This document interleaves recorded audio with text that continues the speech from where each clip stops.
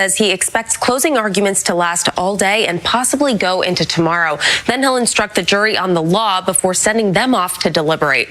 The defense will deliver their closing arguments first, followed by the prosecution. Now, this is the reverse order of opening statements, and former President Trump says that's unfair. Quote, "Why is the corrupt government allowed to make the final argument in the case against me? Why can't the defense go last? Big advantage, very unfair." Now, he's called the case scam and political, insisting he did nothing wrong. The former president is charged with falsifying records related to payments to keep an alleged Trump affair quiet before the 2016 election. The UN Security Council holds an emergency meeting the day after Israeli Prime Minister Benjamin Netanyahu called the death of 45 Palestinians in an airstrike in Gaza a tragic mishap. That strike targeted and killed 2 Hamas militants. 3 European countries will officially recognize a Palestinian state today: Ireland, Norway, and Spain. Spanish Prime Minister Pedro Sanchez says he's made a historic decision with the goal of helping Israelis and Palestinians achieve peace.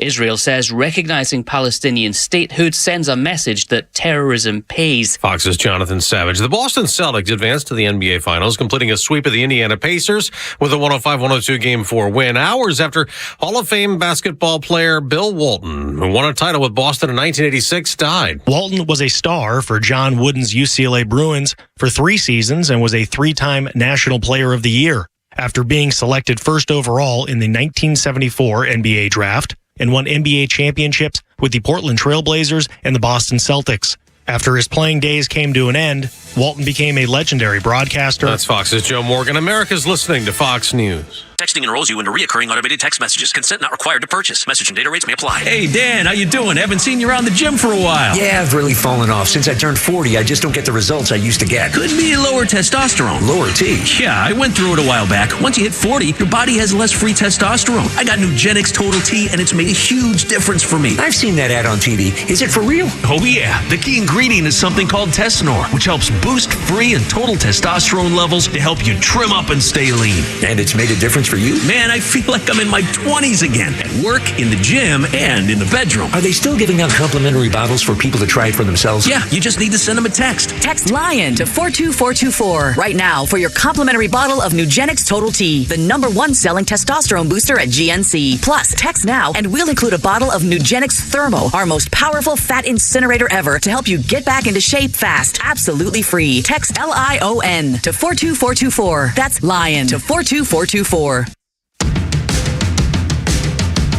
The Morning Extra, only on Extra 106.3. Morning, y'all. It feels like Monday, but it's actually Tuesday. I know it's going to be confusing all day long, but we're going to do our very best to get you through it with as little as confusion as possible. I welcome back my buddy Rhino to my right. What's up, man? How are you? Man, I'm refreshed. Well, I'm still trying to recoup. Yeah. Well, it was a long 4 days, man. Which is it? Refreshed or trying to recoup? Which is both. It? A little bit of okay. both. I'm like refreshed. Now I have to get back into... Oh, yeah, the swing of things. The swing of things. But, you. yeah, it's kind of funny. Look, camping and staying up until 1, 2 in the morning every morning, and then, or maybe even later some days, and then still waking up at 4:25 because I continue to forget to unset my alarm. Yeah. That was kind of fun. But yeah, those, wow, what an amazing time it was. Delfest and bluegrass and dirty hippies. No, that doesn't sound as appealing. No, not as appealing, but, you know, I mean, just really a good time where we were kind of like in the middle of nowhere, and it was like nothing else in the world, nothing bad, nothing affected anybody there. There was no anger, no hate, no, you know, like everybody just was kind of cool. Nobody was, you know, running around with Palestine flags or, you know, in fact, one night, Friday night, we were sitting watching a show, and the next thing you know, I look over, and there's an entire group of, like, a big Jewish family, really, and a lot of Jewish people just started moving towards it. And I was like, wait, what's going on? And so we did a Shabbat ceremony. Obviously, we're in a temple, but we did all the prayers, and we broke bread and had a glass of wine and prayed.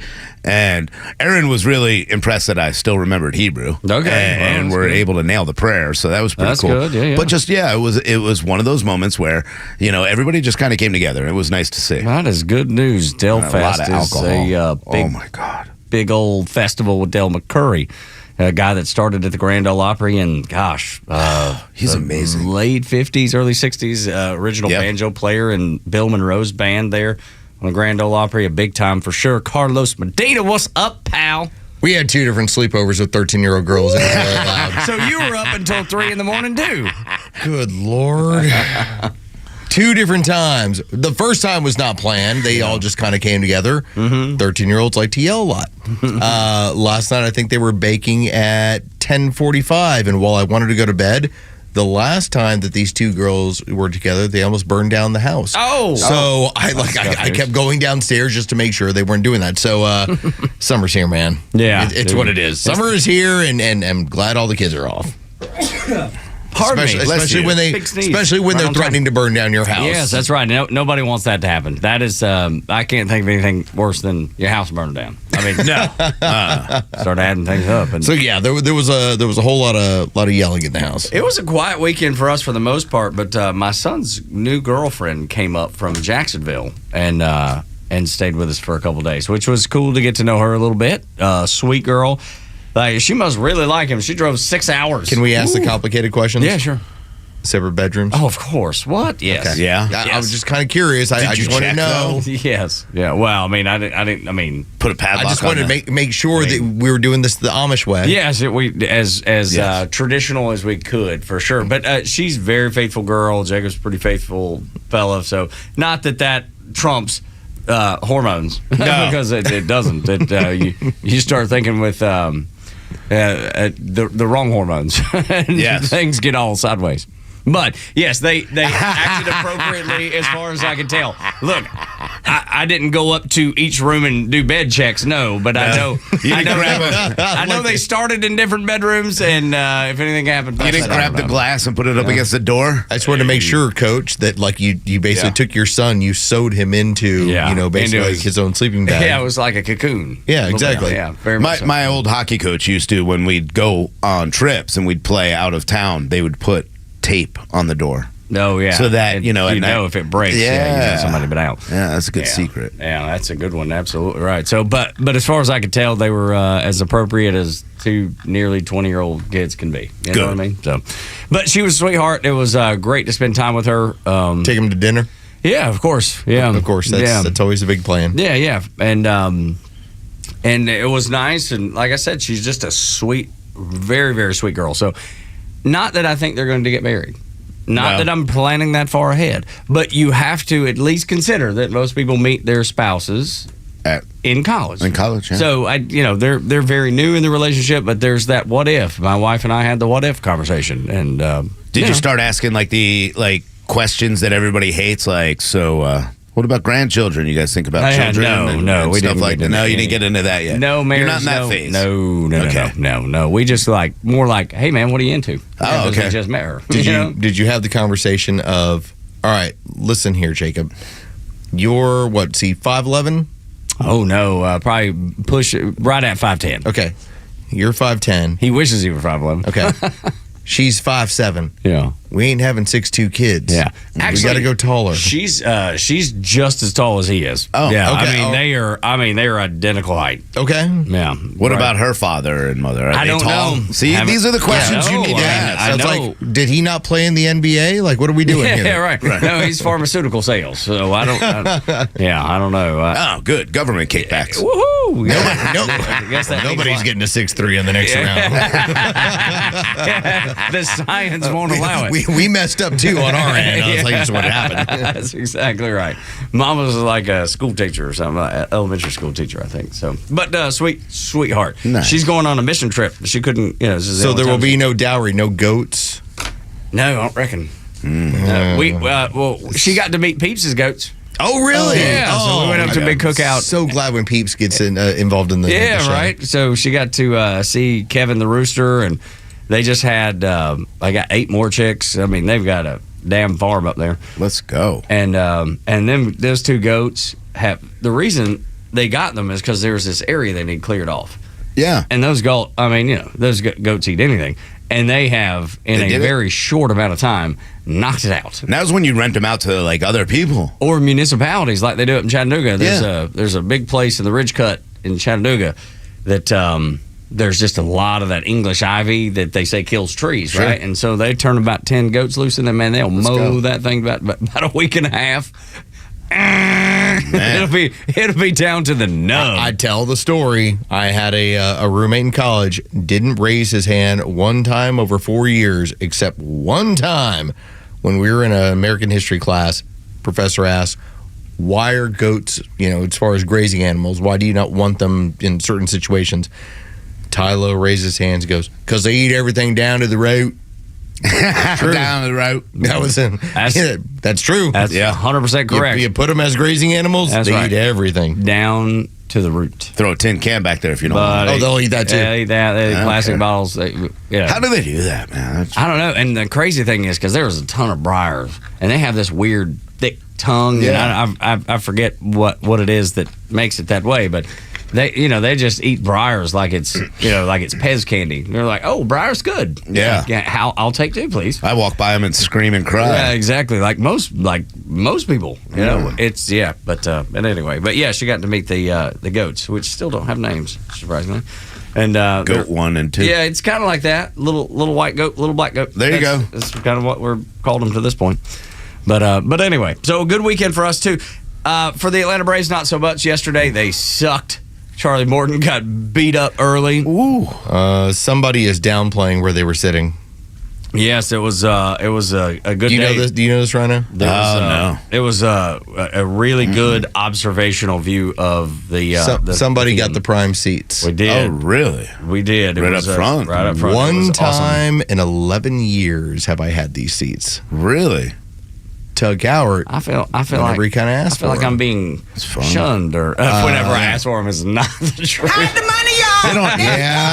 It's not true. Tug doesn't ask. Thank you, Joe. They just give it to him. Yeah, so he was basically sitting on top of the batters. Oh, right there. Right. Yeah. Like on right TV there. angle. Yeah. No, there's no TV broadcast anymore, so they wouldn't see Oh. it. They've shut Well, all that everybody down. in every other market can see Yeah, it. that's right, which is crazy. That have to MLB. think about. But yeah, Yeah, so I've never- much fun. I've never- So he was on the screen Yeah. with like the free drinks and the free food. Now, when he posted the picture, Sure. immediately I went, oh, I know what I'm bringing up at like 6:12. I've never been gracious. allowed to that part, like that far down. Oh, I got one time. Yeah, never. It's pretty amazing. I ain't gonna lie, it's pretty amazing. But the Year Braves, 13, one time. the Braves did not look pretty amazing yesterday. Charlie Morton beat all to pieces early, and then I don't know if y'all noticed this weekend, the reigning MVP is no longer playing. He is no longer in action, buddy. And they looked so flat. They looked so dejected. Yeah.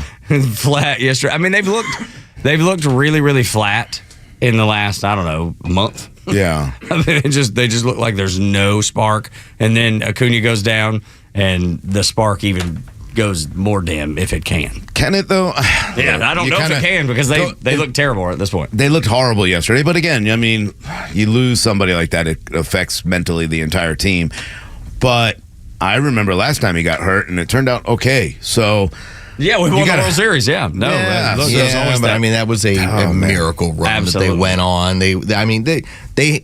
They have all the components of a good baseball team, and the Phillies are going to run away with this division. It's what's going to happen. It's more of a matter of, can you get hot when you get to October? By the way, the idea that anybody who said when he signed 10 years and $100 million when he was like 22 years old, anybody who said, man, the Braves took advantage of Ronald Acuna Jr. I'm like, no, that's why you sign these contracts, because that's 2 ACL tears in the span of 4 years. Do we know? Because I still don't know. Is it the same knee, different knee? It's the left knee, I know that. Yeah, left knee on this But one. I couldn't remember what the first one was. Was it can't the either. right knee, left knee? I don't remember either, man. It's a hard, it was hard news to take, because you do realize at that point, this is the second time it's gone through, both knee injuries. And you know that's important to him with the amount of stolen bases and what he does and playing right field. It is kind of concerning at that time to see this guy's probably the best baseball player we've seen in maybe history at one point, if he could stay healthy now. That's going to be the question about Ronald Acuna Jr. from now on, is can he stay healthy? You do know that when he's in there, you're going to get good production. The worst part for me was he was starting to heat up again. I was like, all right, look, here he comes. He's starting to get better. He's starting to play better. He's going to get in a groove, and this team's going to be off and running. And then, well, unfortunately, get that injury on Sunday. It's tough. Board Up Joe tells me 2 different knees is okay. Right knee last time, left knee. I don't know if that makes it any better, does it? I don't know. I wouldn't think so. I think it would probably be bad either way. I just think the idea that you put so much torque on your body because you're so freaking strong. Yeah. That's the thing.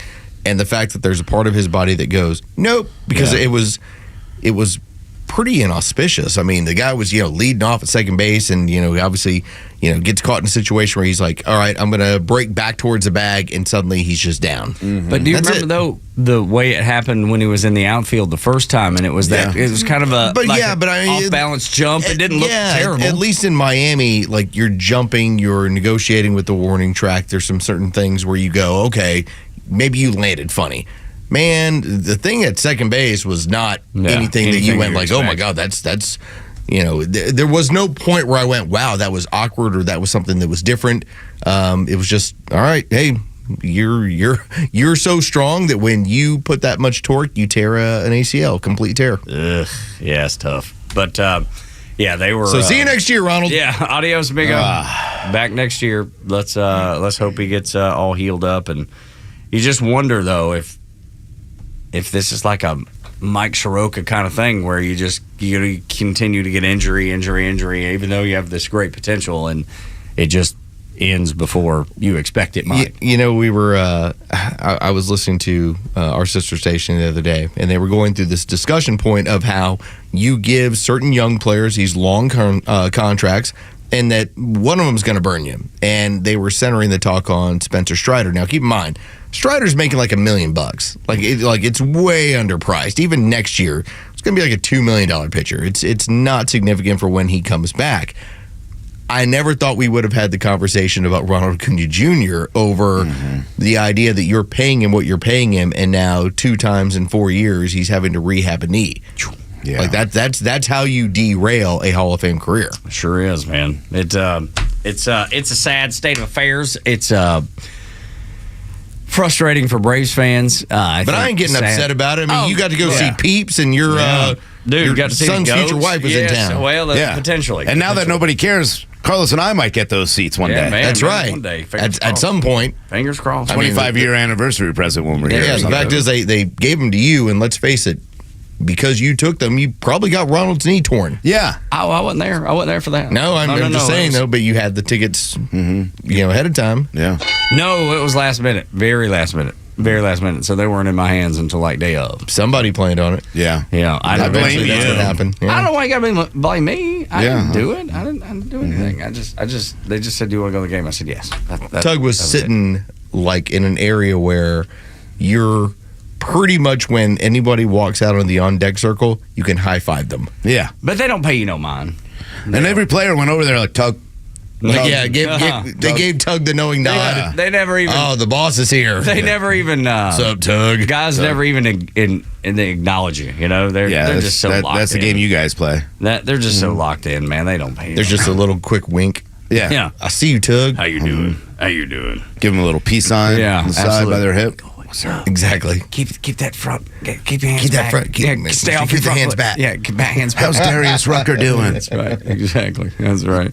Joe Biden did something that shouldn't surprise anyone, and at the very same time surprise everyone around the world. My man fell asleep. Nah. At the Memorial Day service, he fell asleep. Look, there are times that you look and see him and you're like, that was it. That's it. We're going to have to, reawake him, do something. I don't know. It is scary to watch that man sometimes be abused the way he is and put in these situations. And of course, he makes Memorial Day all about himself again. And, then goes on to talk about how he knows how everybody feels because he lost his son, Bo. And you can give him a little leeway maybe on this one because, yes, his son is a veteran. Yes, his son did pass away. But the way he continues to try to relate to every story and then falls asleep during it, that's the most disturbing thing that we see. This is a time where if the Democrats are smart, they'd be like, hey, whatever you do, don't put the camera on Biden.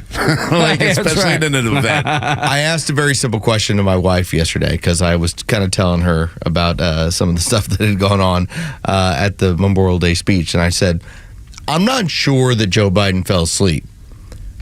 But the fact that we have to have the discussion whether or not he fell asleep is the discussion. That's exactly right. And then when she saw the video, she's like, dude looks like he's falling asleep. I'm like, how do you go to such an event where all your job is to do is to stay awake and alert? Okay? Like, that's it. As the president, you have to tell him to stay alert. Stay awake and alert.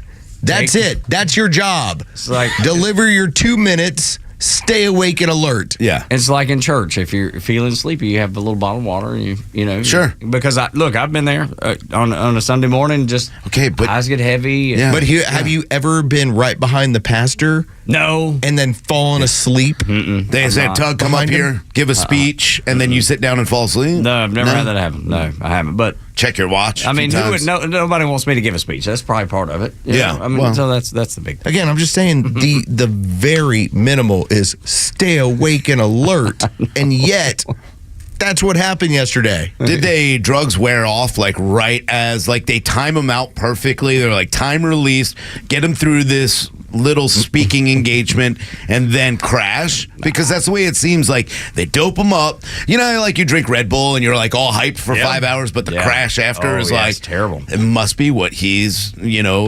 experiencing at this point. The methamphetamine just starts to wear off, and he's like, I don't know that he fell asleep.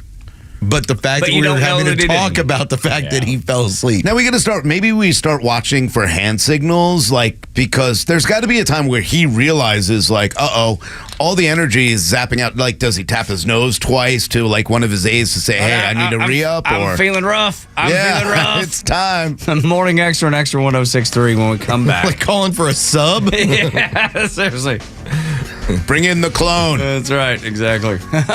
Bring in the guy with the mask on. Nobody will know the difference. That's right. All right, Lester Holt has been described as the most trusted man in news. How sad is the state of affairs in the corporate media? If that is the case, we'll discuss it next on Extra 106.3.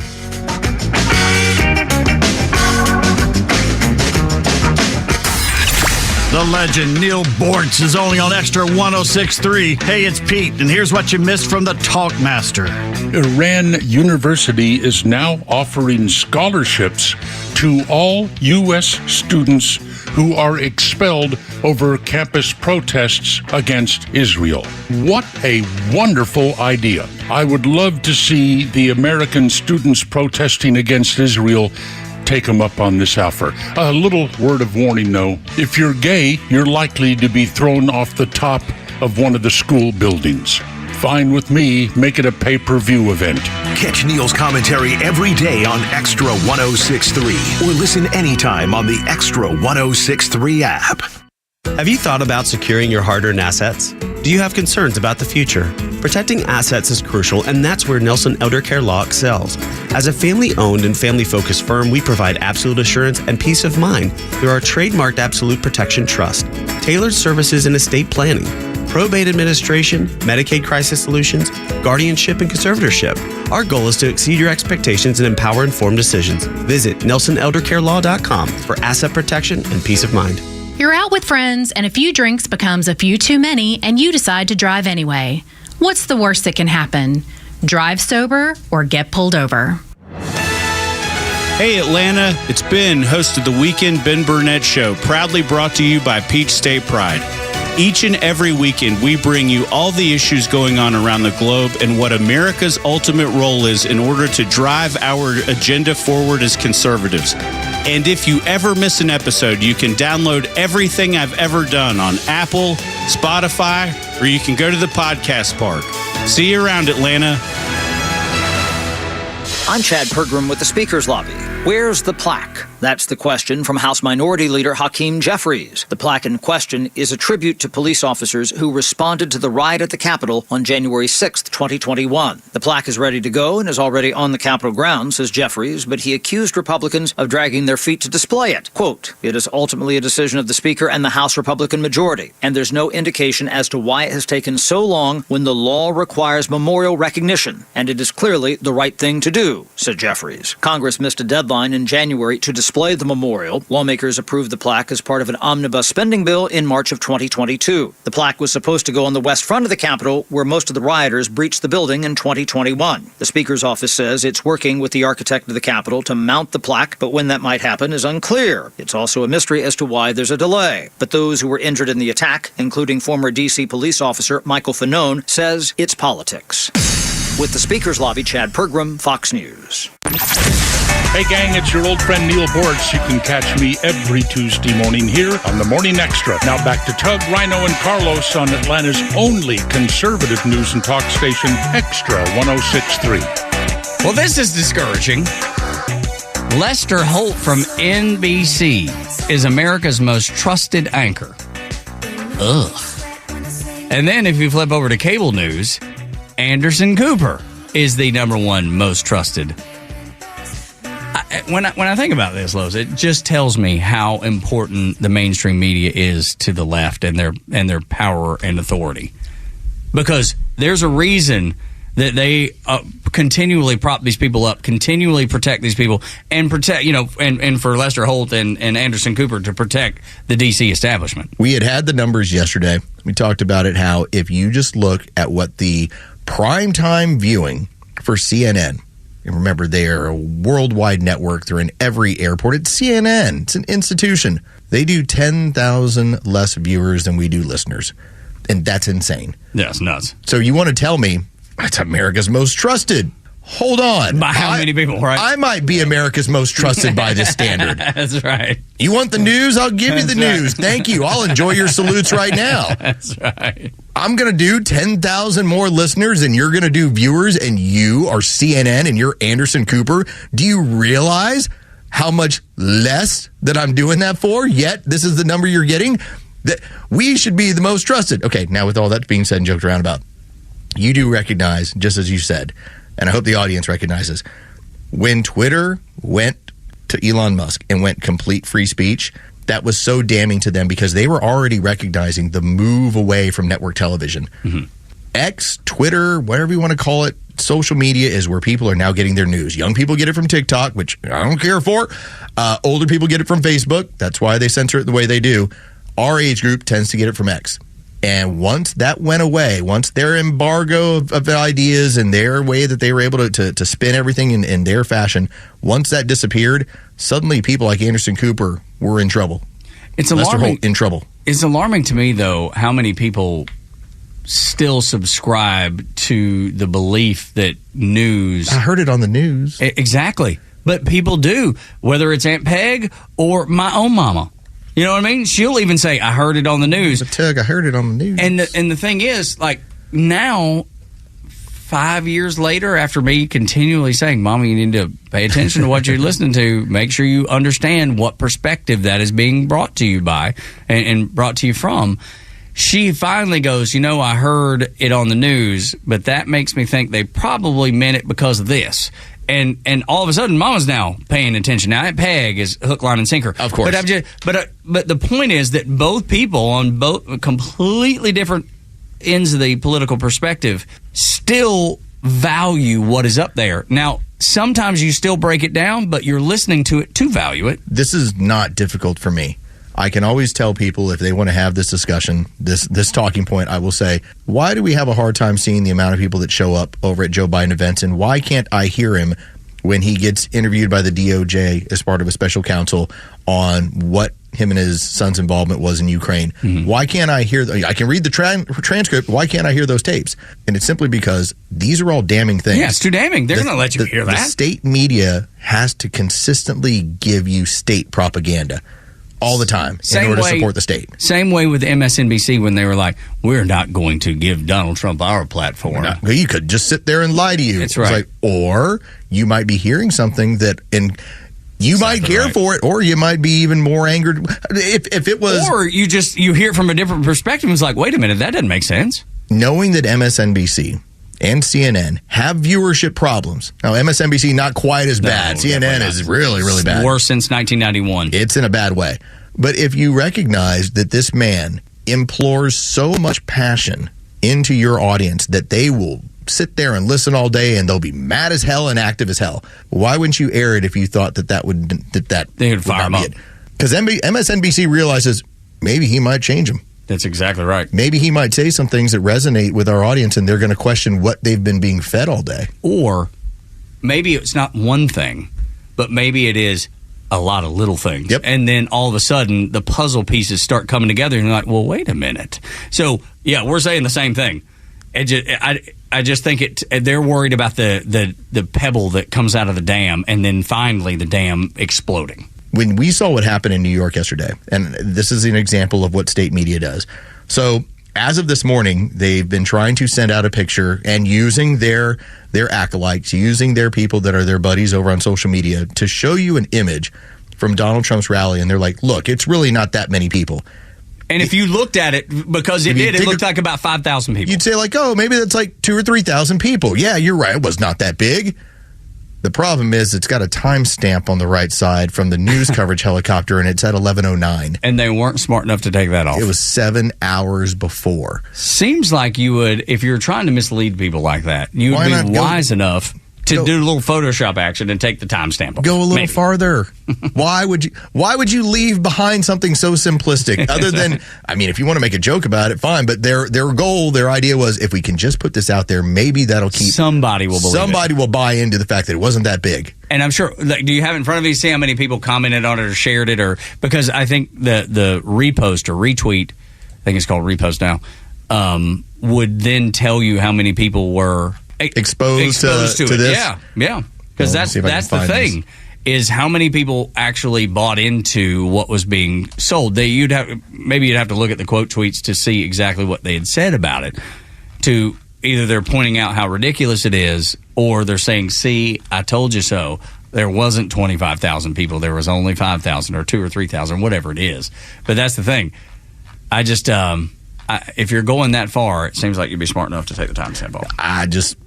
If you're going to play this game, it's like, play it the right way. Yeah. Like try to lie to me a little bit differently. But and you're telling me Lester is, hey, the Lester Holt, he's the number one in America, they say.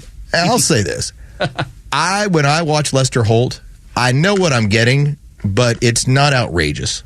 Okay? No, it's delivered in a very polite grandpa kind of way. Right. I'm not going, wow, that's complete lies to me. Like he might say, in an economy that many Americans view as struggling. Now, he's not saying it's struggling, and he's not saying the network is. He's like, many Americans may view it as struggling. There's always a little bit of an out. Yeah, gotta get my wiggle room. It's like, I'm going to say what I'm going to say, but I'm going to write it the way I'm going to write it so that I'm not offending state-sponsored media or any of this. Remember, there's going to be a dinner at the White House that's coming up.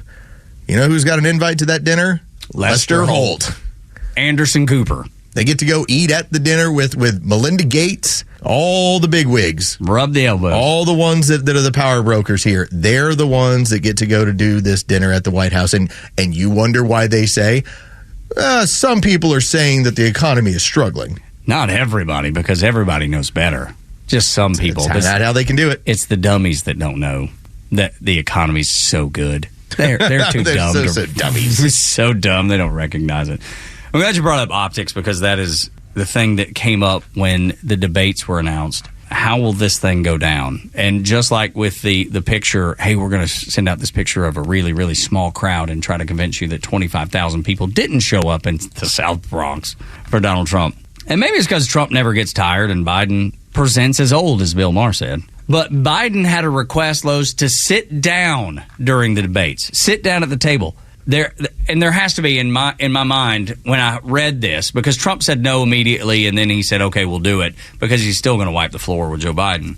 But there has to be some sort of research. There has to be some study that says if you're taking on somebody that is, you're outmatched, sit down. It takes the projection of that person. I'm making it up, but there has to be studies that say sitting down is going to be better for Joe Biden. Well, there's always been the projection of, all right, what does it look like to American people when there's a size differential? For instance, Hillary Clinton in her campaign in 2016 wanted a different setup, in part because you have Donald Trump who's like 6'3", and she is like 5'4", you know, like yeah. And again, the idea was here's this little person versus big person. It's portraying a different level of strength just off of size. That's just nature in general. And so if you tell me that this man, and we know that Biden has trouble walking, okay, he shuffles. If you told me he had to stand for 90 minutes, yeah, feet start hurting.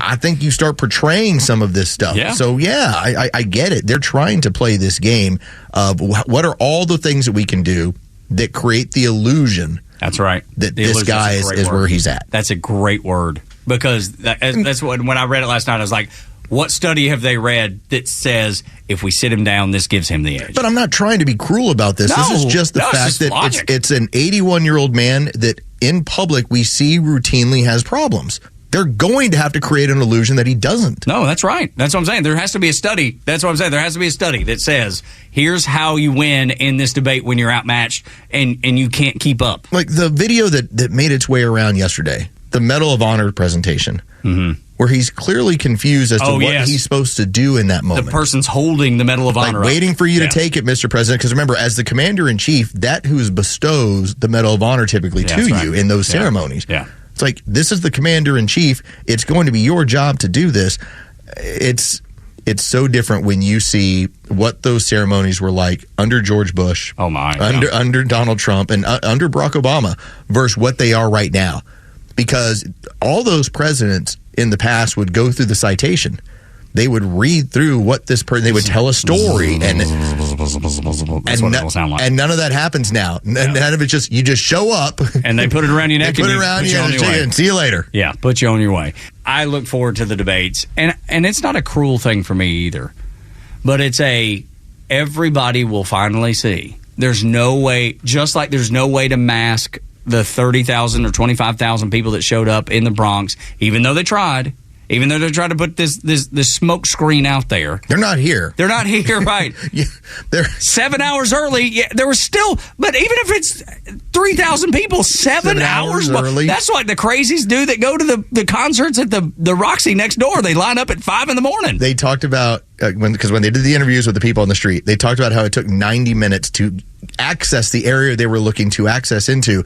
So you're standing in line basically for 90 minutes. This isn't a ride at Disney, but it might as well be. All right, and you're doing it 7 hours before time, dude. It just tells you the interest that was there, even though the governor would call you a clown. Governor Hochul called you all clowns, and now I think because remember she said this well before. It's like there was some people in line, there was a couple of images. I think by the time she was done with it, was or how you do that one. Did I just call them all clowns? Yeah, you just called a bunch of constituents clowns, Vax lady. Yeah, and then the crazy thing about that is she's, as the governor, she's supposed to represent all the people of New York, even the ones that she disagrees with politically.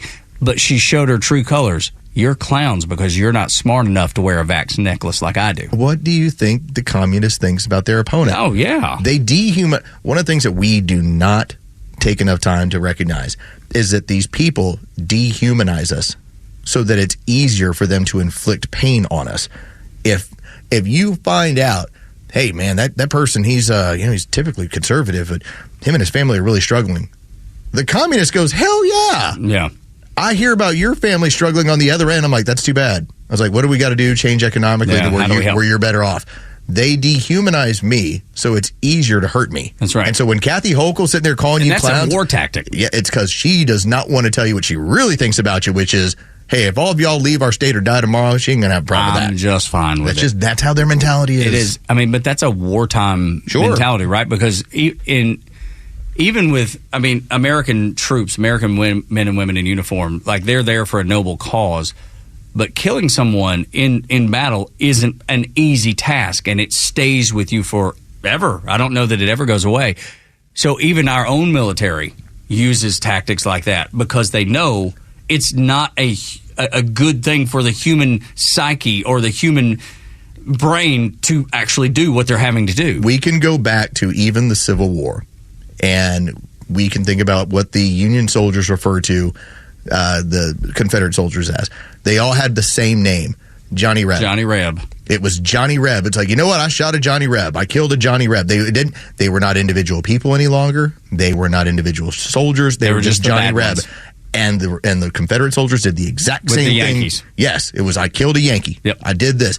That is going on for the whole history of the world. Of course, never changed. That's exactly right, man. Except your government is now after you in the same way. Then that should scare you to death. If there's anything that scares you to death, that should be the thing. Dude, we already had the word this week. They launched a raid on a president that was off, and they authorized deadly force on his home. And you think that these people are just kidding around? Yeah. Or that they wouldn't do it to you? Come on now. Got the FBI showing up at people's homes, and you think they're just kidding around a little bit? That they don't actually see things this way. Knock on the door. Tug Rhino and Los on the Morning Extra. When you take your next flight and experience bad turbulence, Mayor Pete Buttigieg, he knows why. He knows why. And I bet you can probably guess what his answer will be. If not, then we will share it with you next.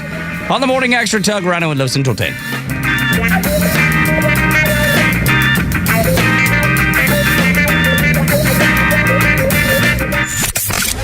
The Kimmer Show is only live on Extra 106.3 every weekday afternoon on your drive home. I just found out, you know how Disney likes to take old characters and basically make them lesbians or... Oh, well, they like to change Tinkerbell as an outfit or whatever, yeah. Doctor Who has always either been a white man or a woman. Disney has taken over, and now they have a guy named Nkuti Gatwa. He is the 15th Doctor Who. He is the first black, not only black, but openly queer. Oh, God. Doctor Who. The Kimmer Show, every afternoon from 3 to 6 p.m. on Extra 106.3 and the Extra app. The warm air, the beautiful weather, and the sounds of baseball. It's got you thinking about hitting the road. And no matter where your adventures take you, Subaru of Gwinnett has a vehicle to get you there safely and in style. Like the 2024 Subaru Outback, which will take you as far as you want to explore. With standard symmetrical all-wheel drive, plus up to 32 miles per gallon. And if you're up for adventure, it'll get you off the beaten path with up to 9.5 inches of ground clearance, more than the Honda CR-V or Toyota RAV4. Or the 2024 Subaru Forester, the SUV for all you love. It's the right size SUV for all the adventures ahead, with a spacious and comfortable interior for everyone you want to bring along. No matter where adventure takes you, it starts on Satellite Boulevard in Duluth with the amazing staff at Subaru of Gwinnett. They'll help you find the Subaru that you'll love and be there every step of the way for everything you need. Start your shopping online at SubaruofGwinnett.com. Staff data engineer positions available at Warner Media Services, LLC in Atlanta, Georgia. Create and manage data pipelines to fit the evolving needs of the company, including measurable data quality improvements, designing and implementing data models, and orchestrating data pipelines. Position is fully remote and may be performed from anywhere in the U.S. Email resume to wbdi@wbd.com. Reference 749-6843 radio. Securing America. Ceremonies held across the country Monday to honor those who have fallen in the line of duty throughout America's history. One of those upon the Intrepid Museum in New York City, where Navy Admiral Darrell Caudle spoke about why he actually considers Memorial Day a day of hope. We are still the greatest country in the world, and we did that because of the ultimate sacrifice those that went before us gave. The Admiral says that appreciation should extend to those who are serving today. Around the globe, 24/7, day in and day out, away from their families to protect our freedoms. It's extremely important that we remember not only those that have gone before us, but those that are standing the watch today. Veteran Al Schumacher, who once served on the Intrepid, hopes that the general public appreciates the freedom that has been provided for all Americans. Just remember those that have given their all so that they could enjoy themselves. Kevin Uretsky, Fox News. The legend Neil Bortz is live every week with Atlanta legend The Kimmer. The students at Emory voted no confidence in the president. Well, guess what? The people of this country have no confidence in these students. They're all demanding complete amnesty from any charges, any discipline action, so they don't have this follow them. Make them suffer for what, if it's so important, make them suffer and pay for what they did. Bortz and The Kimmer are only on Extra 106.3 and the Extra app. The legend Neil Bortz is only on Extra 106.3. With daily commentary you'll hear throughout the day. And he's on live with the Morning Extra every Tuesday morning at 7:30. Atlanta's only conservative news and talk station, Extra 106.3. And catch all of Neil's commentary on the Extra app. Tucker, Rhino, and Los until 10 on the Morning Extra. So the next time you decide to get on a airplane and there's turbulence, Pete Buttigieg, the transportation secretary, or you might remember him as being the mayor of, Notre Dame? South Bend. South Bend, thank you. He was the mayor there, so people still call him Mayor Pete once in a while. The reason a lot of people don't like to fly is turbulence. It scares my wife, scares my son. The last flight we took that I recall, we were going down to Florida Atlantic University, and we came into some heavy turbulence. It didn't bother me, man. Turbulence doesn't bother me. I've flown enough, been out on the ocean and flown onto an aircraft carrier a handful of times. Turbulence doesn't bother me. It scared them to death. And I think it scares most people. But Pete Buttigieg has an interesting reason that you experience turbulence. And you can probably guess what it is, because it's used as the catch-all. Anytime there's something going wrong, it's climate change. Mayor Pete says it too. The reality is the effects of climate change are already upon us in terms of our transportation. We've seen that in the form of everything from heat waves that shouldn't statistically even be possible, threatening to melt the cables of transit systems in the Pacific Northwest, to hurricane seasons becoming more and more extreme, and indications that turbulence is up by about 15%. That means assessing anything and everything that we can do about it. Here in the U.S.? Well, in the atmosphere generally. But certainly something that will affect American travelers, whether here or abroad. Now, there are protocols and patterns for things like how pilots who encounter turbulence can notify those who might be coming in the path. But I do think we need to continually reevaluate that in the face of the reality that these things are more frequent and more severe than before. That was Mayor Pete on Face the Nation on CBS. Now, there's great community notes. The NTSB data shows there is no rising trend of aircraft turbulence incidents. Adjusting for the increased number of flying aircrafts, the trend is actually reducing, Mayor Pete. Uh-oh. Well, he's gay, so he's got the ultimate trump card. So that's right. That's always how that's going to go. Right. It does not matter. He's got a husband, so he can say as many stupid things as he wants, and everyone just goes, well, that's how it goes. And he's got a dumb audience. It's just how that plays out. I will say this.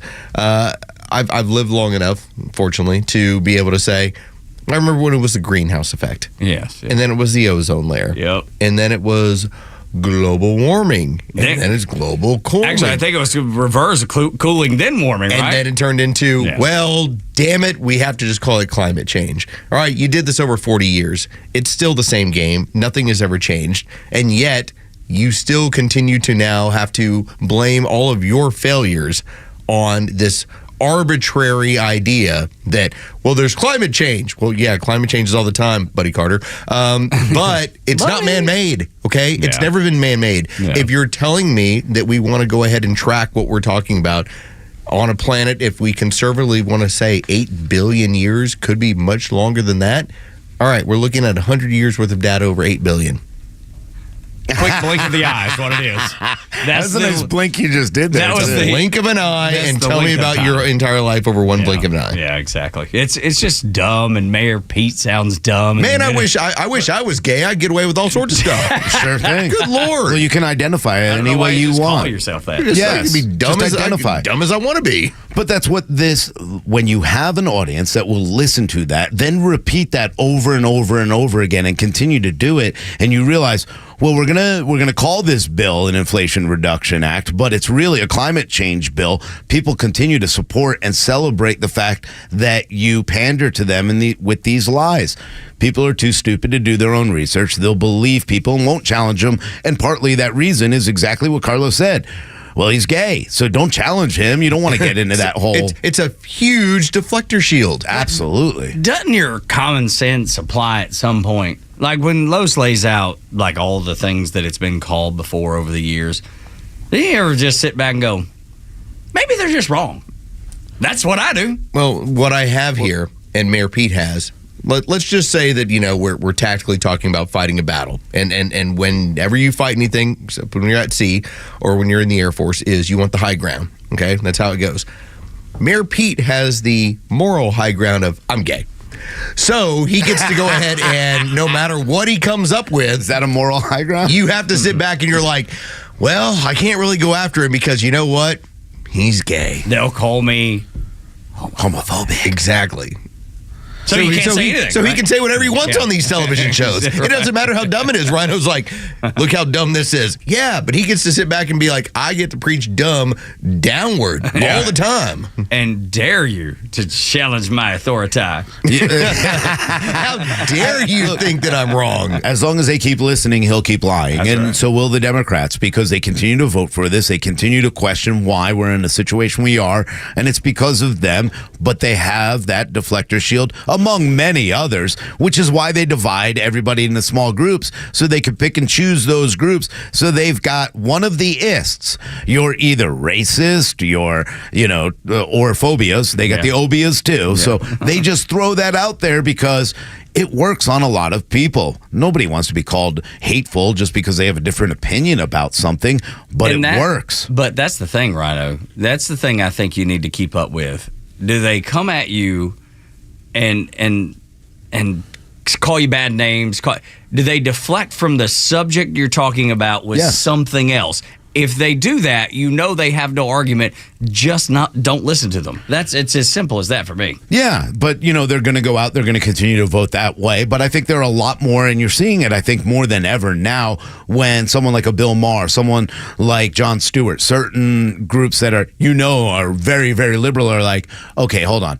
The really dumb people are starting to really make waves. We have to start saying, no, this party's starting to leave us because we do have these dumb people who do not have any kind of facts. Will then just go to really name calling. Oh, you're transphobic. You're homophobic. You're misogynist. Once they start doing that, they lose their argument. Yeah, they're done with us. Yeah, but they vote. Neither one of y'all understand I'm gay.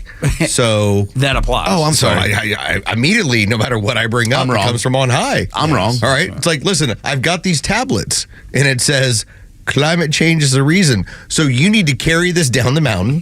Like Moses style. And basically explain to everybody that the reason why we're having so many of these issues when it comes to plane turbulence or God only knows is because from my on high of Gay Mountain, I told you it's climate change. And when you have a scapegoat like Donald Trump. I'm sorry. When you have a scapegoat like Donald Trump to use in the background, that's what they do. And it's easy for them because that's where the moderates get lost because they go, you know what, I'll deal with this idiot and their climate change and let them do. They're on our side. They're voting for I don't believe them necessarily, but it's better than Trump. Somebody right now is driving around going, I wonder what Gay Mountain looks like. It's all rainbows, my friend. Tons of rainbows and disco. Okay. Unicorns. I'm going to, as we get to finish up this hour, I want to give you a chance to compliment you boys because now it's been kind of interesting that I now have people actually telling me about how much they listen to the show. Like a year ago, it was like, so I kind of listened to your show a little bit. Yeah. Okay, so it was very secretly. Yeah. 3 different times over this weekend. 2 of the times at the pool in the neighborhood, they were like, man, I listen to the show every single morning. Yeah. I was like, cool, I was like, cool. And of course, it was like, it wasn't hushed tones this time. Yeah, right. They could say it. It was, man, you're totally right about this sort of stuff. You and the guys, that's what you're doing. And I'm sitting back and I'm like, cool.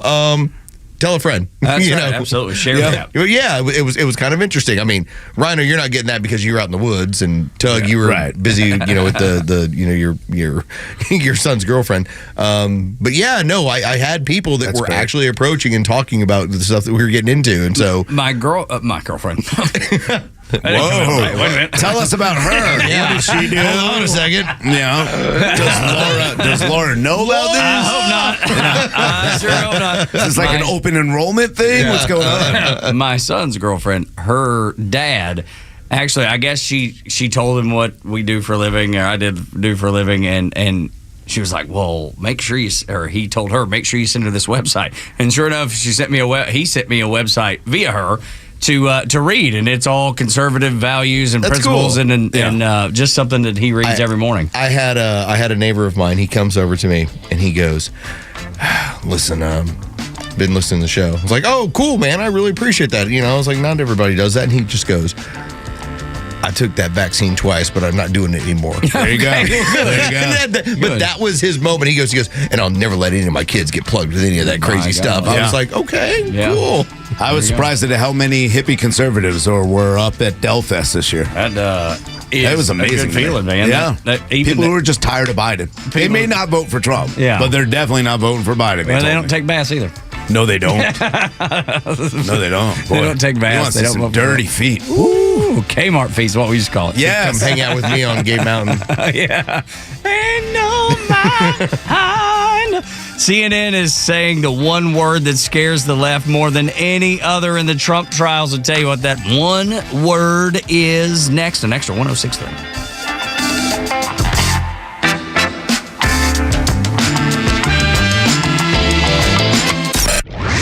Hey, it's Tug. The Morning Extra has you covered from 6 to 10, and Kimmer's got you on the ride home. The ceasefire in Hamas apparently has agreed to a ceasefire. I think it's a bunch of crap. By the way, a ceasefire, not forever. It's not an end. It's not an end to the war's over. It's no. They're gonna say, okay, let's stop killing for a while, and then you guys put your stuff into hiding and hide those weapons and make sure when we come back to fighting that you have it all set to go, and we'll hide all our stuff and get some more people under hospitals and make sure we're ready to go when we come back to fight too. So have we all agreed on that? Okay, you get your stuff in secret and we'll get ours in secret. Everybody in favor? Okay, if in favor. It's unanimous. It's unanimous. And oh, my God. And President Puke Brain says, yes, he worked it out. Yeah, they're going to take, the White House is going to take credit for all of this. We helped us. We made the ceasefire, but it's not the end of the war. The Kimmer Show, every afternoon from 3 to 6 p.m. on Extra 106.3 and the Extra app. At the Piedmont Bank, we're proud to be one of Georgia's largest community banks, focusing on serving businesses and the communities they serve. With headquarters right here in Metro Atlanta, our tailored banking expertise and solutions help meet the diverse needs of our customers so they have what it takes to grow, expand, and thrive. It's what elevates us above the rest. Find a location near you at Piedmont.bank and experience elevated banking for you and your business. The Piedmont Bank. Banking elevated. Member FDIC and Equal Housing Lender. As an official community partner of the Atlanta Braves and the Atlanta Braves Foundation, the Warrior Alliance connects warriors and their families to free services such as health and wellness, housing, employment, education, legal services, and so much more. We need your financial support to increase our impact and change thousands of lives for those who served in the U.S. Armed Forces. It takes more than just thank you for your service. Make a donation to help warriors navigate to success after service. Go to thewarrioralliance.org/donate and make a difference today. The legend Neil Bortz is only on Extra 106.3. Hey, it's Pete, and here's what you missed from the Talkmaster. I saw an absolutely 100% perfect cartoon somewhere in Facebook this morning. It depicted a parent-teacher conference. In the first panel, labeled 1969, the teacher behind the desk, the parents, and the student in front of the desk. The student head bowed, looking embarrassed, upset. The parents are holding up the student's report card in front of the student, pointing at it and telling the student, explain these bad grades. Second panel, teacher behind the desk, parents in front of the desk. There's the student looking smug. The parents are holding up the report card in front of the teacher, yelling at the teacher, explain these bad grades. Catch Neil's commentary every day on Extra 106.3 or listen anytime on the Extra 106.3 app. It's May 28th, and this is your Fox Daily Snapshot. Today is National Hamburger Day. Meant to signal the unofficial start of summer grilling season, the iconic American food is a staple of any cookout. Every year, Americans devour nearly 50 billion hamburgers. So remember, there is no wrong way to eat a hamburger. Whether you like yours with cheese or bacon or even a slice of pineapple, there are endless combinations. Also on this date, in 1937, the Golden Gate Bridge in San Francisco was open to vehicle traffic. Say hey, say who, say Willie. And the Say Hey kid, Willie Mays, got his first major league hit, which was a home run off of Boston Braves ace Warren Spahn in 1951. He would go on to finish his Hall of Fame career with 660 homers. If it's your birthday today, you share it with singer-songwriter Gladys Knight, born in 1944. I'm Tushar Saxena, and that's your Fox Daily Snapshot. The Kimmer Show is back every afternoon from 3 to 6 p.m. only on WFOM Marietta, a Dickey broadcasting station. Extra 106.3 FM. It's closing time in New York. I'm Dave Anthony, Fox News. At the Trump trial, where this morning the defense goes first with closing arguments. Trump's lawyer, Todd Blanche, expected to lay out the case here in this trial to the jurors that, in his view, there is no case. Blanche will hammer away at the credibility of Michael Cohen, reminding the juror of Cohen's long list of admitted lies through the years. Fox's Eric Shawn outside the court where Cohen is at the heart of the case over payments the former president reimbursed him for Stormy Daniels to keep her quiet about an alleged Trump affair before the 2016 election. Prosecutor Joshua Steinglass is expected to give the closing for the prosecution. He will tell the jury that Cohen was telling the truth when he testified that Trump was behind the alleged scheme to falsely classify the payments of legal expenses. Israel has launched more airstrikes in Rafah, and Palestinian officials say another 16 people were killed the day after 45 civilians died in an airstrike that set a tent camp on fire. Israel's prime minister called it a tragic mishap. The Israeli military, facing international condemnation, has opened a rare probe into the incident. The United States is weighing in on the strikes, calling on Israel to use restraint. That's Fox's Trey Yingst in Tel Aviv. It's stormy again this morning in Texas, in areas that are already twistered apart. Fox Weather's Max Gordon's in Sanger. We had some hail falling on us. The vehicle was rocking earlier because of the strong winds, about 60-mile-per-hour gusts. Right now, though, our vehicle is parked in the middle of a neighborhood that was destroyed by an EF3 tornado back on Saturday night. 7 people were killed here in North Texas, 100 injured. Storms are blamed for at least 23 deaths and a lot of destruction there, and in Arkansas, Kentucky, Oklahoma, Virginia. Bad weather also delayed more than 8,000 flights yesterday after a record number of passengers went through airports Friday for the Memorial Day weekend, nearly 3 million. There are about 600 flights canceled or delayed this morning. America's listening to Fox News. Texting enrolls you into reoccurring automated text messages. Consent not required to purchase. Message and data rates may apply. Hey, Dan, how you doing? Haven't seen you around the gym for a while. Yeah, I've really fallen off. Since I turned 40, I just don't get the results I used to get. Could be lower testosterone. Lower T? Yeah, I went through it a while back. Once you hit 40, your body has less free testosterone. I got Nugenix Total T, and it's made a huge difference for me. I've seen that ad on TV. Is it for real? Oh, yeah. The key ingredient is something called Tesnor, which helps boost free and total testosterone levels to help you trim up and stay lean. And it's made a difference for you? Man, I feel like I'm in my 20s again. At work, in the gym, and in the bedroom. Are they still giving out complimentary bottles for people to try it for themselves? Yeah, you just need to send them a text. Text LION to 42424 right now for your complimentary bottle of Nugenix Total T, the #1 selling testosterone booster at GNC. Plus, text now and we'll include a bottle of Nugenix Thermo, our most powerful fat incinerator ever, to help you get back into shape fast. Absolutely free. Text LION to 42424. That's LION to 42424. The news and talk I can trust. Extra 106.3. Tug, Rhino, and Los on the Morning Extra on Extra 106.3. The app is the best way to listen. Download that free for Apple and Android. That way you can listen live and on demand. We heard the terrible news of Ronald Acuna's injury and the fact that he's out for the rest of the year. What does that mean for the Braves? And it could mean 1,000 things. They won a World Series when he was out last time. Does that mean they will do it again? Of course not. But you certainly could rally the troops and play for your guy. But there is good news out of Major League Baseball. Polarizing umpire Angel Hernandez immediately retiring from MLB. All right. Thank you, Jesus. Finally. Good Lord. He started in 1991. Now he says he wants to spend more time with his family. And he said there's been plenty of positive changes in the game of baseball since I first entered the profession. And he's the reason they got that strike zone computer now. It's because he sucks so much. bad. Oh, he's horrible. Did he just hit some point where was his entirety of his plan was like hit some sort of pension point and then get out? Yeah, had to be, dude. Had to be because he's so bad. There's a very funny story from our sister station, Buck Bellew, when he was drafted in the second round by the Expos. He was playing minor league ball, and Angel Hernandez was the umpire during that time period.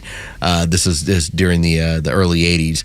And Angel made such a bad call that Buck turned around on a strike call and said, if you keep making those calls, neither one of us is getting out of here in the minor leagues. And he threw Buck right out of the game. Of course. Oh, my gosh. So apparently he and Major League Baseball are negotiating a financial settlement and have been doing over the past 2 weeks. And they came to an agreement over the holiday weekend. And I bet that agreement must have had something in there that said, okay, we're going to settle with you. That means you are out. Yeah. Don't you think there has to be something like that? Yeah, that's got to be what it comes down to, because he sued Major League Baseball. Yeah. And at the time, the weird part about it was he sued them over a lack of postseason opportunities. But Major League Baseball was able to come back and say, well, look at your numbers. You're not good enough to be basically calling games during the postseason. I don't expect people to be flawless No, when we're making human. these calls. Right. But there are some that are just so egregious and bad that it almost seems like, dude, you do not like this team compared to the other team they're playing, because you don't seem very partial in the same calls. Like, this is ridiculous. Some of these pitches that we remember from him are so far outside, or, so, and you're like, whoa. And they were at pivotal times, and that's really what got him.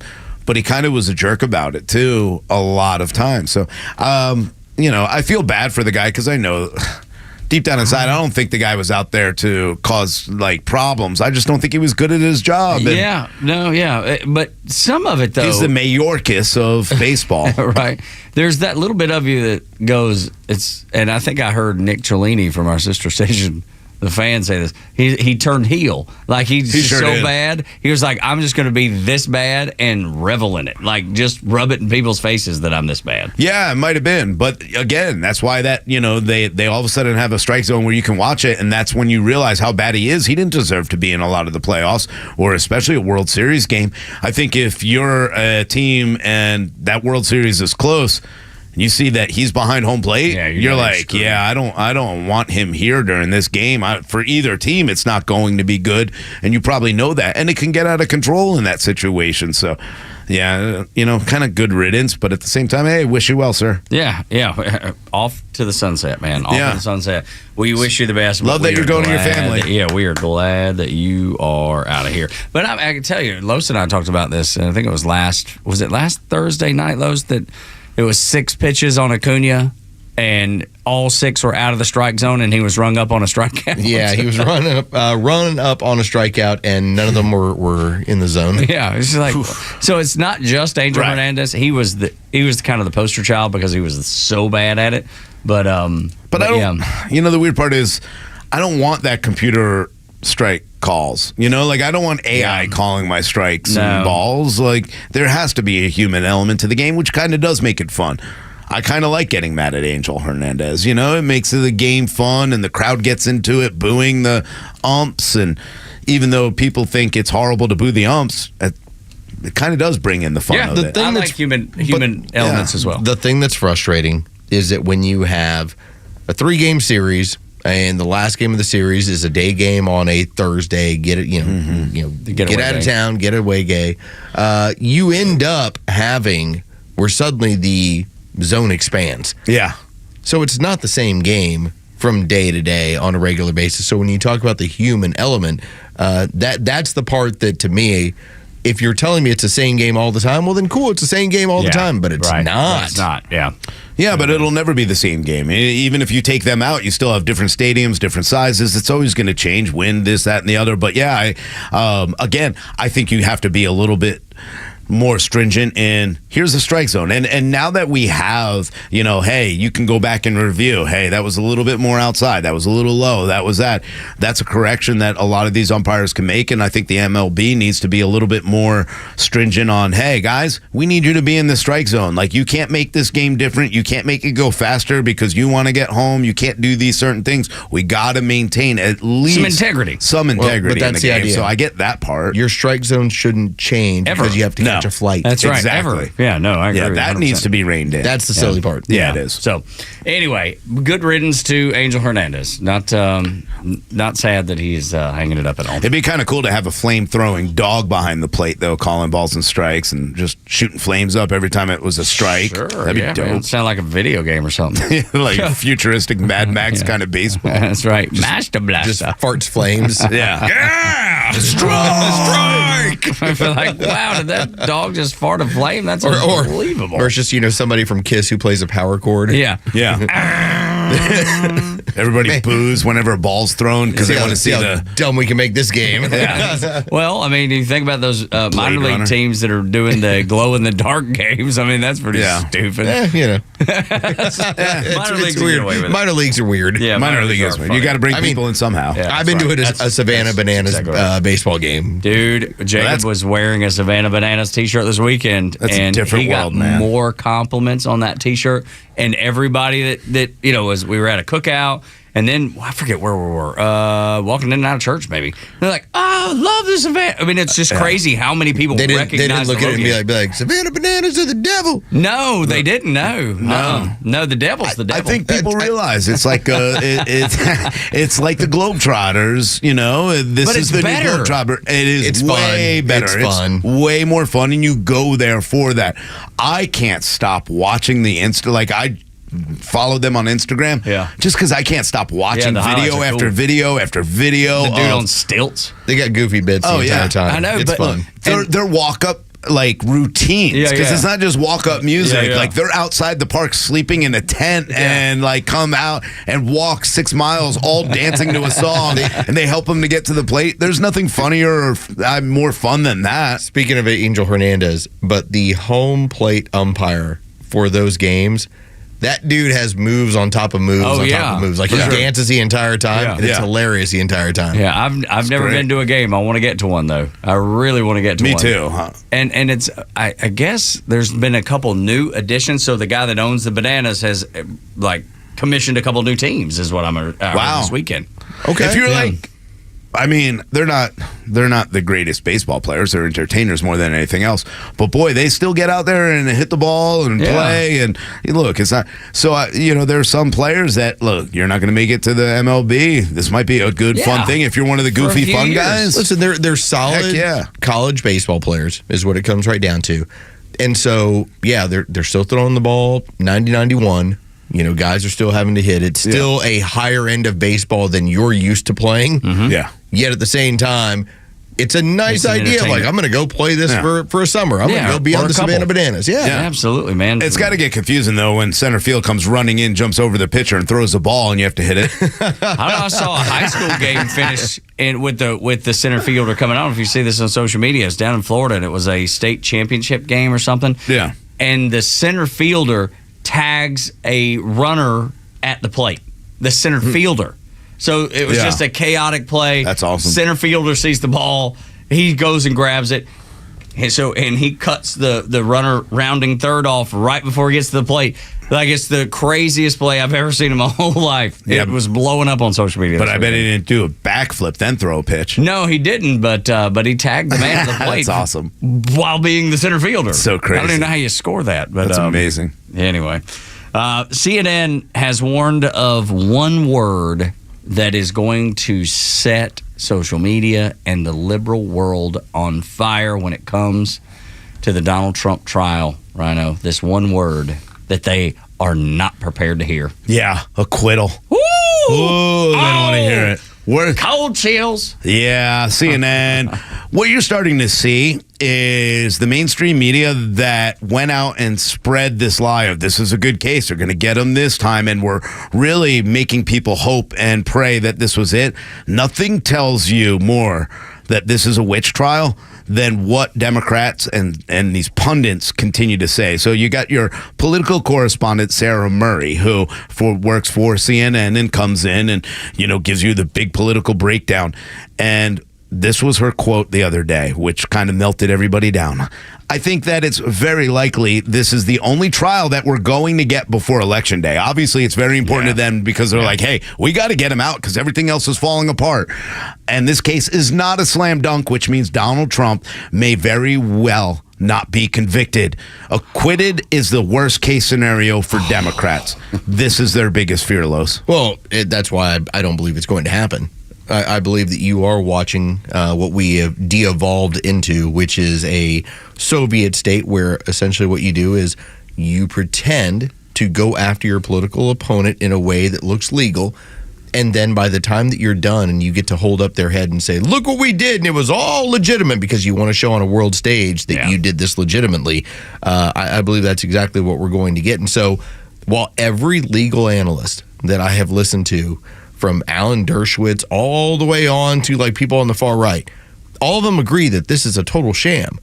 Yet, I think we're going to get a ruling that's not going to fit. Like, for people to say acquittal, it's because they're smart legal analysts and they realize what's going on. Right. Yet, you have all of this thing that's been set up to realize this is not a legal situation. You're not looking at what is really going on. You're not looking at the circus. Greta Van Susteren ended up tweeting it out over the weekend when Judge Merchan gave his basically his orders over, like, here's what I want the jury to look at. She's like, hold on, that's not legal. Right. You have to be all in agreement on these charges, not just a majority of you. And she pointed out the legal precedent for it. So the judge issued a non-constitutional order on how the jury is supposed to do it. And you think that there's going to be some sort of constitutional ruling? No, it's a show. Yeah, this is a show. And it's going to be a hung jury, if anything, because someone's going to go, hold on, I'm not falling for all this. I know a little bit better about this because, you know what? There are lawyers on this jury. So some of them might go in there and say, hey, guys, that's not what we're supposed to do. We all need to be in agreement, and I'm not. Maybe, so we don't know. I think it's going to be a hung jury. Now, that freaked her out even more because she also kind of agreed to the same thing. But her fear is Donald Trump now gets to go out there and say Joe Biden's prosecutors, and of course she says, which is not true, came after me. His Department of Justice came after me, and they still didn't convict me. I'm still innocent. And then she goes on to say, I also think you could end up somewhere in this sort of muddy middle where you end up with a hung jury that can't reach a verdict. This truly does then get to be kicked to the voters to decide. Her fear is that no longer will Joe Biden and the Department of Justice and their administration is able to decide the fate of Donald Trump, that the voters actually get to decide. She is afraid that the threat to democracy is taking away and people will actually be able to go out and vote for the candidate and they decide want. What is actually a threat to democracy. Yes. Yeah. So I heard something that was pretty funny over the weekend while I was listening to a podcast because, as I tell you guys, I just do nerdy stuff on the weekend. I like nerdy stuff. Pretty much it's like, okay, is it wormholes? Is it podcasts? Is it how to enrich my water? Okay, like these are the things that I do over the weekend. I like it. All right, like super nerdy stuff. I just listen to music and zone out. So I was listening to Dave Smith, and Dave Smith, he's the libertarian guy, right? Very much so. Super down with Kennedy when Kennedy had that her show. Sort of stuff. Yeah. And Dave Smith had this comment that I heard, and I went, wow, I'm going to steal that from him, and I'm going to give him credit just one time. He said, anytime you hear somebody say it's a threat to democracy, understand that just only means it's a threat to my own power and us that are in charge. It's like a little bit of a dog whistle. That's it. It's exactly That's what it all it is. So when you hear, well, that person's a threat to democracy, all they should be saying is it's a threat to my power and me being in charge. I still think that if you talk about a hung jury, I don't think that is helpful towards Donald Trump. I don't think innocence is helpful towards Donald Trump. I think conviction is. Right. And so they're in a weird rock and a hard place of like, hey, we got a hung jury. Okay, that's over with, but that won't help him. Hey, we found him innocent. Okay, he can claim he's innocent. Okay, that's not going to help him. God help you for those that are protecting democracy if you find a way to convict him, because then it's like rocket to the moon his numbers if you do so. But it's a double-edged sword because I think that even if he does get a hung jury or he does get to play that game, he does get to speak about the witch hunt and why it was a witch hunt and why it fell apart. And there is a good chance that this is going to be appealed because even if it comes the other way, it's going to be appealed and pushed back. It's going to go away. And the other cases have already been pushed back past the election. So I think it does help him. But you're right.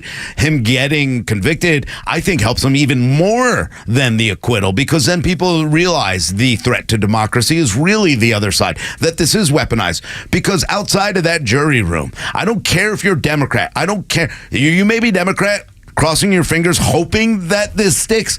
but you know it's wrong deep down inside. Oh, but anytime anybody's doing something wrong, whether it's lifestyle, whether it's behavior, whether it's lawfare, whatever it is, anybody that's doing something wrong, they always know it. And that's something that I've learned over the years. People know when they're doing wrong, even if they never admit it. Again, threat to democracy, plug in threat to the establishment's power. Threat to, and in this case, because none of us are in there, threat to the boomer power. Threat to where the 80-year-olds who are ruling this country, suddenly they're not in charge anymore. Okay, that's the threat to democracy. And if you tell me that Donald Trump is going to be in a situation where he's going to be convicted, and I use the air quotes on that one, man, you want to talk about that? It's like a self-fulfilling prophecy. I told you how dirty it is. Look how dirty it is. Here's what they did to me in New York. 7 o'clock hour is brought to you by Van Sant Law. If you're in an accident, make the right call. That's vansantlaw.com. The stories that matter to you. These are your Georgia headlines. Presented by RBM of Atlanta, your Mercedes-Benz connection since 1964.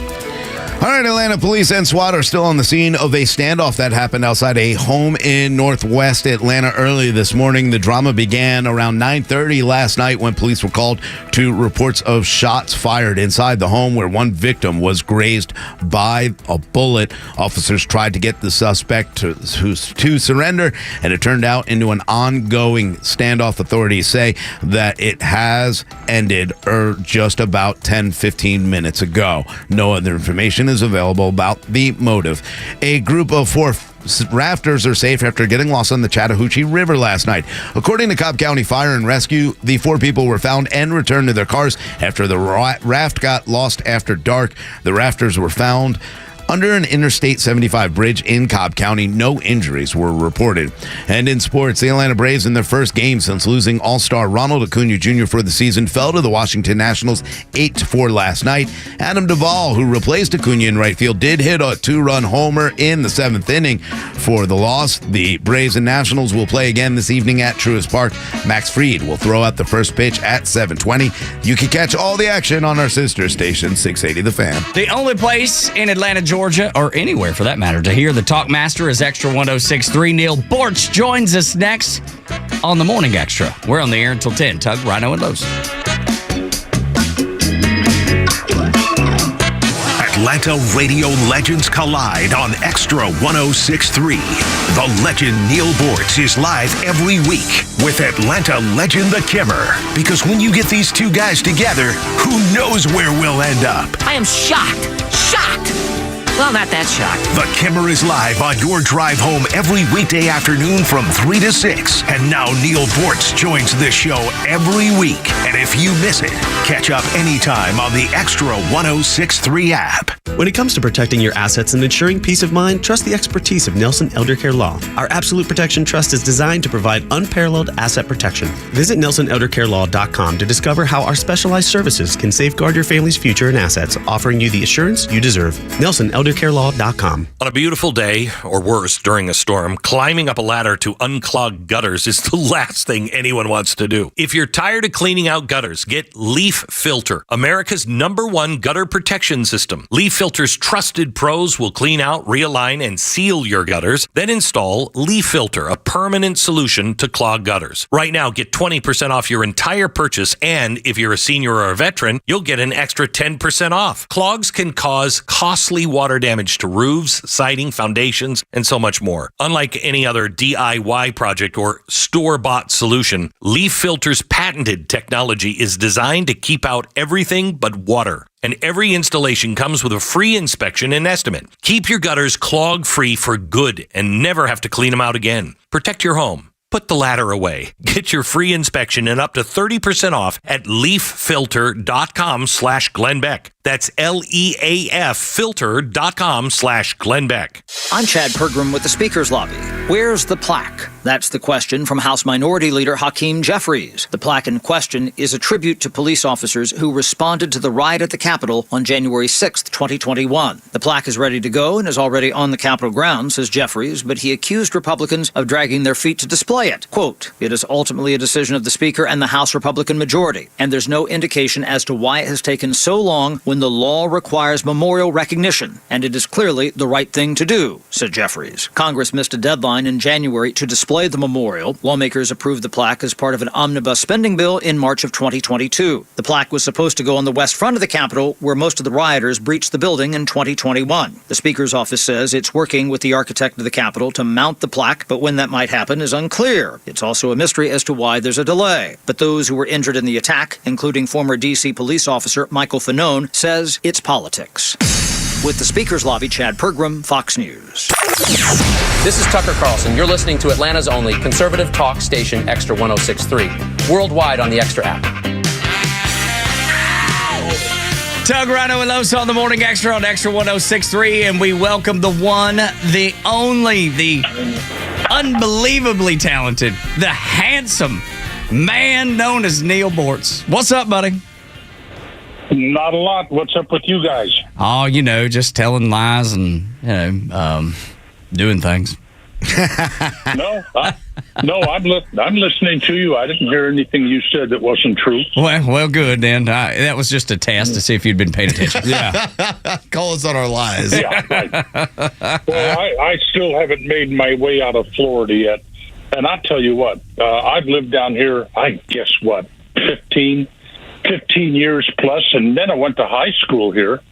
I graduated in about the lowest 1/5 of my high school class. Me too. But I've never seen this kind of heat and humidity. Yeah. Yesterday, 98 degrees where we are, feels like 100 and something. And, of course, a lot of people, it's climate change. Of course, the climate changes every 4 or 5 times a year. But I don't know how much longer this is going to go on. And you people are drowning up there, aren't you?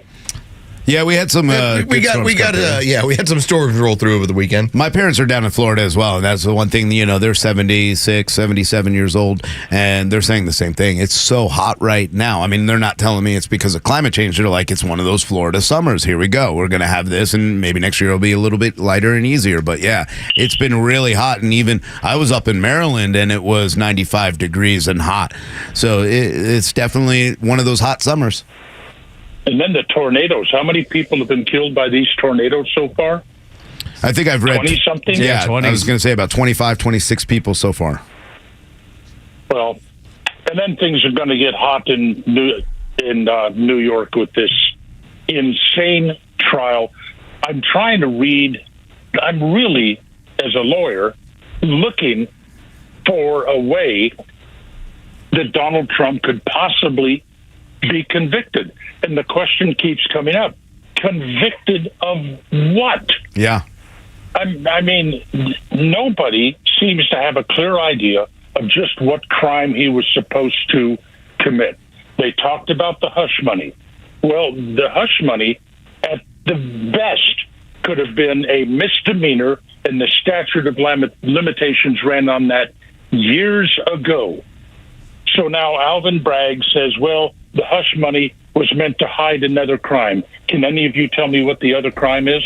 No. They can't name the second crime. Nobody can. And, they're playing the game because they know, hey, we got a jury. Hopefully the jury is going to be on our side. And hopefully they're not smart enough to figure this out. But like I said, just like you're a lawyer, there's a lawyer on that jury that gets to speak to the others. And hopefully that's somebody with some kind of sanity that says, hey, guys, listen, here's the law. I know what the judge said, but he's wrong. You don't have to follow those kind of instructions. What you do need to do, we don't all have to be in agreement when we come out of here. If one of us doesn't believe that, that's the way this is going to end up.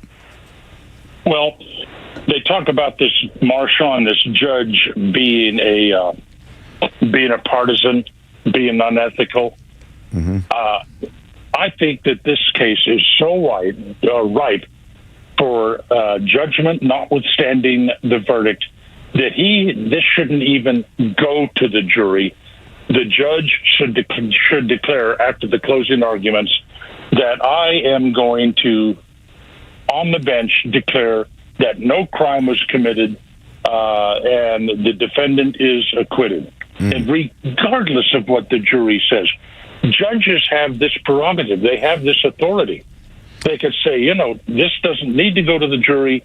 no crime was committed. No way. chance. There's not a chance. No way. That's I don't happening. see this judge doing that at all. I mean, he hasn't played fair at all. I mean, he's telling Michael Cohen's allowed to go out there on TikTok and sit and influence anyone by saying that Donald Trump's guilty. And then Donald Trump's like, hey, this person said I wasn't guilty. And he's like, $1,000 fine for that guy.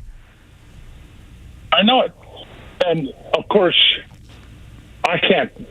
This is New York, and the courts in this day and age, I cannot conceive of any reason in the world why an appeals court wouldn't throw this thing overboard, as they say in legal circles,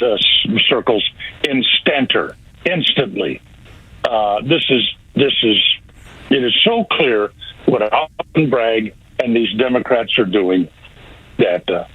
By the way, I have a little statistic on Democrats this morning. I covered it in my commentary. It came from a poll that was done in 2022, right after Putin started his special military operation. Remember that? Yeah, oh, yes. About who would fight and stay, who would stay and fight for America if America was attacked by Putin that way. And they went through three groups of people, Republicans, Democrats, and independents, to determine, would you stay and fight or would you leave the country? Would you run? And I won't give away the commentary. You'll all be hearing it here in a couple of minutes. But I think it probably is not going to take a lot of thinking to figure out which one of those three groups, Republicans, independents, or Democrats, would pack up and leave if this country was attacked. God, I'm kind of hoping for an I'm rubbing my hands together. I'm hoping for an attack now, kind of, sort of. Just so I can see it all play out. Yeah. But that's the thing, Neil, is our military, though, that's the part that scares me, is they're kicking out all those people that would stay and fight. And they're actively recruiting the people that wouldn't. It's the strangest, the damnedest thing, if you will. Well, like we pointed out so many times before, the life expectancy of a government of the type that was formed here 230-something odd years ago is, in fact, 230 years. And Alexis de Tocqueville wrote a book called Democracy in America. And he pinpointed the number one thing that will indicate that the end of America is near, and that is when the people in this country figure out that they can vote themselves, he used the term largesse, but they can vote themselves money out of the public treasury. And I'm going to go to the polls, and I'm going to vote for the guy, who is most likely to give me somebody else's money. Neil Bort's our guest on the Morning Extra. And Neil, here's the thing I go back to, and this is something from Victor Davis Hanson. The idea that we have basically, over the last 3.5, 4 years, you can call it even longer if you want, that we have basically thrown this entire thing away in the interest of trying to maintain Joe Biden as president. The idea that we've taken our entire system of law, just as you're talking about everything that we've seen in New York, and basically wadded it up and thrown it away in the interest of making sure that, of all people, this is not Barack Obama, this is not Bill Clinton, we're doing all of this, the destruction of the entire country, in order to make sure that Joe Biden, of all people, stays in power. Like, there's something silly about him being the person we're doing this for. Well, is it being done for that, or is it being done to make sure Donald Trump does not regain power? More so the other, I believe. Yeah. The other. But the crazy thing is that Joe Biden is the perfect example of why it's failing, though, right? You're trying to prop up something that will not work, and that, I think that's what Lowe's is talking about. Just the fact that it's Joe Biden. You know he's a failure to begin with. Has he ever? Now, you guys, you live this all day long, every day. I don't. I'm a devotee of that book, The Subtle Art of Not Giving It. But are you aware of anything that Joe Biden has ever accomplished in his entire life? No. Well, destruction of the country as we might be able to talk about in the 90s a Yeah. crime bill, yet now he distanced from such things. I mean, and here's another question. I mean it honestly. I'm not. It's not trying to elicit a specific response. Can you think of any major city in this country where the life of its citizens were enhanced, were improved in any way by switching from a Republican-controlled city government to a Democrat-controlled city government? No. Ever. No. Has it ever happened anywhere that electing Democrats to the city council, the mayoral position, actually improved the lives of the people in that city or county or state? No, I mean, I've come from, look, obviously I'm here in Atlanta, and I've seen what has happened to Tug and I, and Carlos talk about it all the time, about how we used to be able to go down to Atlanta, but now we won't go through it. I grew up in New York, where 42nd Street, when I was growing up, was a horrible, horrible place. Then you get a Republican mayor like Rudy Giuliani come in there, clean it up. You got beautiful new theaters and beautiful stores, and now it's clean. It's no longer peep show after peep show. And then you get somebody like de Blasio, and now Adams come back, and it's a complete disaster again. So no, I haven't seen it, and that's what infuriates me, because my family still lives in New York. They all still vote Democrat, and they're Jewish too. And I'm like, what are you people watching? Well, I stepped off a Greyhound bus at the downtown Atlanta Greyhound at the bus station, July the 2nd of 1967. You guys weren't even born then. No, we weren't. You're old. Yeah, but July 2nd, 1967, and I step off the bus. My parents were living here at the time. They're going to come pick me up, but I'm looking at the downtown. I'm looking at this giant department store, this incredible Regency hotel that they're just getting ready to finish up, and I'm saying, boy, this is going to be great. And then later on, I remember when the Omni first opened, they had that. Do any of you remember the international marketplace that existed inside what was then called the Omni? I know of it. CNN Center? I know of it, but I don't remember it myself. What a great place to visit. You'd go downtown just to visit that. Yeah. The world of Sid and Marty Krofft. Okay, maybe not the best executed amusement park in the world, but it was another reason to go downtown. Davison's department store, Rich's department store. Yeah. Yeah, my first job was at Rich's. Every day I would go downtown. I'd get down there early so I could walk around the streets, find a nice place, get some breakfast, and then go to work. Yeah. And then Atlanta changed to Democrat mayor, Democrat city council, and it has year after year after year, it has just become steadily worse downtown. And then, do you remember the Olympics and what Bill Campbell did to downtown Atlanta during the Olympics? I was in the Navy at that point. I was up in Norfolk, Virginia, so I was just kind of watching it from afar. He turned Atlanta into a flea market. Yeah.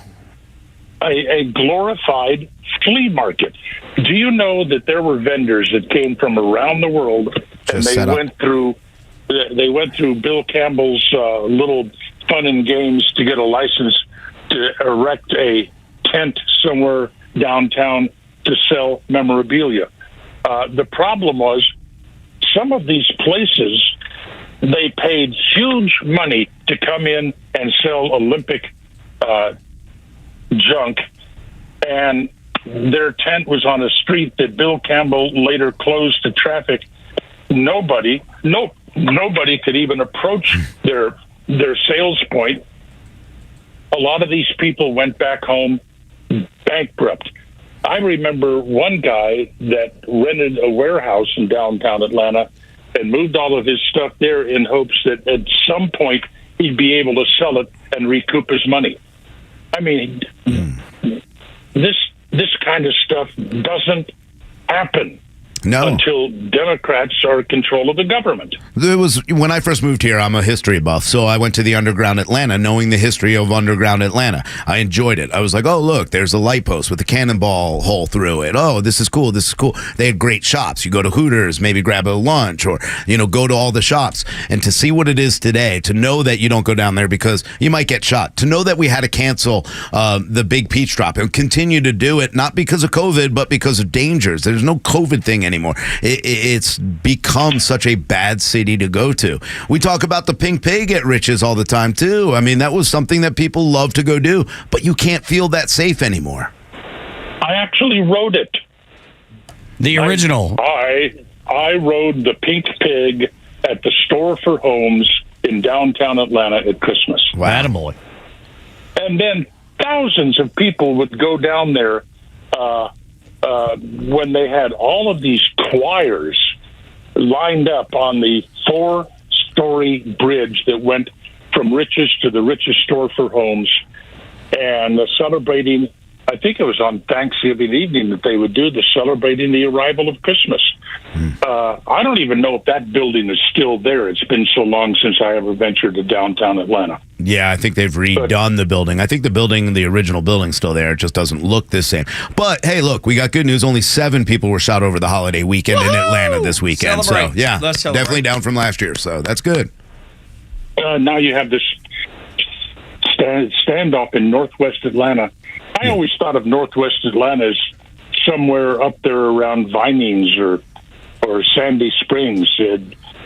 No, Northwest Atlanta it's a place where all the shootings seem to happen now. I don't know. I just really lament and miss what Atlanta was. Me too. Me too, because, I mean, as a kid, living up in Northwest Georgia, born and raised up that way, coming to Atlanta, Neil, was a treat.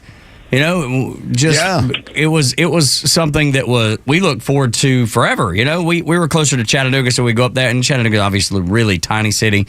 Very quaint and great, but when you would come to Atlanta, it was something special. It was so special. It was so beautiful because, again, coming from the outside world of New York, I remember taking pictures, and I saw them at my parents' house when I went to go visit them down in Florida, of what it was like to drive through Atlanta. No graffiti, so clean, so beautiful, no tents and people sleeping under bridges. That was, back in 1992. That wasn't that long ago. We've allowed since 92, and I think 96 was a big part of that, but the just deterioration. And now you can't drive through Atlanta without seeing gangs spraying overpasses or side. You can't drive without seeing garbage and people sleeping on the streets. It's a completely different world from 1992 when I moved here. Well, in spite of this, the people who grew up in Atlanta and remember what it was when Davison's was there, when Rich's was there, when people went downtown to go to a movie, when they went downtown to have dinner at Pitty Pat's porch, or to go marvel at the atrium inside the Regency. I think that's what they called it. How they can look at all of that and then see what it has become now, and not say, what caused this? What changed? And not understand that what changed was the type of people they put into political power. Yeah. Simple as that, Neil. Also 75-85 is racist. Yes, all right, yeah. That's why. Oh, yeah, well, what isn't? Well, bridges and overpasses and roads are now racist. That's right. It's a Ask Mayor Pete; he'll tell you. So anyway, the question is again, and maybe if you guys put your mind to it, maybe by next week, you can tell me one state, county, or city that has seen the lives of its citizens improve across a number of parameters when it's switched from Republican to Democrat governance. I think I could do my homework now. You're searching in vain. Yeah. I'm going to have to ponder so hard on this. Maybe a listener will come up with something. I can't. Sure. I've thought about it for a while. Like one of the only things that I can ponder that is improved of late, but it's not based on leadership. It was based on the infusion of dollars and the private sector getting involved was downtown Detroit. They've had a revitalization, but that didn't have to do with the government. That had to do with private industry coming in and saying, this is what we're going to do. This will improve some things. And they've gone through a revitalization. But again, it had nothing to do with leadership. Well, one of my favorite memes, it's a couple of pictures juxtaposed against each other, was Hiroshima in Japan after the bomb was dropped, and Detroit at the same time. Detroit was a vibrant and alive city, a magnet for people looking for employment, a great place to live. Hiroshima was, of course, destroyed. Move forward 50 years, Hiroshima is a vibrant and alive city that people are attracted to. Detroit is a complete wasteland. And it's amazing. It's amazing to watch. And, of course, we have to admit it's all because of racism. Of course. Yeah. I mean, they bulldoze entire neighborhoods. Yeah, racism and climate change. That's right. Yeah, nothing to do with poor decisions, poor policy, poor politicians. Okay. None of those things. So now I've completely depressed myself, and I want to go back to bed. Grab a gummy. That's Grab right. a gummy. Gummy in a nap, my friend. Gummy in a nap. Good. Maybe a Capri Sun, too. Capri Sun. No gummies in the sports bus because we might end up in an area where they're illegal. Oh, okay. Probably smart. Probably smart.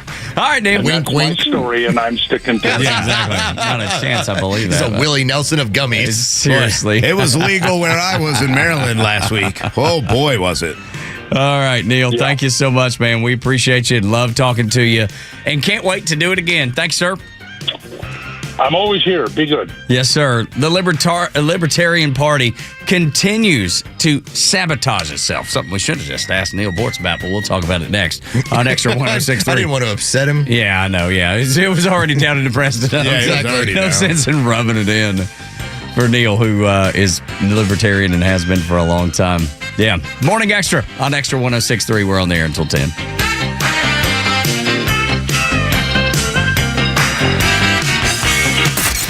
The legend Neil Bortz is only on Extra 106.3. Hey, it's the camera. How's it going? Here's what you missed from the Talkmaster. Do you know that Michael Cohen now is actually cogitating about running for Congress? He's disbarred. He can't practice law anymore. He's a proven liar, a fraudster, a crook. What's left for him but to go run for Congress? Catch Neil's commentary every day on Extra 106.3 or listen anytime on the Extra 106.3 app.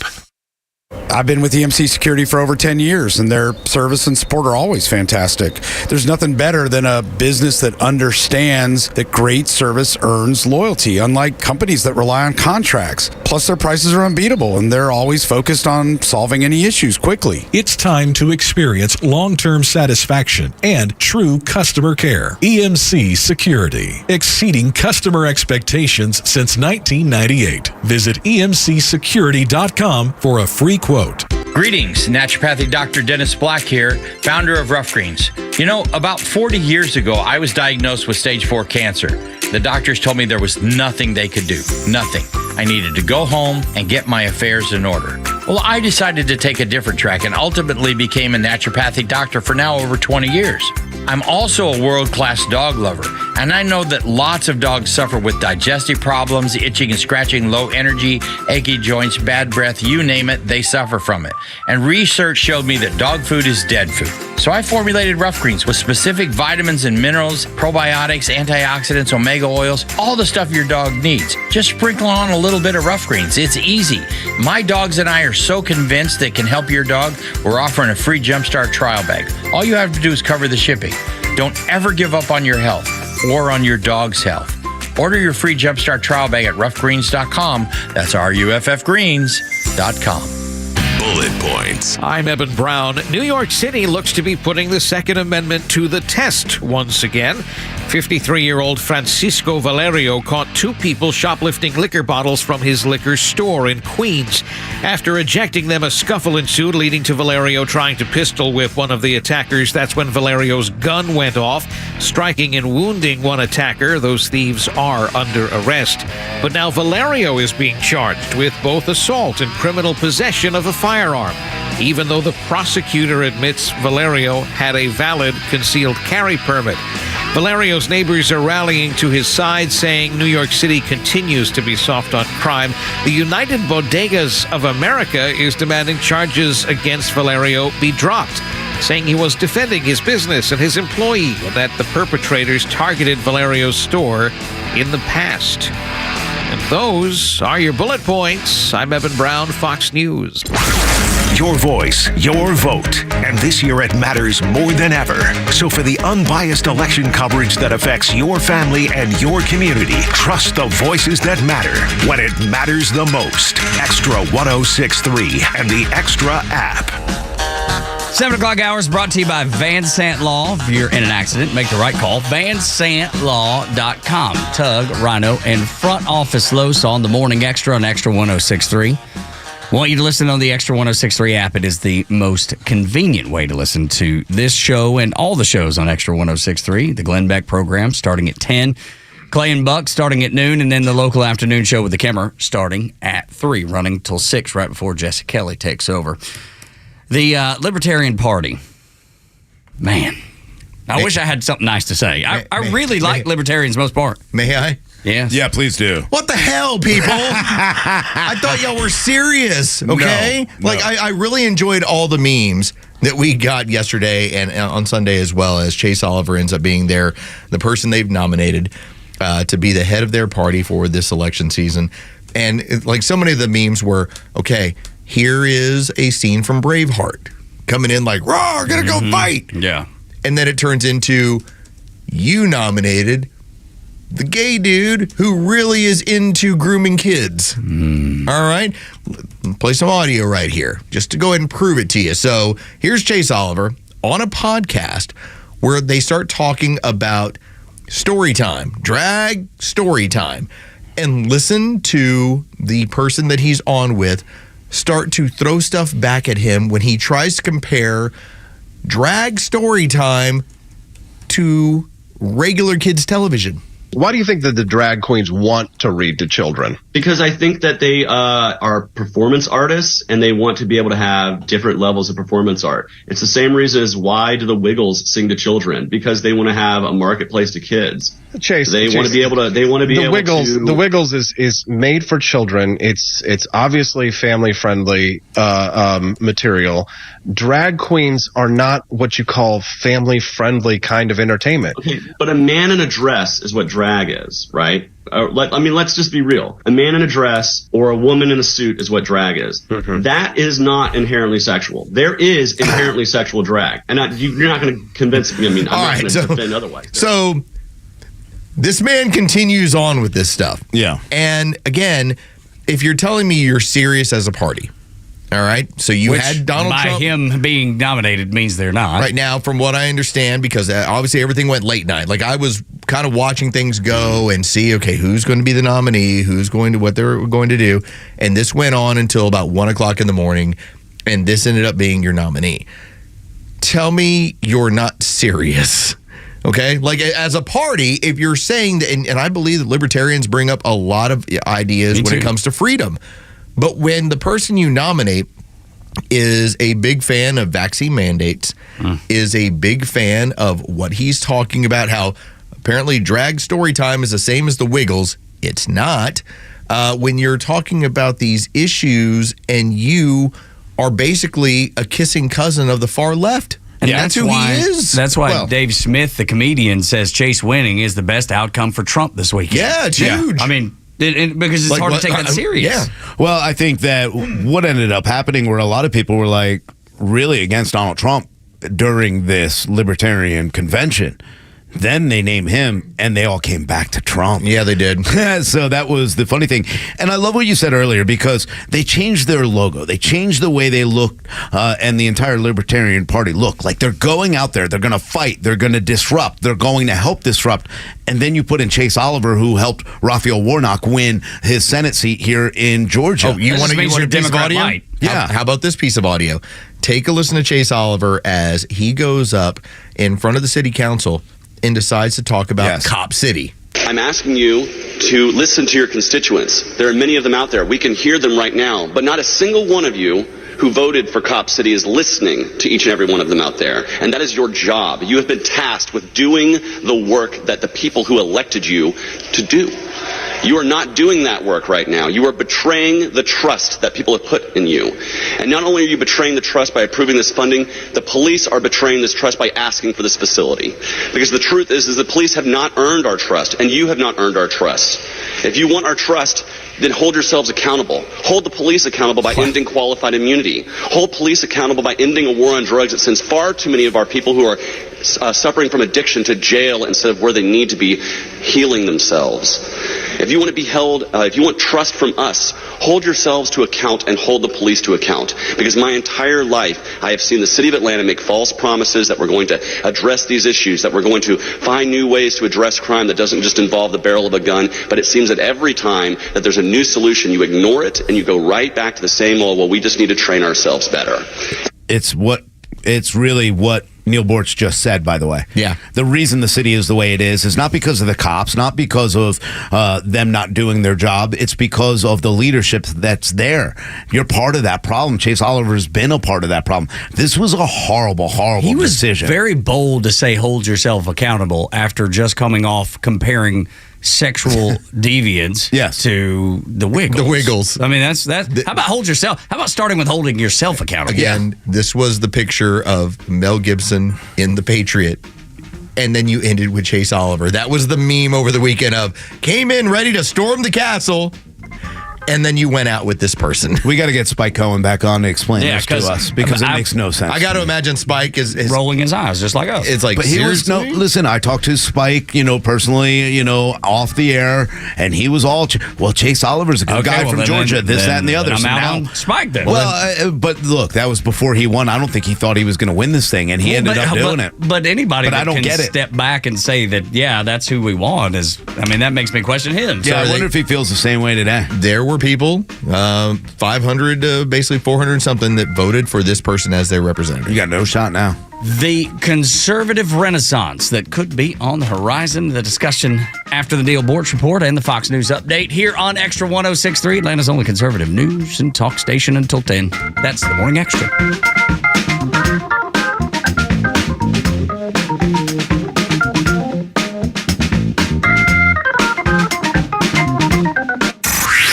Time for the Bortz Report, exclusively on Atlanta's only conservative news and talk station, Extra 106.3. I'm always looking around the internet for something I can make a commentary out of. Quite often I run into statements, little blurbs that I couldn't possibly expand into 2 minutes. I'll share a few of them with you here today. I actually saved this statement from May of 2022. Just some parent, undoubtedly a woman, saying, as the parent of a trans non-binary child, I've got a sneaky suspicion I know the answer, though it's no more heartening than it is sustainable.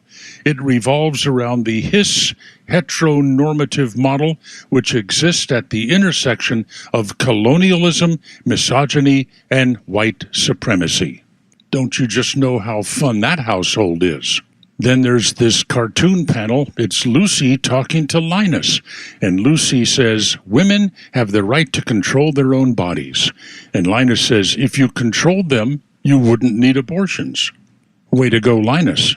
And then one more. This is back in 2022, after Russia invaded Ukraine. A survey was done. 55% of Americans say they would stay and fight if the U.S. were invaded like Ukraine. Out of Republicans, 68% would stay and fight. 25% would leave the country. Independents, 57% would stay. 36% would flee the country. Now we get to the Democrats. If the United States was invaded like Ukraine, only 40% of people who call themselves Democrats would stay and fight for this country. 52% would leave. So there you go. Now you're enriched by a couple of little short blurbs. Neil Bortz, Extra 106.3. Hey Atlanta, it's Ben, host of the Weekend Ben Burnett Show, proudly brought to you by Peach State Pride. Each and every weekend, we bring you all the issues going on around the globe and what America's ultimate role is in order to drive our agenda forward as conservatives. And if you ever miss an episode, you can download everything I've ever done on Apple, Spotify, or you can go to the podcast park. See you around, Atlanta. The Kimmer Show is only live on Extra 106.3 every weekday afternoon on your drive home. Remember the woman who went on TikTok just a few weeks ago, and she said she couldn't believe she was dating a real man who said was at the table with her at this bar or something, and he said, "Here's my credit card. Order whatever you want. Order me some stuff. I got to hit the head, and just do whatever makes you happy." And she said, "Oh my God, no man's ever done that to me before. Trusted me with his card and let me do whatever I want and stuff." If You I'm with had my to kids. date your credit card because usually you pay for the bill after you eat. Well, no, They you're bring you missing. the bill Oh my and- God! Only you would try to argue about a point of a guy. Oh my God! I hate when you do this. He was being you saying, "Here, baby, I trust you with everything, and I'm so happy to be with you. You can do anything you want. I'll even give you my credit card and all this other stuff." Oh my God! You're such a freak. Oh Jesus! I'm done. I call drinking. The Kimmer Show every afternoon from 3 to 6 p.m. on Extra 106.3 and the Extra app. WFOM and W292EV Marietta, a Dickey Broadcasting Station. The 8 a.m. hour is brought to you by Central Heating and Air. One last chance to sway the jury. I'm Dave Anthony. Fox News closing arguments start this morning at former President Trump's trial in New York. Trump's lawyer, Todd Blanche, expected to hammer away at the credibility of Michael Cohen and the fact that Mr. Cohen stole $60,000 from his boss. And then there's the testimony of lawyer Robert Costello. Blanche will remind the jury that Costello says Cohen told him that Trump had nothing to do with the payment to Stormy Daniels. Fox's Eric Shawn outside the court where the prosecutors expected to say Cohen's telling the truth despite his past lies. That the former president directed payments to Daniels to keep an alleged Trump affair quiet before the 2016 election and falsified records reimbursing Cohen. And he's also expected to tell them that the documents and the testimony of others will all corroborate Cohen that he was telling the truth. Now, we could just be days away from a verdict that President Biden's planning to react to. President Biden has made subtle references to his opponent's legal issues on the campaign trail, but this would be different. Politico is reporting, quote, Biden intends to initially address the verdict in a White House setting, not a campaign one, to show his statement isn't political. Fox's Rich Edson at the White House. Another 16 Palestinians reported dead in new Israeli airstrikes hitting Rafah as the UN Security Council meets later to discuss Sunday's strike that targeted and killed 2 Hamas leaders in their last Gaza stronghold, but also set a tent camp on fire, killing civilians. Israel's Prime Minister Benjamin Netanyahu now says Sunday's deadly strike in Rafah was, quote, a tragic mistake. The attack at a tent camp housing displaced Palestinians killed at least 45 people. That's Fox's Ashley Strohmeyer. There's a big business deal this morning. T-Mobile buying U.S. Cellular for $4.4 billion. At the movies, there will always be war. The latest Mad Max film, Furiosa, topped the box office, but only with $32 million. The worst Memorial Day weekend opening for a movie since 1995, not counting the COVID era. America's listening to Fox News. Texting enrolls you into reoccurring automated text messages. Consent not required to purchase. Message and data rates may apply. Hey, Dan, how you doing? Haven't seen you around the gym for a while. Yeah, I've really fallen off. Since I turned 40, I just don't get the results I used to get. Could be lower testosterone. Lower T? Yeah, I went through it a while back. Once you hit 40, your body has less free testosterone. I got Nugenix Total T, and it's made a huge difference for me. I've seen that ad on TV. Is it for real? Oh, yeah. The key ingredient is something called Testanor, which helps boost free and total testosterone levels to help you trim up and stay lean. And it's made a difference difference for you? Man, I feel like I'm in my 20s again. At work, in the gym, and in the bedroom. Are they still giving out complimentary bottles for people to try it for themselves? Yeah, you just need to send them a text. Text LION to 42424 right now for your complimentary bottle of Nugenix Total T, the #1 selling testosterone booster at GNC. Plus, text now and we'll include a bottle of Nugenix Thermo, our most powerful fat incinerator ever, to help you get back into shape fast. Absolutely free. Text LION to 42424. That's LION to 42424. Want weather? Grab your phone. Need traffic? Grab your phone. Conservative news and talk, also on your phone. Get the Extra 1063 app.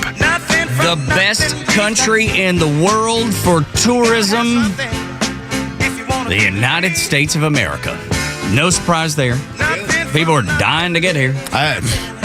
Problem is, I think they want to come here and stay, or that would be the indication of the southern border anyway. Yeah, well, what it feels like. It's a different So, little like, vacation. Tourism, but then not so much tourism. Yeah, then the tour stayism. Actually, stayism. I mean, they're picking New York and Chicago to go to. Yeah. They're obviously not very into tourism Yeah, and right. beauty. Yeah. I don't know, man. There's free money. Look, Yeah. I'd go on a vacation that tells me one of two things: all you can eat food and alcohol, and free money. Yeah. They're getting free money and all you can eat. And booze. Good Lord. I mean, not as cool as being a drug addict and getting, Man, we should not. stop being Americans and then sneak back across. Dude, and see what we can get. See what happens. It makes me, Yeah. I can't even, I know you say that in jest because I can't even think of that. I don't want anything handed to me. The worst thing you can have happen to you in life is have things handed to you, right? You don't earn the things that you get. It does reduce the soul in a way. Of course it does. Of course it does. And then it does nothing but teach you, all right, how do I work the system? And I'm not saying there's no one working the system that earns it. You see, smart people see the system and then they try to work around and work through it. But I for the life of me cannot say that someone handing me something would feel good because it never does. It never does. And you know what? I'm going to go ahead and get the chipster comment out of the way from the liberals because they go to, well, you took a check from the government when they were sending back the 12. Yeah, I also paid into it if I did. And I personally did not take that check, but I sure as heck deducted it from the taxes and said, well, you ain't getting my money from it. But you know what? Yeah, if you pay into it and they give you money, I know what to do with my money way better. That's completely different than someone who's never paid into the system or actually been in this country taking a free handout from somebody else's pocket. I think that's a difference. I think there's a big difference in the government sending everybody checks, which I was opposed to begin with. Sure. 100% opposed to it. And then making that my goal is to see how many checks that I can get sent to my house. Yeah, I'm just getting my money back. That's all. It's I got no problem with you getting your money back through tax breaks. Believe me. Or let's lower tax levies against people and let them keep their own money and spend as they see fit versus having to try to balance what you send to the government so you don't send them too much like most people try to do. Again, I want you to say that exact same thing, but I want you to finish it with "for Allah." Because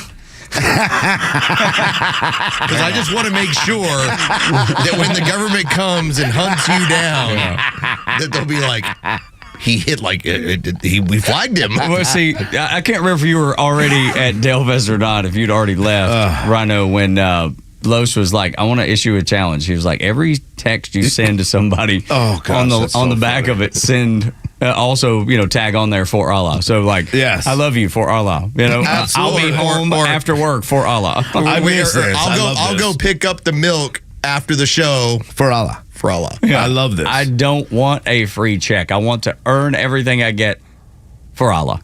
See, that's how it happens. Go ahead, mark that 806. Thank you. And now he's flagged. Okay, you'll have the FBI at your house by this afternoon. Okay, as if we don't all have red flags in our folders to begin with. As I'm writing my check to the government, all I'm thinking to myself is, hopefully this keeps you off my back for another year. Maybe. I met someone. Okay, so Maryland, by the way, very close to Washington, D.C. and the surrounding area. A lot of the people that we were with are professionals out there in Washington. One of them in intelligence. And does that exist? Intelligence in Washington? Well, that's what I said. I said, aren't you a Democrat? That doesn't make sense. But, at the same time, we were joking and having a good time. And I was like, this is what I'm afraid of. They know. And she goes, oh, yeah, we know everything about you. And it was like, I know we're joking. But I know you weren't. Yeah, it's their business. Yeah, that's what they do. All right, it's their business. It's like for some reason when it comes to sports, whenever they bring up some, here's this minor leaguer, and the organization knows all about him, and they know about every single minor leaguer through every single organization. And you sit back and you're like, well, how are they so smart? No, that's their business. When you're in intelligence, your business is to know the people that are influencing the country. Yeah. That's your job. Absolutely. That's what But their job isn't to influence the country themselves, which they've made their job. Which they've been doing for years. Well, they're also supposed to be providing intelligence for outside. The joke started because a bunch of drones came up and started videoing the stage, and I'm like, I had no idea the Chinese like bluegrass so much. So we all got a good kick out of that, and she just kind of looked over and started laughing, and she goes, yeah, we got big problems with them and drones and everything. Kidding. And I'm like, yeah. They're like, people don't even realize some of the drones they fly and take video and upload. Oh, well, it's not going to us. It's going to the Chinese. And I'm like, oh, God, I didn't even think about that. There's so many examples of Chinese nationals walking onto military installations or around them. Mm-hmm. And they have the same story every time. Oh, I'm a tourist. I just ended up in the wrong place while taking pictures. And it's become so frequent that now the intel community is even talking about it. It's being reported on in the New York Times and places like that, oh, wait, Chinese nationals are using the exact same script every time they're caught. We had a balloon, and not just one. It was just the one we talked about. A balloon that flew over so many of our sensitive installations, including those that are nuclear. And we waited all the way until it got off the coast of South Carolina before we said, okay, now we're going to shoot this thing down.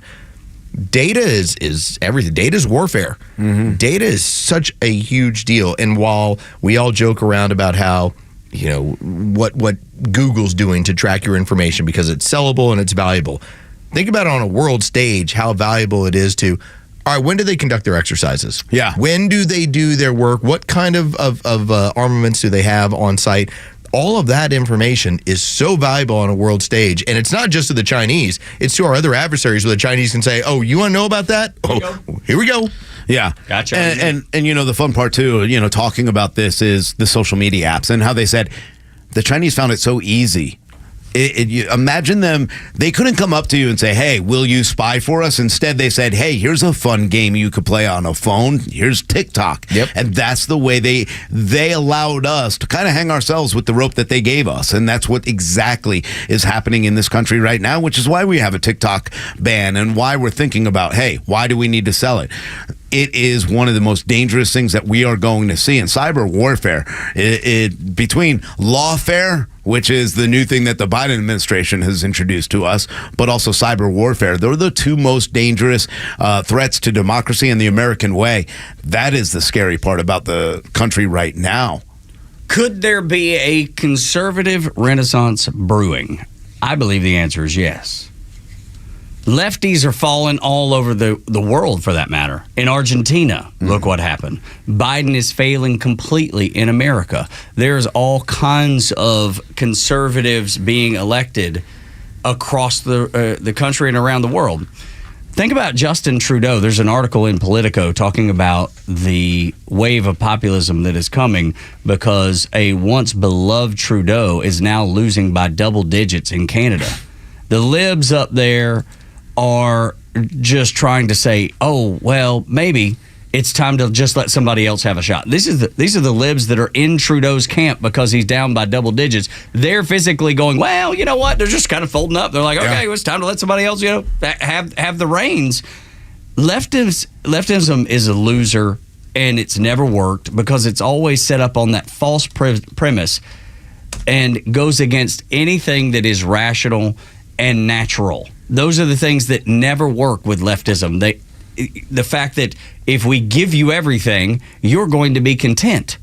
That's not the way life is.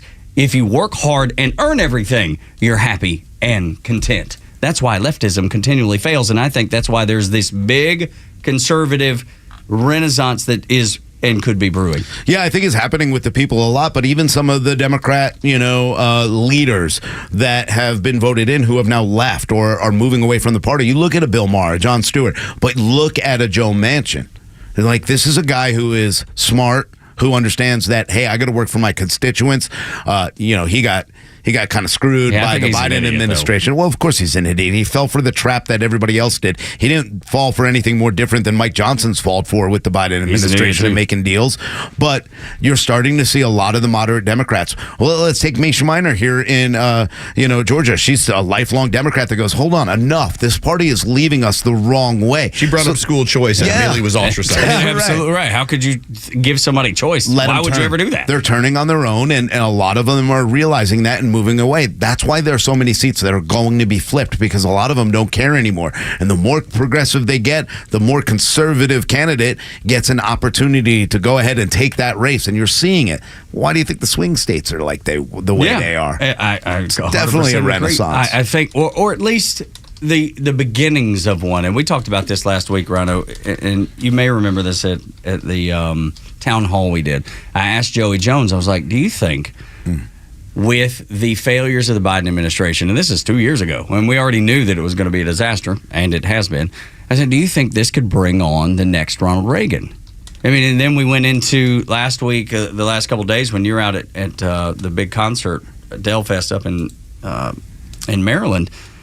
We talked about how, is this something that we could see again, because Donald Trump going into this would be his second term, and it looks like a landslide. I mean, if you look at the polling, he's winning in places and leading in places that he shouldn't. Could his second term be like Reagan's second term, and he just sweep everything? Yeah. And it's so encouraging to hear that there's that many people that look at what's happening and go, okay, this is wrong, this is not working.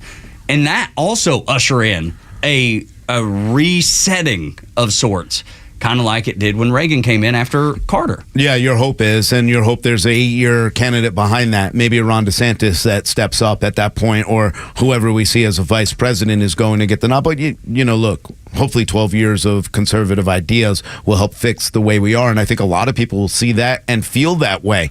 Again, when you talk to people, and people who are liberal or maybe more moderate, again, they are turning to the more conservative. Why? Well, they understand that they're lying about inflation. They're lying. They see the interest rates. These are people who own homes or want to downsize. Their kids are finally graduated and out, like yourself and Laura, who are like, hey, I'd love to have a smaller home. We don't need this anymore, but can't afford it. You have to keep the bigger home for now. So I think a lot of people are not just going, hey, I love Trump, but they're like, hey, I was doing better 4 years ago. I mean, you can't miss it. But you're going to see him sit out.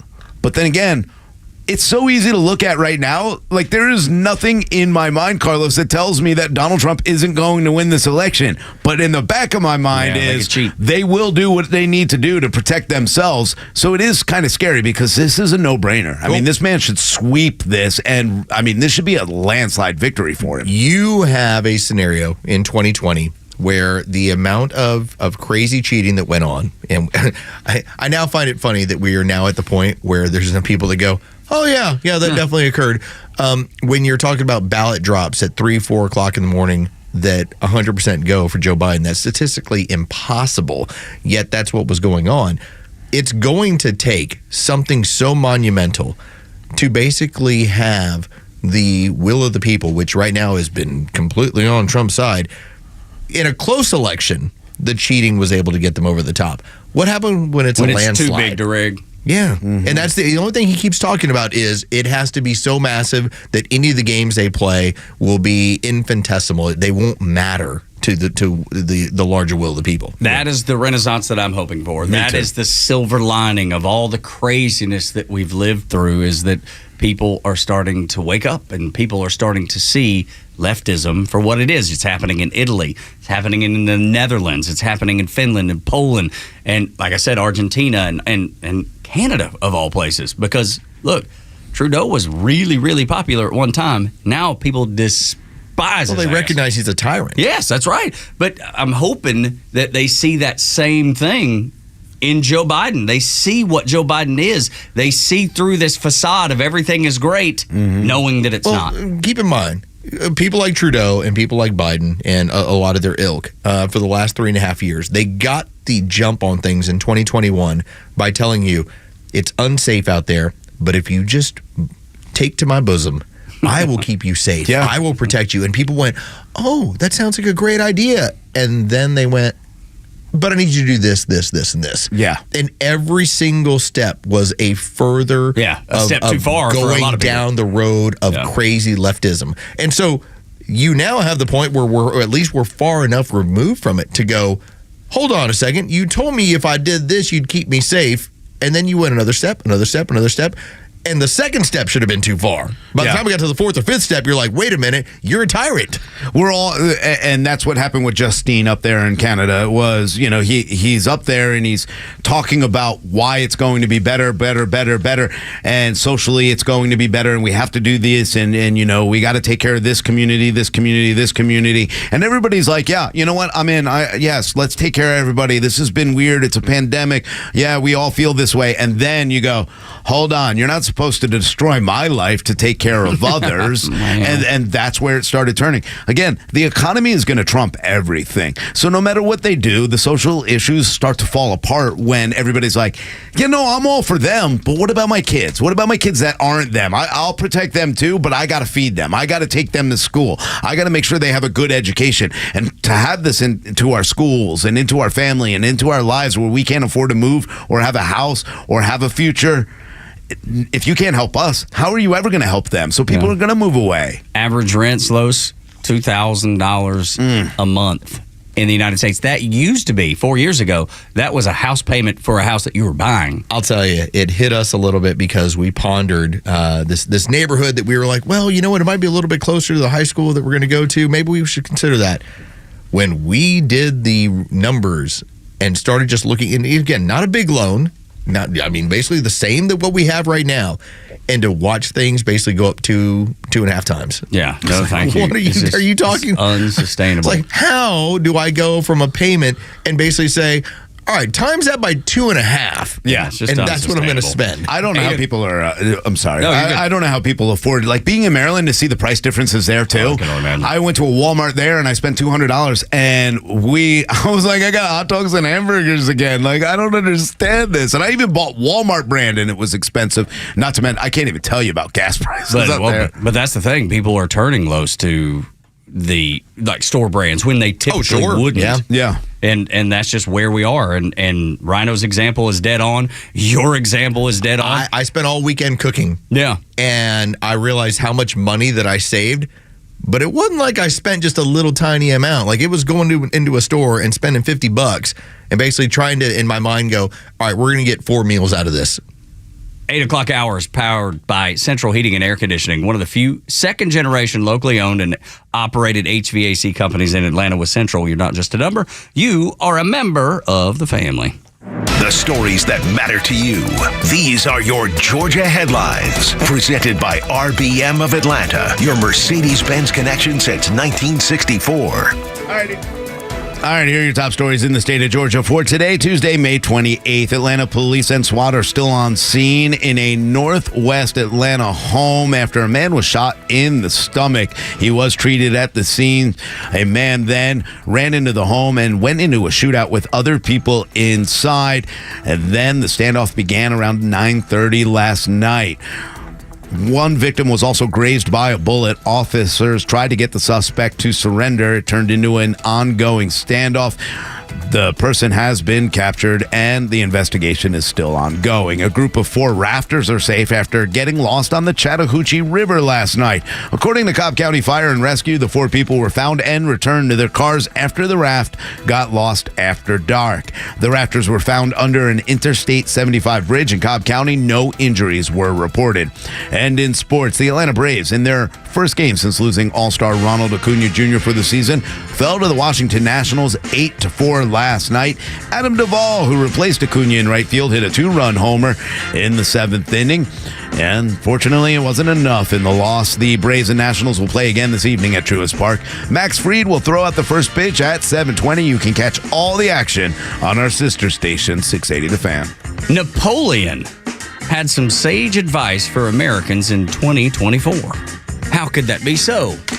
Well, we'll tell you next on Extra 106.3, Atlanta's only conservative news and talk station. Tug, Rhino, and Los until 10. Beck after that. Clay and Buck follow Beck. And then the local afternoon show with the Marine Mastermind, Machine Gunner. Any other M words I could use? Madman, Maniacal. I don't know. The Kemmer Show, 3 until 6 here on Extra 106.3.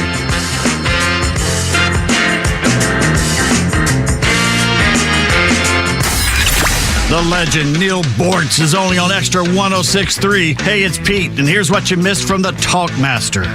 I saw an absolutely 100% perfect cartoon somewhere in Facebook this morning. It depicted a parent-teacher conference. In the first panel, labeled 1969, the teacher behind the desk, the parents, and the student in front of the desk. The student head bowed, looking embarrassed, upset. The parents are holding up the student's report card in front of the student, pointing at it and telling the student, explain these bad grades. Second panel, teacher behind the desk, parents in front of the desk. There's the student looking smug. The parents are holding up the report card in front of the teacher, yelling at the teacher, explain these bad grades. Catch Neil's commentary every day on Extra 106.3 or listen anytime on the Extra 106.3 app. Hey, sandwich lovers. Today's your lucky day. There's a whole new way to roll for lunch or dinner delight with Nucky's Hoagies in the Roswell Corners Shopping Center. Now open. Nucky's Hoagies in Roswell is family owned and operated by the Sub-Sisters, Stacy and Shannon, whose love language is food and Nucky's Hoagies, their passion. When you bite into a Nucky's Hoagie, you'll taste the difference. The softest hoagie rolls ever, along with hunger-quenching sandwich combinations. Make Nucky's Hoagies in Roswell on Woodstock Road your new favorite spot for lunch or dinner. The warm air, the beautiful weather, and the sounds of baseball. It's got you thinking about hitting the road. And no matter where your adventures take you, Subaru of Gwinnett has a vehicle to get you there safely and in style. Like the 2024 Subaru Outback, which will take you as far as you want to explore. With standard symmetrical all-wheel drive, plus up to 32 miles per gallon. And if you're up for adventure, it'll get you off the beaten path with up to 9.5 inches of ground clearance, more than the Honda CR-V or Toyota RAV4. Or the 2024 Subaru Forester, the SUV for all you love. It's the right size SUV for all the adventures ahead, with a spacious and comfortable interior for everyone you want to bring along. No matter where adventure takes you, it starts on Satellite Boulevard in Duluth with the amazing staff at Subaru of Gwinnett.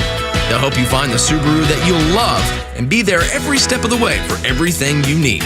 Start your shopping online at SubaruofGwinnett.com. Media Minute with Howard Kurtz. The media have made a very big deal about flags flown by Supreme Court Justice Sam Alito. One, an upside-down American flag flown in his front yard 3 years ago, of the kind carried by the January 6th protesters to the Capitol riot. Another at his New Jersey beach house of a different design.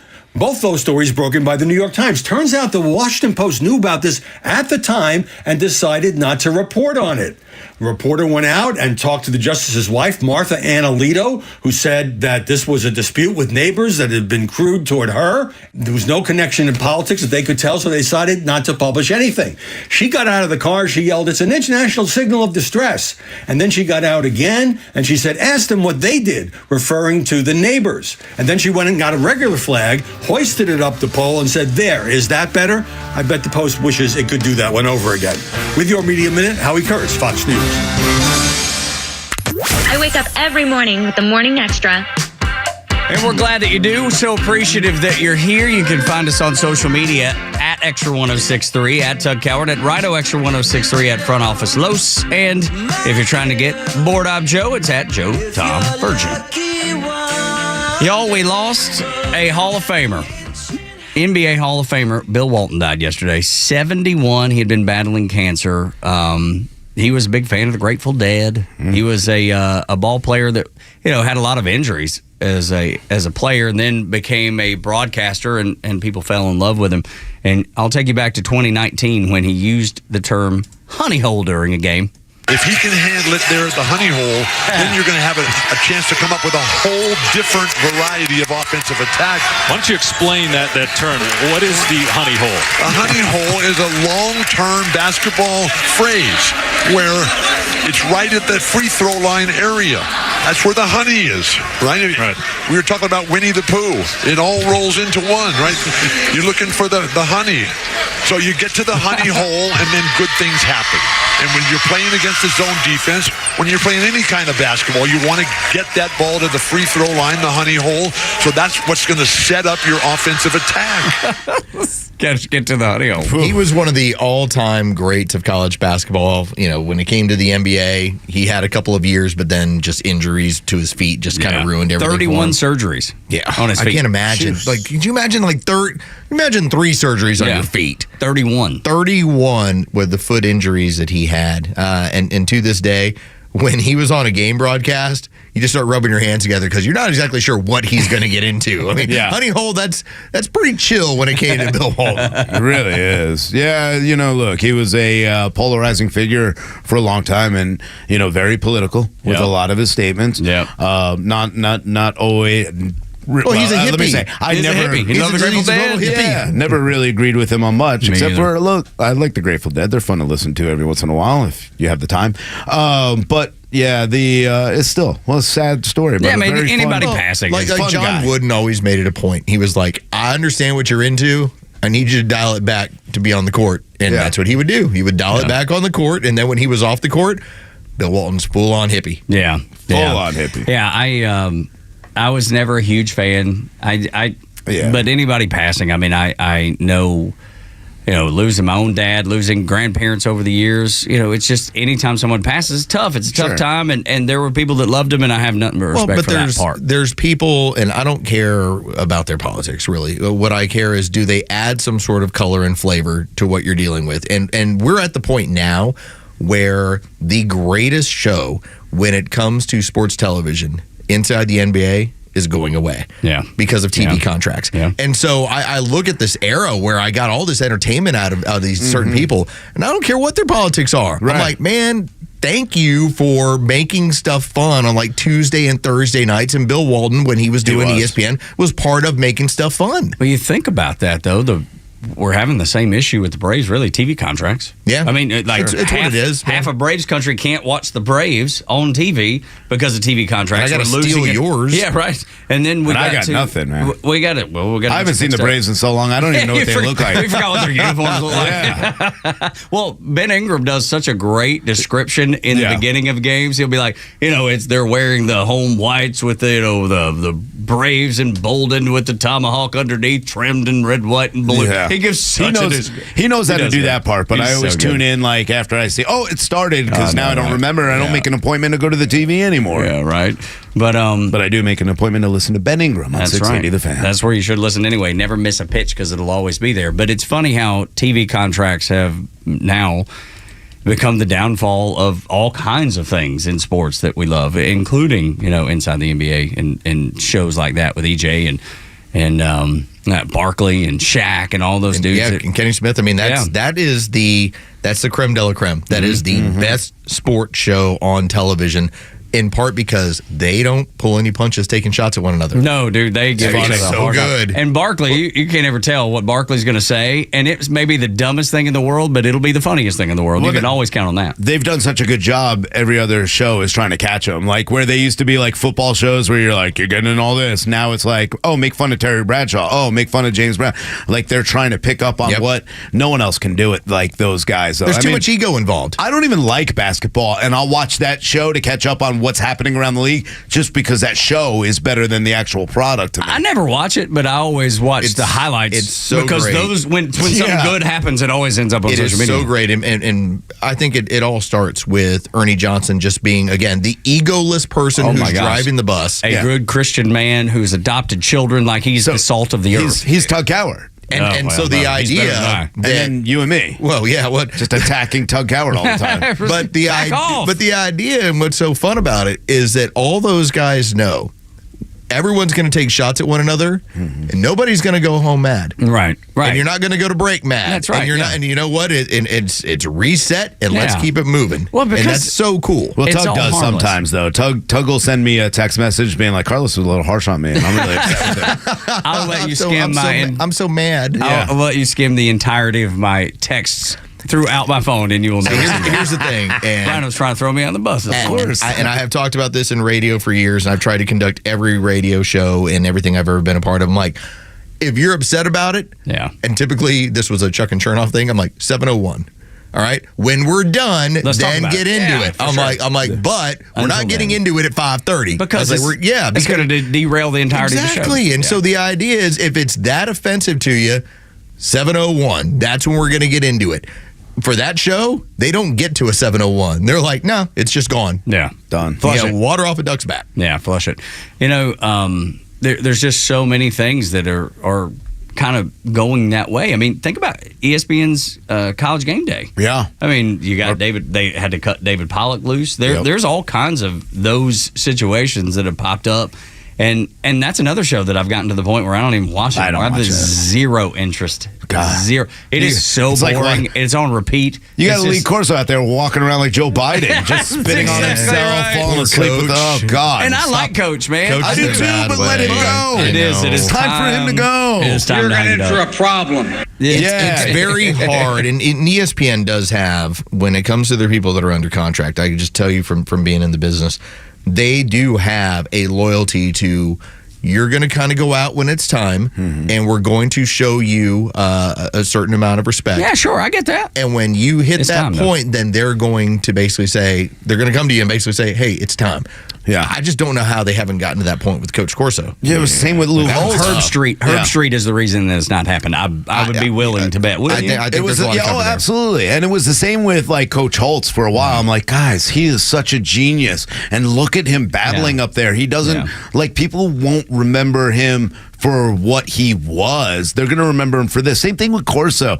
Not that he was a great football coach in any means, but, you know, a good coach and understood the game and was so entertaining. Now it's not analyst. Funny. Now it's not funny anymore. He is the version of what John Madden was. Yeah. Like, he did so much to push the game so far forward that your Hall of Fame status, even though, you know, John Madden, again, won a Super Bowl, and people don't know him as that. They know him as the guy who pushed the game and the guy who pushed television. Yeah. Corso has had that exact same impact as far as taking that show in part with the compilation of people and suddenly turning it into, you know, you're at a big game when game day's there. Yeah. Well, that was not the case in like the early 90s. It was like, oh, it's just game day's here. At least Corso knows which way to go off the stage and gets down the steps safely. I've not seen him fall. We got that. I haven't seen him fall, so there's at least that. But Pat McAfee, that's another example of, they're just like, hey, you know what? Let's get a little crazy and wild like the NBA and the guys over there like Ernie and Charles and them. So, you know, I like it. But fun. They're not afraid. Not afraid to try it. They're not afraid to try it, which is what I like. But there's been a whole lot of oil and water with McAfee at ESPN, there's a certain amount of people, and typically a lot of them happen to be the traditionalists who, and the weird part is, they don't like someone being loud and boisterous on stage. I'm like, hold on a second. This man over here was putting a freaking mascot head on himself for 30 years. Right. And you don't like somebody making themselves like the center of attention? Yeah. Come on. No doubt. Doesn't make any sense at all. He's the golden goose. Give him everything McAfee. he wants. Oh, yeah. Again, if you can, and I tell this to our interns all the time, glad we have 16 more that are in the building. If you can create content, which is what he does, then you always have a future. You got a gig. What would Napoleon say to the people of America in 2024, Lowe's? Never interrupt your enemy when he's making a mistake. Okay, that's a Napoleon comment. That is one of the things that goes through history. And there's been some other people that have said very similar stuff when it comes to battle. When you see your enemy making a mistake, don't get in the way. Just let them do it. Don't call timeout and be like, do you know tactically you're making an error? I say that because the idea that we're going to have Joe Biden address the nation after whatever the verdict is with Donald Trump, if you want to talk about pushing the entire country into the firm belief. Like right now, it's just kind of a belief.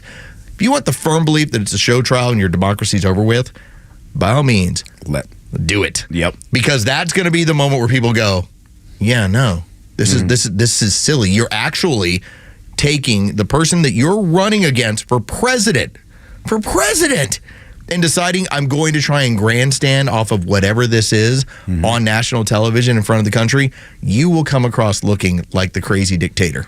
He not only that, he has also made people think twice about this trial when they were already doing a good enough job with the media, pushing that narrative. He didn't need to step in. Let him do it. Again, we said it from the beginning. Let them keep making the mistakes. Get him a mugshot. Done. Go ahead. Put more charges. Done. The more that it happens, the better Donald Trump is going to do. Continue to allow him talking about it. I embrace it. I want him up there talking about it every time because so many people are like, I know what they were trying to do and bankrupt his campaign, and they knew it wasn't going to stick and whatever, so maybe there was no harm, no foul, even though the rest of us are like, no, this is a big harm because it's coming after us. But at the same time, they're starting to realize what this really is. Well, I think the polling suggests that people understand it doesn't matter which side of the aisle you sit on. Everybody looks at what's happening and goes, man, I hope they convict him because I hate him. But man, this is flimsy. You can't. I mean, even Democrats who despise Donald Trump can't help but look at this, and the polling reflects it, that they realize that this is the show trial that you're talking about. You have to be living through insane times because if you're telling me that a conviction of anybody in politics, I don't care what level of politician, typically that is the end of their career. That's it. Can't elect them anymore. How troubling and weird must it be to them in these crazy times that the more charges you lob onto somebody, the more popular they get? And the crazy thing is that they don't see it. Like, that needs to be a reflection of you. No, of course. Because you're playing the game accordingly. If you told me that I'm playing Monopoly, I'm going to be like, I need Boardwalk and Park Place because that's how I'm going to beat you on a regular basis. They're sitting back saying, we already bought Boardwalk and Park Place, yet this guy keeps beating us. That's right. We're playing the game. He's rolling the dice and goes right past. He never lands on my property. We're playing the game according to what eliminates every politician, and yet it won't kill him. Yeah. How crazy must that make them? Again, make them, let them keep doing it. Keep doing it. That's the thing. It's not crazy enough, Rhino, to get them to stop, and everybody sees it except the people. But it's like the forest for the trees. Because they got the game board. They're playing the game accordingly, and they're like, how does this not kill him? It is so fun to watch. I mean, and it's happening in every little aspect of their campaigning. They know, okay, we really have to energize the black vote. Then you get Mayor Adams saying racist things. Then you get Kathy Hochul, the governor of New York, saying racist things. You got Biden up there saying stupid racist things left and right because they're trying so hard to energize that group because they know they lost them. Why'd they lose them? Because they keep making mistake after mistake that's energizing the other side. I love it, and I'm watching. My fear is not that we shouldn't win this. We should landslide them. My fear is that they will now have to go back and figure out how they're going to win this or steal it. I'm going to give Clay Travis the credit here, and you can hear him and Buck Sexton noon to 3 right here on this station. Clay Travis talked about, and this was months ago, said he took his family over to Chick-fil-A. He was like, it was $45. Now, that is not a knock on Chick-fil-A, but I'll give you this number. Because it was a poll over the weekend. 78% of Americans say fast food right now is a luxury. Fast food. So it doesn't matter what they keep coming up with all this Trump stuff. Economically, the foundations of all this stuff is so bad that when you consider fast food to be a luxury, we want to go back to 4 years ago with what he was doing. Because you know what? My fast food bill when I came out of there was about, $20. Yeah, that's exactly right. Not $45. And it shows up everywhere. It shows up at the grocery store, especially with cookouts this weekend. When they make it a point, Tug, to be like, this guy's going to be a convicted felon. I'm like, yeah, but I like his economy better. Exactly. I can afford to live. Exactly. And when he's a convicted felon, I'll probably be able to afford to live in the near future again. And when he made the point over the weekend, What's one of the first things? I'm going to tell every single one of these companies, get drilling. Yeah. Everything's on the table. Thank Like, the that's Lord. going to crash that entire price down. God, let's hope so. 8 o'clock hour brought to you by Central Heating and Air Conditioning, one of the few second-generation locally owned HVAC companies in Atlanta. With Central, you're not just a number, you're a member of the family. Give Chuck a call. He and his team be glad to help you out with maintenance agreements, full-on carrier systems, and they donate every July. Big old check to Children's Healthcare of Atlanta. When we continue, the end of corporate media is happening because you ask questions. Next on the Morning Extra on Extra 106.3.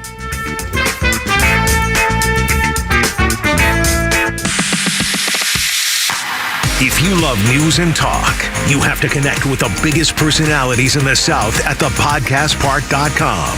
It's more original Atlanta content from Atlanta's hometown talk crew. From legal news to sports and politics, and even archives of interviews from years past.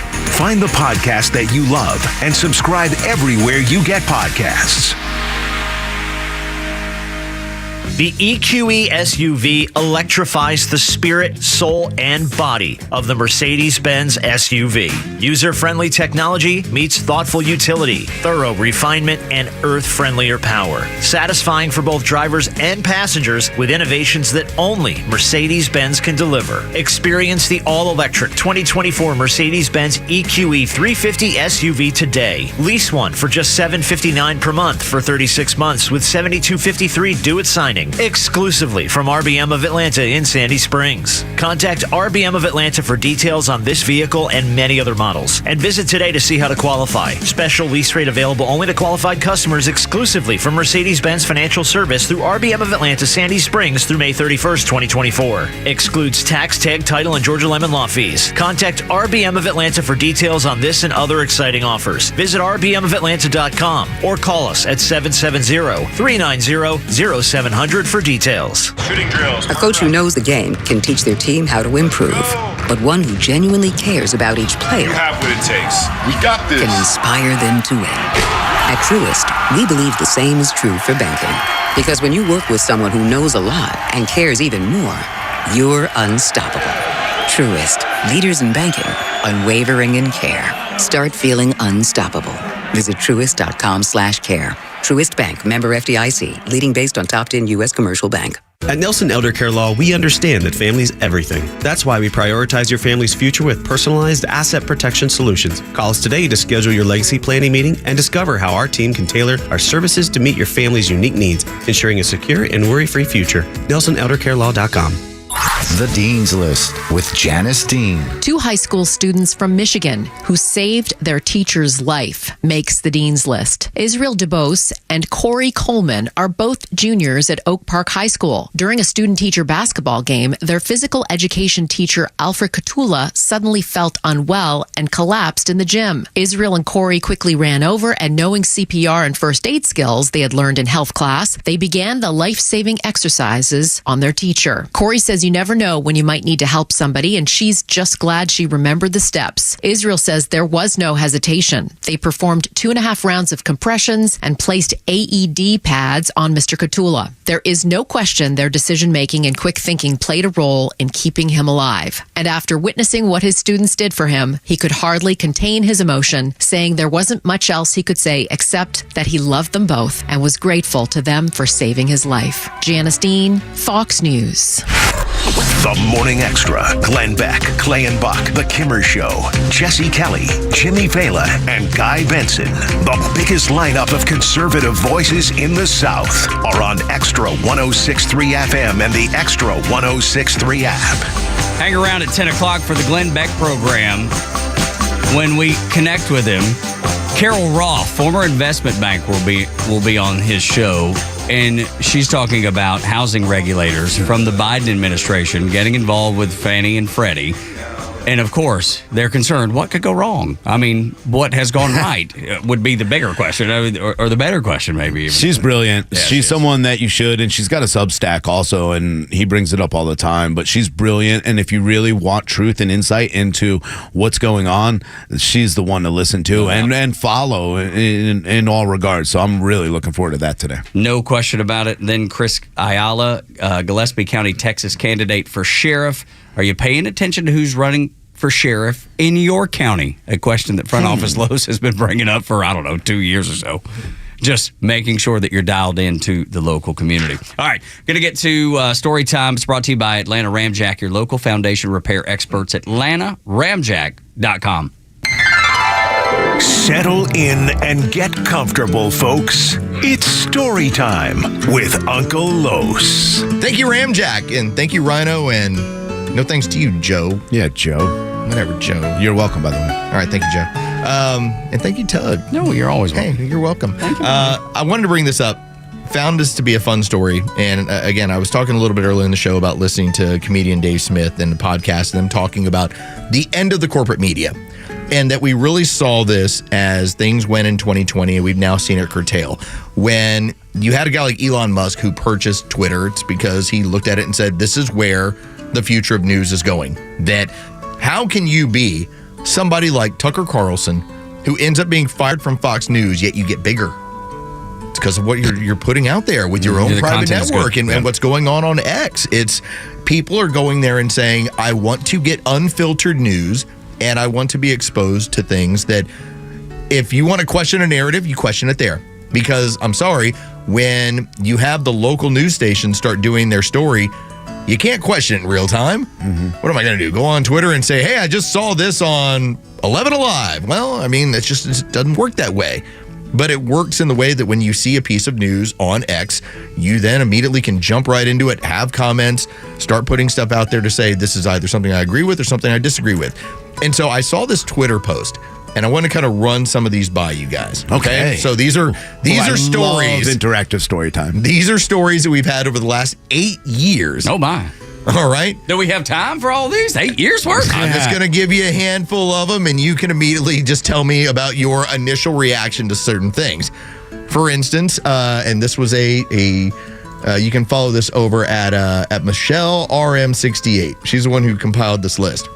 It says, how many recent mainstream media hoaxes did you fall for? Okay, I'm sorry I called it media hoaxes, but that's what it is. Okay. For instance, Russian collusion. Didn't fall for it. Nope. I listened and went, so what do you have on this? And immediately, within like minutes of listening to the story, I went, that sounds really flimsy. You're telling me that you were trying, of all things, you were trying to win an election for Donald Trump, who's decidedly going to be less friendly to Russia than the Democrats had been in the last 8 years. Yeah. Remember, it was Barack Obama who was like, hey, pass over to Putin. Yep. I'm going to have more flexibility after the election to pull missiles out of areas you don't want them.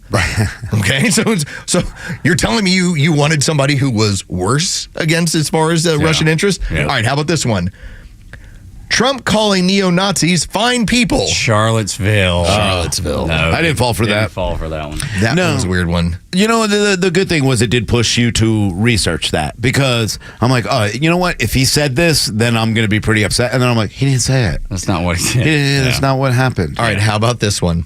And this, I was working on the sports side. This was the epitome of the craziness of 2020. And I went, yeah, not really. How about Bubba Wallace and the garage pool handle? Oh, my gosh. I remember seeing that. It's a noose. I'm like, it's not a noose. Now the amount of woke losers that I was working with on the sports side, they were like, that looks like a noose. I'm like, if the noose is for somebody who's 2 inches tall. So initially, I fell for it before they released the picture or anybody actually talked about the fact that it was hanging on there for, every race before that when they came in. And then when they showed the picture. But, originally when they said that, I'm like, that's horrible. If that really happened, that's a bad thing. Yeah, then I go, I got to see it. Yeah, that's the big And then when I saw it, I go, you got to be kidding me. Who fell for this? But that's the thing, though. Every one of these stories, if it were real, would be terrible, right? Sure. That's the thing. And then you take a look at it, you're like, oh, well, that's not real at all. You know what the problem is? You have to run it through the filter of being a good person, where you go, yeah, that sounds wrong. Because, again, you hear the story and you're like, man. Your natural reaction. My natural reaction is, man, that's wrong. That's awful. And then when it gets presented to you, you go, yeah, that's not a news. Well, that's because that natural reaction is because we all are good-spirited, I think. Yeah. Like, I don't want to see anybody taken advantage of. I don't want to see anybody mistreated. So my immediate reaction is always, well, that sucks, That's horrible. man. But now my initial reaction is much like you said a minute ago. Oh, man, that's awful. If it's true, because we've learned so often that it's not. Yeah, and with like a lot of the, mass shootings and the, like trans people running around stabbing kids in movie theaters, stuff like that, I still go, because if I see it on Twitter, I have to go and double check two sources regardless. Yeah. I'm always going to research now because of all of these you've presented so far. How about these? And I'll just kind of list some of these off. I can't wait. We got a couple minutes. How about this? Steele dossier, Muslim travel ban, Andrew Cuomo, best COVID leadership. Yeah, that was a good one. Trump built cages for migrant kids. Which it was Obama that did that. Let's see. Build Back Better will pay for itself. Cloth masks prevent COVID. If you get vaccinated, you won't get COVID. Let's see. Don't Say Gay was in a bill. Oh, sorry, locally, Rhino was the first one to tell you, it ain't in this bill, dude. I didn't fall for that in a heartbeat. He read it. Yeah, that was easy. Remember when we had and this was early on in 2021, 2022, remember how they called it the Putin price hike? Yes. Everything that was happening was just because of Vladimir Putin. That's still their go-to, though. Anything that happens, it's still the Putin something or other. Whatever the problem is, they still attach it, especially economically. Oh, for sure. How about ivermectin as a horse dewormer? Yeah. Here's our favorite. We love using this one. Mostly peaceful protest. Yes, in 2020. January 6th was an insurrection. Let's see. BYU students hurled racist insults at a Duke volleyball player. That one. Okay, that was an iffy one too. Again, I was like, let's investigate it. Let's investigate and then it. there was no evidence. Nothing there whatsoever. Because initially you hear it and you're like, well, that's terrible. Why would anybody do that? Especially at a Christian school. Yeah, absolutely. Yeah. And then it turns out not to be the case. But I mean, this is a list of like 20 things that it all runs the gamut of where initially it hits you as me as a good person, I'm going to benefit of the doubt. Let's see what happens. But Donald Trump is a dictator. He said it from his own lips. He said it from his lips. Aunt Meg told me that. Yeah. Aunt Meg told me that at lunch one day. I heard him say it himself. He's going to be a dictator on Border agents whipped migrants. Oh, my God. Remember that one? I did not fall for that one. I did not fall for that one either. I were like, they're riding horses. They're riding horses. And it was, look, they're whipping these migrants. I'm like, well, those are the reins. Those are the reins for a horse. And so, so what was the response by the administration? They took their horses away. So they can't do the job as well. We must follow this story and make sure it appears more correct. And COVID lab leak done something. Was a conspiracy theory. Oh, wow. Boy, Trump saved nuclear secrets at Mar-a-Lago. These are all this is all the BS that they have fed you. No wonder why the corporate media is dying. I'm glad to see it die a very slow and painful death. Good, come hang with us. Right, that's exactly right. But it's so liberating is not the word. Rewarding is not the. All of those work, but those are not the words I'm looking for. I think satisfying. Just the fact that the lying liars are failing miserably and people see through it, right? I think that's, at the end of the day, that's the best thing. Yeah, I think it is. And I think people are starting to, it's like Peter cried wolf, and they're eventually like, look, I'm not going to, now I have to do all this. For it again. Yeah, I'm not falling for it. Morning Extra at Extra 106.3. When we return after a Neil Borchard and a Fox News update, if you speak out against the Democrat Party, they will turn on you immediately. Examples of that here on Extra 106.3. Tug, Rhino, and Los until 10. Make sure you download the app, or you can watch us, listen to us, and watch us at the same time on the Extra YouTube channel. So dial it up.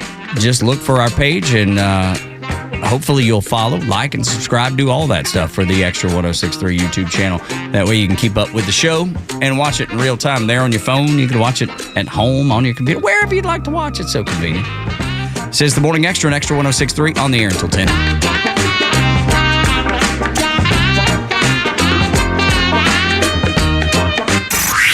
Time for the Bortz Report, exclusively on Atlanta's only conservative news and talk station, Extra 106.3. I'm always looking around the internet for something I can make a commentary out of. Quite often I run into statements, little blurbs that I couldn't possibly expand into 2 minutes. I'll share a few of them with you here today. I actually saved this statement from May of 2022. Just some parent, undoubtedly a woman, saying, "As the parent of a trans non-binary child, I've got a sneaky suspicion I know the answer, though it's no more heartening than it is sustainable. It revolves around the heteronormative model, which exists at the intersection of colonialism, misogyny, and white supremacy." Don't you just know how fun that household is? Then there's this cartoon panel. It's Lucy talking to Linus. And Lucy says, "Women have the right to control their own bodies." And Linus says, "If you controlled them, you wouldn't need abortions." Way to go, Linus. And then one more. This is back in 2022, after Russia invaded Ukraine. A survey was done. 55% of Americans say they would stay and fight if the U.S. were invaded like Ukraine. Out of Republicans, 68% would stay and fight. 25% would leave the country. Independents, 57% would stay. 36% would flee the country. Now we get to the Democrats. If the United States was invaded like Ukraine, only 40% of people who call themselves Democrats would stay and fight for this country. 52% would leave. So there you go. Now you're enriched by a couple of little short blurbs. Neil Bortz, Extra 106.3. Marketing is everywhere. From the billboards on the highways to the notifications on your phone, we are constantly bombarded with people trying to sell us stuff. What makes good marketing? Are you doing enough in your life personally and professionally to market yourself? You have questions, and the Marketing Madmen have answers. Tune in every Saturday, now at 4 p.m., right here on Extra 106.3 to get practical marketing advice from expert guests who are shaping and reshaping the business world. They say marketing is a madman's game. Join the Marketing Madmen every Saturday at 4 p.m. to find out why. From the latest breaking news to the conservative voices you know and trust, your best new follow on social media is Extra 106.3. We're at XTRA 106.3 on Twitter, Facebook, TikTok, Threads, and LinkedIn, and pretty much any social media you scroll through every day. And we drop exclusive giveaways, new daily content, and the latest breaking news from Georgia and across this great nation. Interact with your favorite Extra personalities. Get the latest on our live events and so much more. Follow at Extra 106.3 across all your social media and keep up with Atlanta's only conservative voice. Hey, it's Tug. The Morning Extra has you covered from 6 to 10, and Kimmer's got you on the ride home. Artie Blank, big fan of Joe Whitetrash, the billionaire Home Depot co-founder and big-time Charlie guy with he's having a high-dollar fundraiser for President Joe crime family on the eve of the Democrats' commencement speech at Morehouse. Artie's got all the money he needs. To hell with the rest of us. Wow. The Kimmer Show, every afternoon from 3 to 6 p.m. on Extra 106.3 and the Extra app. WFOM and W292EV Marietta, a Dickey Broadcasting Station. The 9 a.m. hour is presented by Southern Exteriors. Quality and precision you can rely on. The defense will go first. I'm Dave Anthony, Fox News. In closing arguments that'll start this morning at former President Trump's trial in New York, his lawyers will tell the jury there's no crime. He did nothing wrong. Former President Trump is charged with 34 felony counts of falsifying business records. He has pleaded not guilty. Prosecutors say he falsified those records to cover up campaign finance violations. The charges are connected to a 2016 hush money payment made to adult film star Stormy Daniels to buy her silence over her claim that she'd had a sexual encounter with the former president president in 2006, something he says never happened. Fox's Tanya J. Powers. There are more Palestinian deaths reported in Gaza after Israel's military says it took out more terrorists and found more weapons in Rafah, considered Hamas's last stronghold. This after Sunday's airstrike that Israel's prime minister called a tragic mistake, setting a tent camp on fire, killing 45 Palestinians. All that upsetting a progressive House Democrat even more. Michigan Congresswoman Rashida Tlaib calling President Biden an enabler of genocide while calling Israeli Prime Minister Benjamin Netanyahu a war criminal. The Progressive Squad member making the comments at the People's Conference for Palestine in Detroit, Tlaib also blasting her fellow Democrats and the president for criticizing college campus protesters, saying it's cowardly and, quote, "We're not going to forget in November, are we?" That's Fox's Ryan Schmelz. The day after Spain gave Ukraine $1 billion worth of military aid to battle Russia, Belgium is doing the same, also offering F-16 fighter jets. It's day 3 of a manhunt for 2 prisoners who made a jailbreak in Louisiana Sunday night. One of them is facing charges in a murder case. The jail's officials didn't know about the breakouts until hours after the fact. A total of 4 prisoners escaping through a weak spot in a chain-link fence. The police chief acknowledging that the jail was short-staffed at the time, but says that's no excuse. Fox's Brooke Singman. They broke out with 2 other prisoners who were found hiding in a dumpster near the jail in Tangipahoa Parish. America's listening to Fox News. Texting enrolls you into recurring automated text messages. Consent not required to purchase. Message and data rates may apply. Hey, Dan, how you doing? Haven't seen you around the gym for a while. Yeah, I've really fallen off. Since I turned 40, I just don't get the results I used to get. Could be lower testosterone. Lower T? Yeah, I went through it a while back. Once you hit 40, your body has less free testosterone. I got Nugenix Total T, and it's made a huge difference for me. I've seen that ad on TV. Is it for real? Oh, yeah. The key ingredient is something called Tesnor, which helps boost free and total testosterone levels to help you trim up and stay lean. And it's made a difference for you? Man, I feel like I'm in my 20s again. At work, in the gym, and in the bedroom. Are they still giving out complimentary bottles for people to try it for themselves? Yeah, you just need to send them a text. Text LION to 42424 right now for your complimentary bottle of Nugenix Total T, the #1 selling testosterone booster at GNC. Plus, text now and we'll include a bottle of Nugenix Thermo, our most powerful fat incinerator ever, to help you get back into shape fast. Absolutely free. Text LION to 42424. That's LION to 42424. Coffee, keys, and extra 1063. That's how I get to work and home. Tug, Rhino, and Los on the Morning Extra on Extra 1063. Bonus hour. Glad that you're here. You can find us on social media at Extra 1063, at Tug Cowart, at Rhino Extra 1063, at Front Office Los. Easy to get a hold of us and easy to interact. Or you can just pick up the phone. Old school way. Pick up the phone and call us at 404-741-1230. But nobody does that anymore. I mean, not at all. I've gotten to where... Do not call us.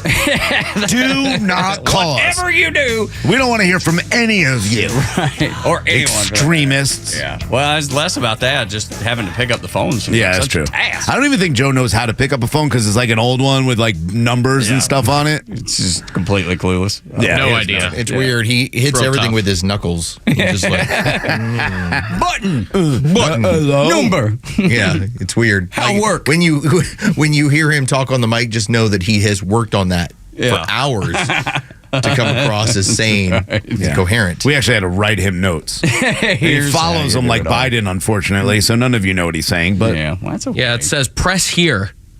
Right on my board. Yeah, right. And sure enough, press here talk. Actually, press here talk. And the worst part is he misses that button 6 times out of 10. So yeah, that's all right. That's all right. Actually, Joe, you're very talented. Yeah.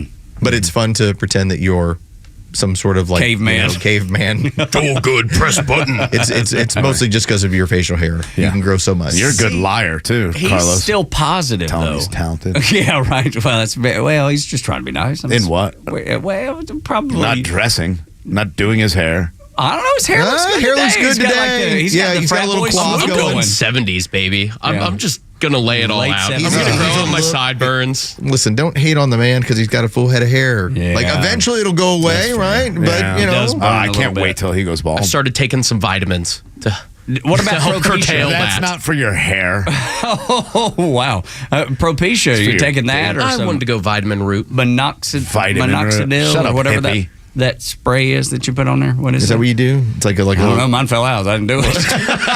Right? I started way too later. Must have. You know, I see those commercials because, like, there have been times I'm like, oh, okay, it's supposed to, it's all, like hymns that are like regrow your hair. Like there's Man, just I ain't for fall for that trick. Split second, Rhino, you have that hope. Maybe, yeah, maybe because there's nothing worse than losing your hair. And then you're imagining yourself as like Fabio. Yes, or something like close. This big old crazy coif of hair, or just a little bit. Right. Just enough to go get a haircut. But, you know, you and I have nice heads. Like Joe, oh, man, when he goes bald, that's going to be a problem. Oh, yeah, it's going to look like a pumpkin. Yeah. Deformed and spotted. Yeah. Well, it's just huge. I bet he's got, like, those little hot dog rolls on the back. It's like an 8-pack of hot dogs on the back of his neck. Right. Y'all remember the movie So I Married an Axe Murderer? Yeah. Heed pants. Yes. the fact that he makes fun of his grandchild by calling him Heed. Yeah. He's like, it's spherical, quite pointy in places. Yeah. He was like, go lay down your extra large head onto your extra large pillow and cry yourself to sleep or something like that. It's so good. Basically what he tells him. Yeah. Heed pants, no. That thing's got its own solar system. It's like, what a giant head that is. I'm sorry, Joe. That's what you're having to deal with. Yes, you have your own atmosphere. I had to wear adult-sized hats and T-ball when I was like 5. It's surprising. And if it were a snapback, it was on the very last snap. Absolutely. This does damage to kids. Like our friend down the hall, Chuck Oliver, they used to have to go to the high school to get him a helmet for middle school football. There's some kids, their heads are so big that they can't use a regular helmet from that from was middle me school. too. Yeah. There you go. Guy I was in the Navy with, Dave Hill. His son is coming down to town, and that's what reminded me of it. They're coming down to play. He's a basketball player, and he's going to play at Lake Point. And we were just reminiscing and whatever. And he was like, remember that time I told you about my dad? And his dad in middle or high school, they had to go to the Pittsburgh Steelers to get a helmet big enough for him to wear in high school. You don't let go of that. Yeah, dude. Do they make fitted hats for your head? Like 9 1/4? Yeah, they do. It's called large. It's called bowl. Yeah. It's like, what size is your head? It's now bowl. It's fitted with elastic now. Good Lord, that is the giantest head I've ever seen. So big. It's not even a word, giantest. I've created a new word. It's so big. We were going to actually get a camera for him, but it wouldn't fit in frame. Seriously, so man. that's why you can't see him on YouTube when you look. That's right. So and thank God for you. You're lucky. Yeah, right. We have to see him. But he's always positive. Will we give that to Joe? That he's True. always absolutely. positive? Except when he's sick. Absolutely. Yeah, when he's sick, then he turns into I'm glad you feel better. Baby Thank you. girl. Oh, you should have heard him last week. Was it Thursday or Friday? It was Friday. Friday when he was whimpering through the entire show. Oh, he cried and stuff. Was asking for your pity, though. Oh, he's a liberal, I'm so sick. He's a little liberal, so we expect he was like, that. And this started Wednesday. I heard it starting on Wednesday. I thought he was trying to plan for like a 4-day weekend. I thought he was doing like the churn off from down the hall when it comes to like how can I sneak out an extra day by pretending I'm sick. I thought that's what he was doing. Dude, he was wearing it on his face. You know how when you're a kid, your own child doesn't want to go to school. His nose was red and it's like a little snot. Well, but maybe that too. But I'm just saying, wearing the whole. Sad face. The pouty. Yeah, he was pouty face the entire time. That was what Joe was doing. Hey, but I came to work. You did. I was big boy about it. I'll give it to you. You Does did. that work on your dad and mom? No. Your little pouty? No. Joe don't feel good. Joe lay in basement. Call my boss, Daddy. Daddy, will you buy them bagels for Call me? Mr. Dickey now. I did have a moment where, and this was several years ago, where I think I had like strep throat or something in my wife because I was having a hard time talking. This is 7 or 8 years ago. My wife goes, "Do you want me to call your boss?" I go, "No." I was like, "I'll call them." They need to hear how bad my throat is. Absolutely. Right. But that was what Joe was doing, though. Oh, yeah. You need to know how bad I feel and that I'm powering through this Friday. They don't deliver to the basement. Can you get me some matzo ball soup?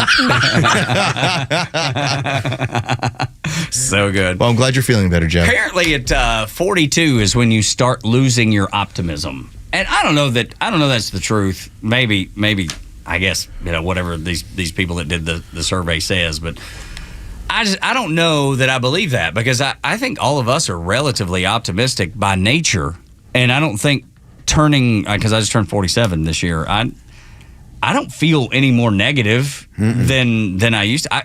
I genuinely feel positive about everything. Now, I think I'm more open to seeing things that maybe I didn't used to be and would try to be like, oh, that's nothing.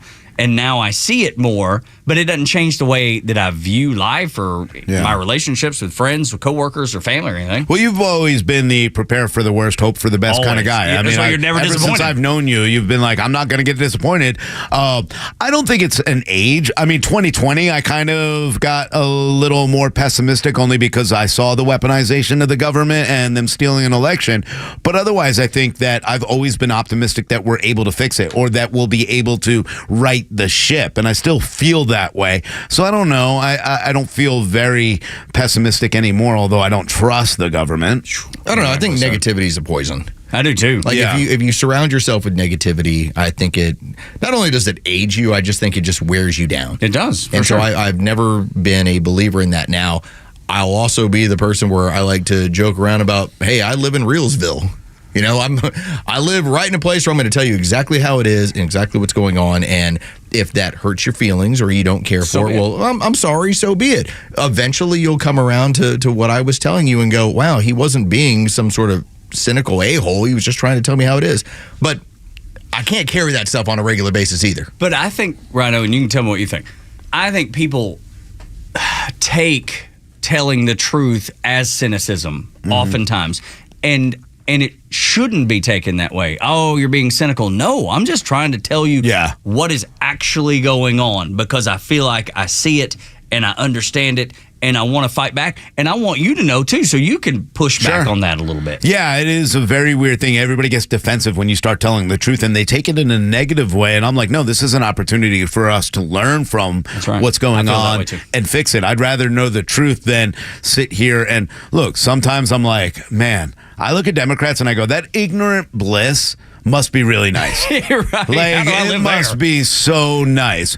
But I like the truth. And when you tell them the truth, they get very defensive about it, a lot of people. And I'm like, hey, don't get defensive. I just want you to not be surprised when this backfires on you or when it comes around and gets you or hurts you. I'm just telling you the truth. Don't relax. But they, right now, the left, they're the ones, and maybe that's where the number comes from. Look how cynical they are. Look how afraid they are of lies. Oh my God, he's going to be a dictator. He's going to shoot the entire staff and kill everybody in the White House and blah blah blah.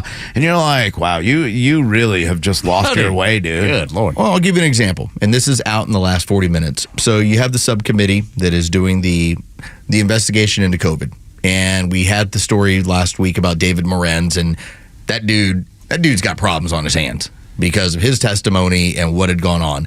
So today, they end up releasing some of the emails that had gone back between him and Fauci. Are and these a handful of in other the people. private channels that they didn't want people seeing? Yeah. And it turns out when they were writing certain phrases like Eco Health Alliance, because of keyword searches, they would drop in random for instance, you might use a dollar sign, like random characters. Yeah. So whenever there people was do it on Twitter or now called X. Well, Same way. So, for instance, if you did a Freedom of Information Act request and you were looking for keyword searches, these things wouldn't show up. Right. So I was like, wow, how dirty were y'all? I mean, but when you've been telling the truth about this stuff for this long, and now it's all starting to come to the forefront.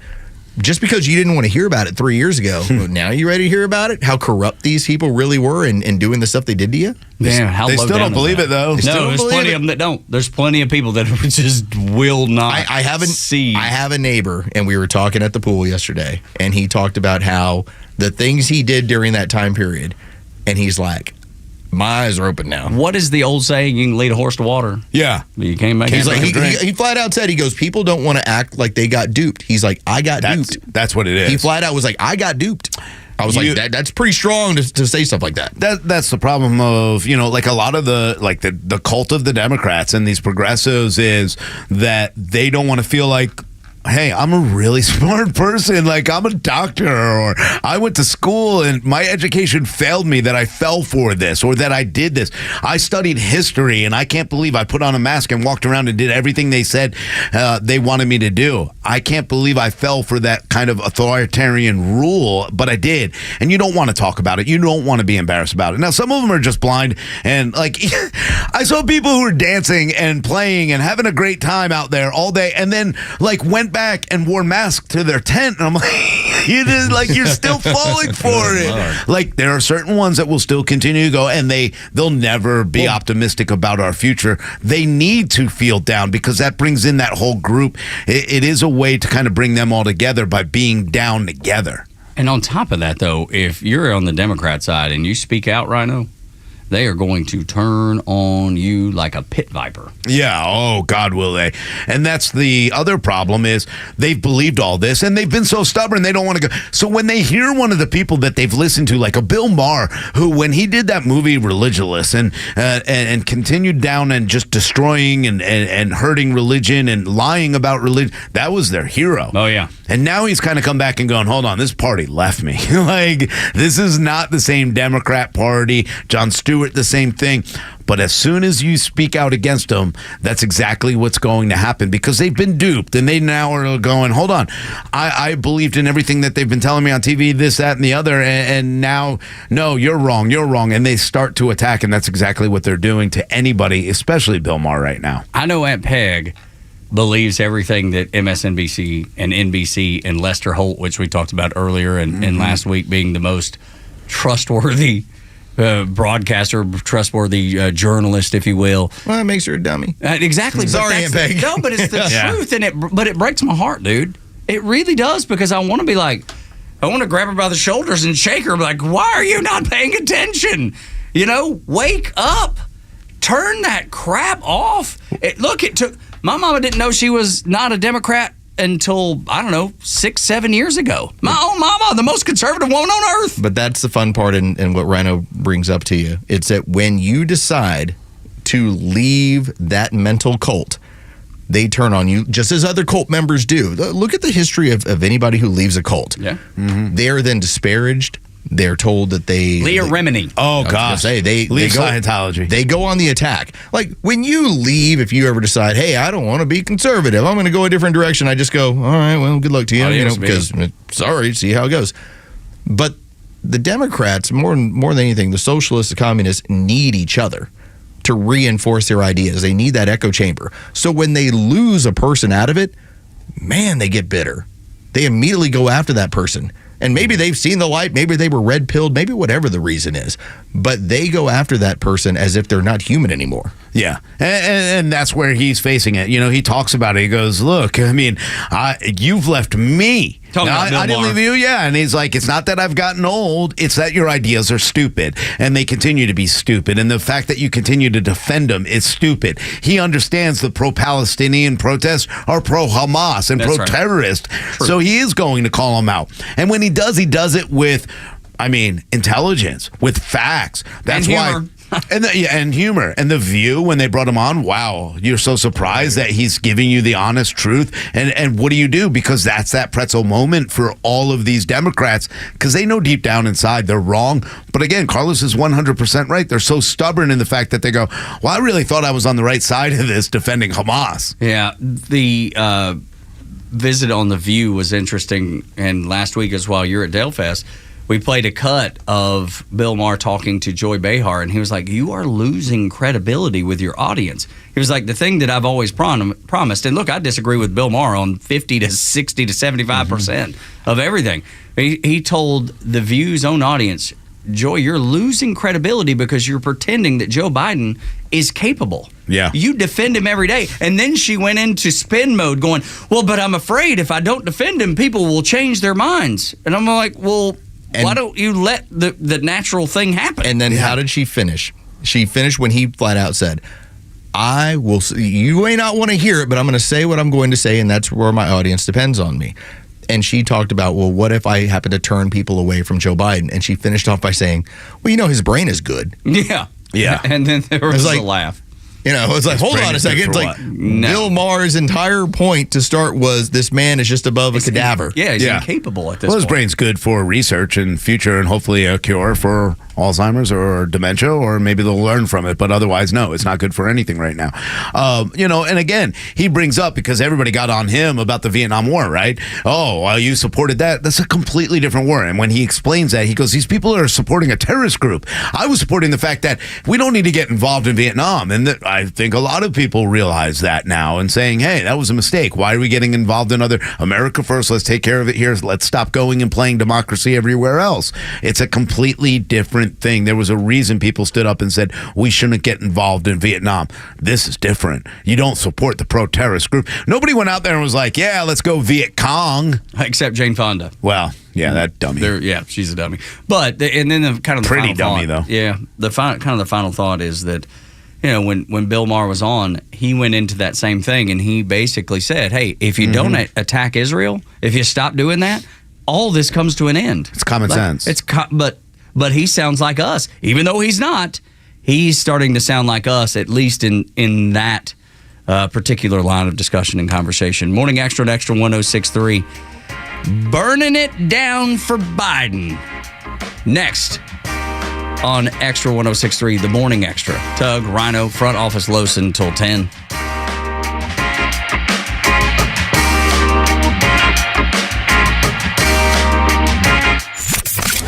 The Kimmer Show is only live on Extra 106.3 every weekday afternoon on your drive home. Former Lieutenant Governor Jeff Duncan, what the hell's going on with him? The former Lieutenant Governor has now come out, one-term Republican, has now come out to say he's going to vote for Joe Biden. Doesn't care about the country, just cares about himself. Yep. And that's the Georgia Republican Party in a nutshell right there. That's the whole exactly. Republican Party in a nutshell. They don't give a damn, more like the Democrats don't give a damn about this country. All they care about is their party and their power. The Kimmer Show, every afternoon from 3 to 6 p.m. on Extra 106.3 and the Extra app. The warm air, the beautiful weather, and the sounds of baseball. It's got you thinking about hitting the road. And no matter where your adventures take you, Subaru of Gwinnett has a vehicle to get you there safely and in style. Like the 2024 Subaru Outback, which will take you as far as you want to explore. With standard symmetrical all-wheel drive, plus up to 32 miles per gallon. And if you're up for adventure, it'll get you off the beaten path with up to 9.5 inches of ground clearance, more than the Honda CR-V or Toyota RAV4. Or the 2024 Subaru Forester, the SUV for all you love. It's the right size SUV for all the adventures ahead, with a spacious and comfortable interior for everyone you want to bring along. And no matter where adventure takes you, it starts on Satellite Boulevard in Duluth with the amazing staff at Subaru of Gwinnett. They'll help you find the Subaru that you'll love and be there every step of the way for everything you need. Start your shopping online at SubaruofGwinnett.com.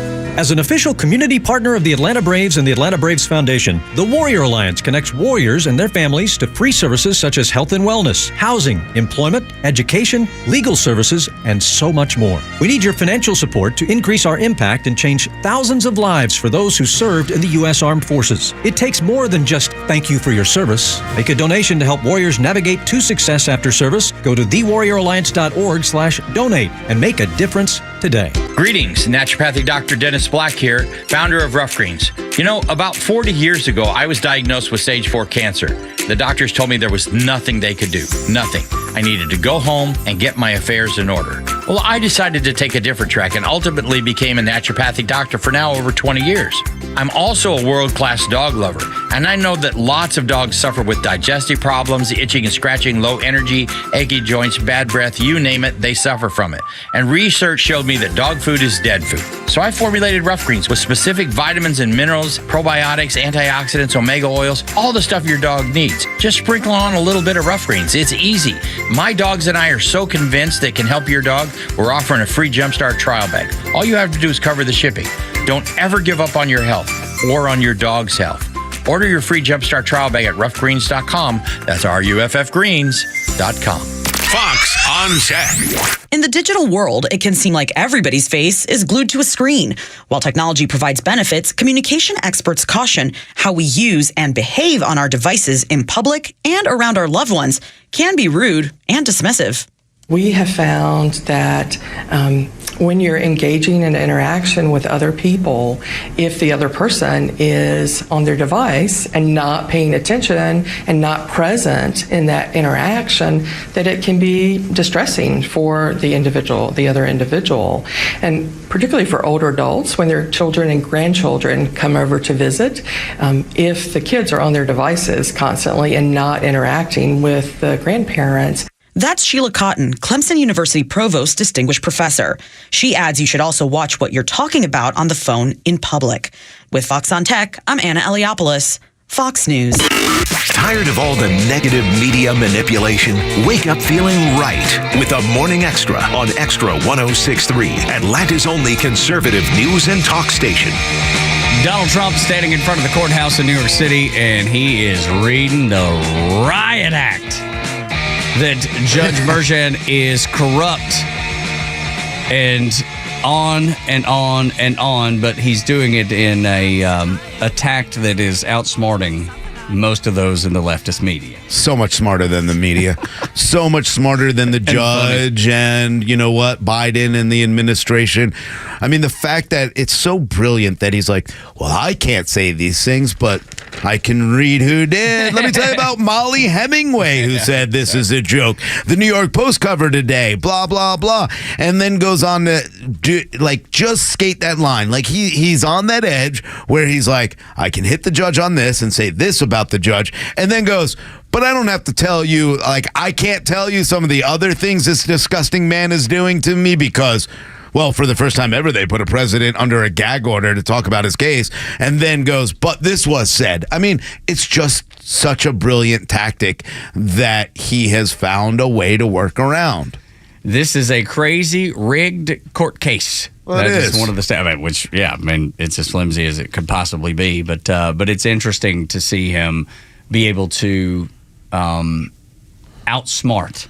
Because let's say the roles were reversed and this was a flimsy trial against Joe Biden, do you think he would have the wherewithal to do what Donald Trump is doing right now? Because I do not. Even if they gave him the prepared statement, I don't think he would have gotten it right. You know, he would still get it wrong. Oh, he would. No, there's no chance whatsoever he could navigate or even think of great ways to get around anything. And, I don't think we'll ever see it. He should be on trial and should go to trial. I don't think you'll ever see it with Joe Biden because there's an escape plan ahead that we're going to probably find out about in October at one point. But, yeah, there's no way he can navigate that. I mean, we already read the transcripts from the special counsel, and they won't let us hear the audio because apparently it's just that embarrassing. Man. That should tell you all you need to know right there. Whereas this man is out front, making his comments, what he's doing, and we can't hear the audio of the president slurring and coming across as what did his own Department of Justice say? Yeah. Is an old elderly man with a bad memory. Right. And is not able to be prosecuted because a jury would find... old and elderly. Right. A jury would find him to be They would find him sympathetic and unfit. He's like, wow, it's an old man who has a bad memory. Yeah. He'd come out there and be like, Judge Judy, I was a judge once, I think. That's right. Exactly. This is what it'll be. I'm a lawyer. Yeah. No, you were a senator. Huh? When? Some of the things that are annoying Americans right now are grocery prices, and understandably so. Something else, politicians. These are things that annoy the daylights out of me, and we talk about it all the time, just the things that drive you crazy.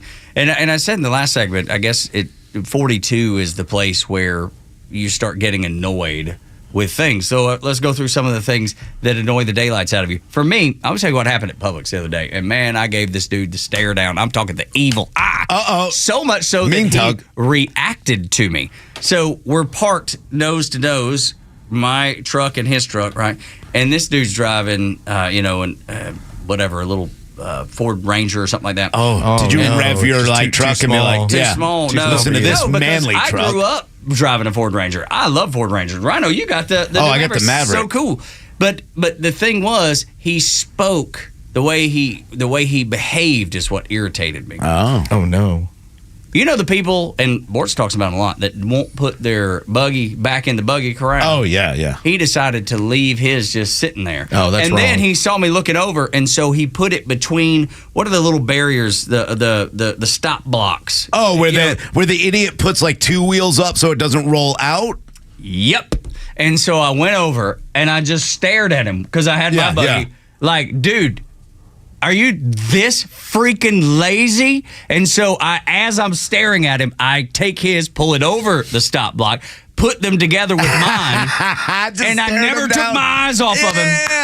Like, I know what you're doing, you lazy a-hole. Tug the thug. And So he rolls down the window. He was like, "That's where I always put it." And I was like, "And you're always an a-hole for doing it." Yeah.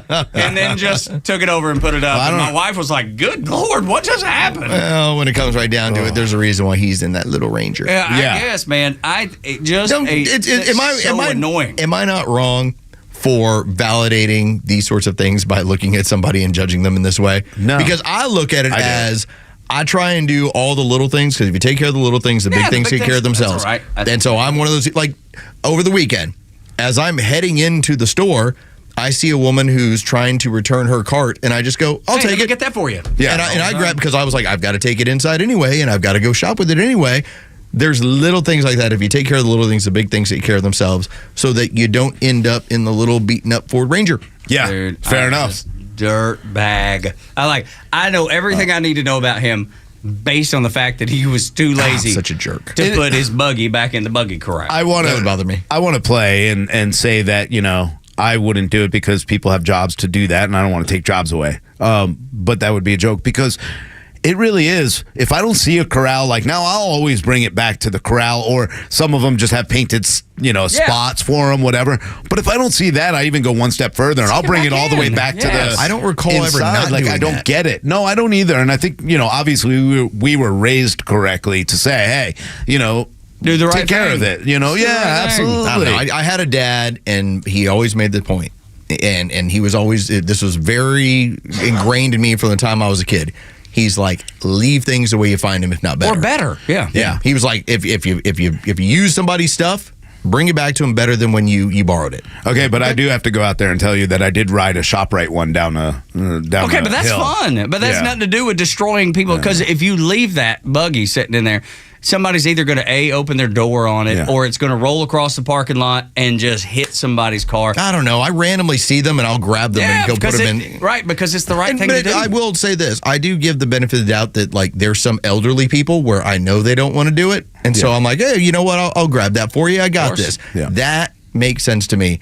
When I see somebody who's my age, able-bodied, and they're just lazy, I'm like, all right, that's frustrating. You're low down. Yeah, Dude, you're just a jerk. Down. You're just a jerk. That's exactly You care right. more about yourself than everybody else around you. You just you can tell who that kind of person is by the way they do that. If they leave it and put it up on two wheels and just go, hey, I'm out of here, I always leave it that way, you know that person is a jerk. I mean, there's no doubt about it. You're right in the situation, Doug, and you should have punched him in the nose. Nah, I'm glad that I also know that they end up in jail. So, well, it'd be better for the show if you just get arrested for something cool. They also probably don't tip.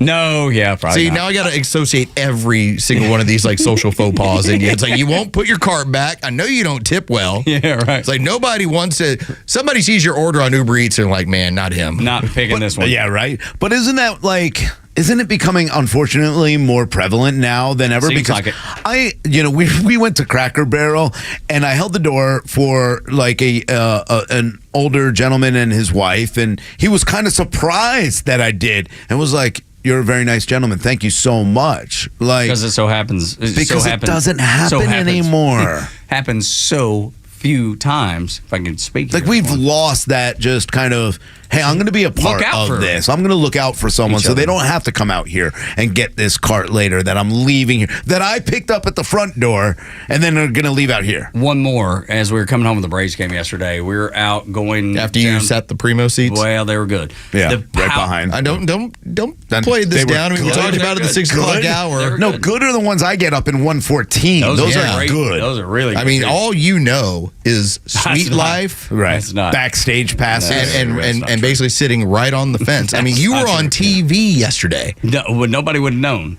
because nobody could see me because they don't broadcast the games anymore that I hear. I got calls from all over the country. Yeah.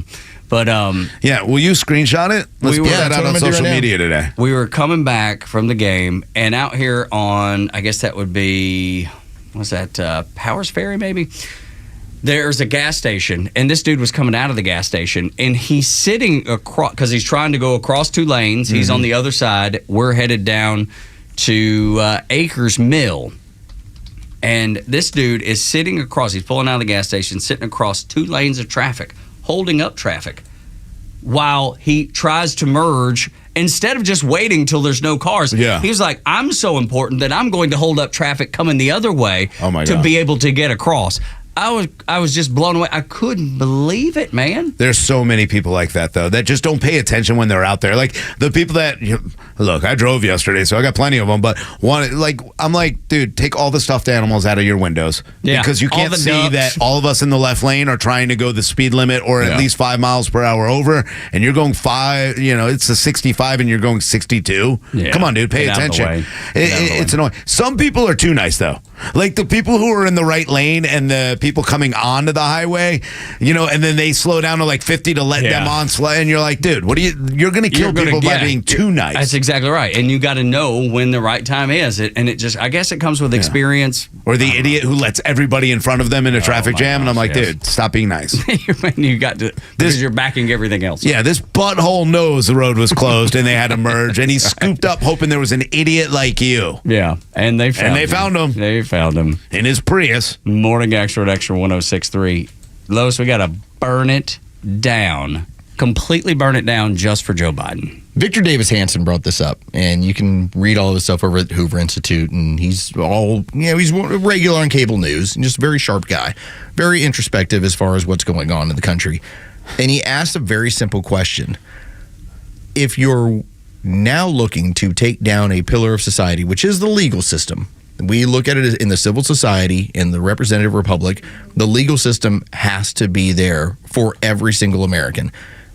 If we're willing to burn it down in the interest of Joe Biden winning an election, because that's what's going on right now. Every single time Donald Trump goes into one of these courtrooms and you see how flimsy it is, and every legal expert, including Alan Dershowitz, who's a Democrat, he's like, this is so flimsy, this is so crazy, this should never happen. If you're willing to burn it down for Joe Biden, how weak is the Republic at that point? Because Joe Biden's not worth the fight. Yeah. No, he's not some great it's leader. Like quicksand or something. He's not somebody that we're sitting back and saying, wow, how awe-inspiring. This is not someone that we would say, wow, what a great American president that this is I'm willing to fall in line. I'm willing to fall in line with something that might be problematic or even tragic to the Republic. He's an empty suit cadaver, and yet we're burning it down. They're burning it down for him? Yeah, they for Joe Biden? Well, all people. I don't think it's for Joe Biden. It's for someone else. Power and authority. Ultimately, right? Yeah, and then people pulling the strings. Yeah, which is Barack Obama. It's for socialism. It's for socialism because there's a bigger revolution. Well, then you're willing to burn it down for socialism? Yes. Well, but the left is because they are. That's what they crave. I mean, that's what they're looking for. That's what they believe is the most effective and the best. They believed in the utopia and the hope and change that Barack Obama sold them, and they continued to. And the funny part was the one that didn't was a Hillary Clinton who said, guys, the sky's not going to open up and everybody's going to be able to live this happy life with getting free money, blah, blah, blah, blah, blah, blah. And look at her. Obviously her tune has changed now and she's supporting more of the socialist idea. They're not hiding it from anybody anymore. Right here in Atlanta, we had somebody who calls themselves a Democrat socialist beat kind of a sensible Democrat. I mean, that's crazy. Destroyed them here. Own AOC. We got our own AOC now. And they call themselves that for a reason. There's a progressive, the squad. They know what they want. They are energizing the people that will continue to support that as well. Man, it is disappointing to think that there would be anybody that looks at Joe Biden or looks at socialism that's failed around the world, communism that's failed around the world, and say, yeah, that's what I want. Yeah, well, they can do it better, Tug. Don't look, right. Tug. No, this isn't Hitler and everything. We do it way better than Hitler does. Goodness. We don't put a yellow Star of David on you. We give you a mask to wear around and listen to us and quit your jobs and fire your people and stay home. Morning Extra at Extra 106.3, 9 o'clock hours brought to you by Southern Exteriors, the Southeast premier home exterior solution, quality and precision you can rely on for over 20 years. Visit southernexteriors.co. That's southernexteriors.co. I have a question for you. Yeah. So you were in a hat yesterday? I always wear a hat, yeah. Everybody, half the stadiums wear a hat. Was your son in a backwards Braves hat? He was, yes. Oh. Wait, I got your picture. wait. Look. Let's get to headlines, and then we'll go back. I'm putting it on Twitter. We're going to figure this out. Okay, all right. The stories that matter to you. These are your Georgia headlines. Presented by RBM of Atlanta, your Mercedes-Benz connection since 1964. Here are your top stories in the state of Georgia for today, Tuesday, May 28th. Breaking story, Tug is better than everyone else, and we have pictures to prove it. Not true. That's not true at all. No, everybody seems to agree. I'm less than. All right, the standoff is over. It was a little scary for Atlanta police and SWAT. They were on the scene of the standoff outside a home in northwest Atlanta early this morning. The drama began around 9:30 last night when police were called to reports of a shot fired inside the home, where one victim was grazed by a bullet, another one shot in at least once in his stomach. Medics treated the victim at the scene. He is expected to survive his injuries. Police did de-escalate the situation, and the situation is now over, though the investigation is still ongoing. A group of 4 rafters are safe after getting lost on the Chattahoochee River last night. According to Cobb County Fire and Rescue, the 4 people were found and returned to their cars after the raft got lost after dark. The rafters were found under an Interstate 75 bridge in Cobb County. I bet alcohol was involved, although no injuries were reported. What are you doing going on like a float and it's dark at night? Like, oh man. Or what and time not did know you where start? you're going? Yeah, well, that would be. Well, I mean, the they river, passed out, right? It has to be something. They're like, man, alcohol's definitely. We started in Roswell. We're all the way up here at 75. Good Lord. How we getting? Well, okay. God, there's one part of your job you're good at, Joe. That's it right there. Good job. Timing is impeccable. And in sports, the Atlanta Braves, in their first game since losing All-Star Ronald Acuna Jr. for the season, fell to the Washington Nationals 8-4 last night. They'll do it again tonight at Truist Park. Max Fried will throw out the first pitch at 7:20. You can catch all the action after the Kimmer Show from 3 to 6 on our sister station, 680 The Fan. Ronald Reagan did incredible and inspiring speeches, as well as tell kitten jokes. Next on the Morning Extra, as we wrap up the bonus hour and this Tuesday edition of the show. Tug, Rhino, and Los until 10. Hey, it's the Kimmer. Look out. The Kimmer Show is live every afternoon from 3 to 6, just like the Kimmer. Did you see the story of Michelle Kaczynski, a former CNN reporter? She talked about how she met with a group of people who were what she called closeted Trump supporters at a dinner. They were all well-educated, successful in careers, seemed great on the surface. For an hour, we're talking. Slowly, over a few drinks, though, they began to slip their true MAGA natures. What is she? She used to be with CNN. CNN and NBC. And supposed to be a journalist, and she's nothing but a propagandist for the Democrats, and she's proudly so. Not only that, this dinner continues to haunt me. They all seemed so normal. They want to take someone who is normal, just happens to be a conservative Republican, and make them where they cannot enter civil society. Right. They're a fascist. They're a Nazi. That's what they're trying to do with that. The Kimmer Show, every afternoon from 3 to 6 p.m. on Extra 106.3 and the Extra app. Have you considered securing your family's future, protecting your hard-earned assets, navigating complex legal matters with ease? Nelson Elder Care Law is here to guide and empower you and your loved ones. As a family-owned and family-focused business, our mission is to exceed your expectations, offering absolute assurance and peace of mind. With our trademarked Absolute Protection Trust and expertise in customized estate planning, Medicaid crisis solutions, probate administration, guardianship, and conservatorship, Nelson Elder Care Law protects what matters most to you. Imagine a team dedicated to safeguarding your legacy every step of the way. Our flat fees ensure transparency, and our customized plans prioritize your family's specific needs. Are you worried about protecting your family and your legacy after you're gone? Let us help you ensure you're absolutely protected from whatever curveballs life may throw your way. Schedule a complimentary legacy planning meeting with our legal team in Marietta or Woodstock today. Contact us at 678-250-9355 or visit at nelsoneldercarelaw.com. Hey Atlanta, it's Ben, host of the Weekend Ben Burnett Show, proudly brought to you by Peach State Pride. Each and every weekend, we bring you all the issues going on around the globe and what America's ultimate role is in order to drive our agenda forward as conservatives. And if you ever miss an episode, you can download everything I've ever done on Apple, Spotify, or you can go to the podcast park. See you around, Atlanta. Extra 106.3 listeners are falling in love with Nucky's Hoagies in Roswell. Me and my wife now find our favorite sandwich place. That food over there was great. Yeah, those rolls are so soft and sweet. I mean, it was just melt in your mouth. It was, and the steak was tender and juicy and flavorful. I can't say enough about it. It was very, very impressive. It was so good. Make Nucky's Hoagies in Roswell on Woodstock Road your new favorite spot for lunch or dinner. Nucky'sHoagies.com.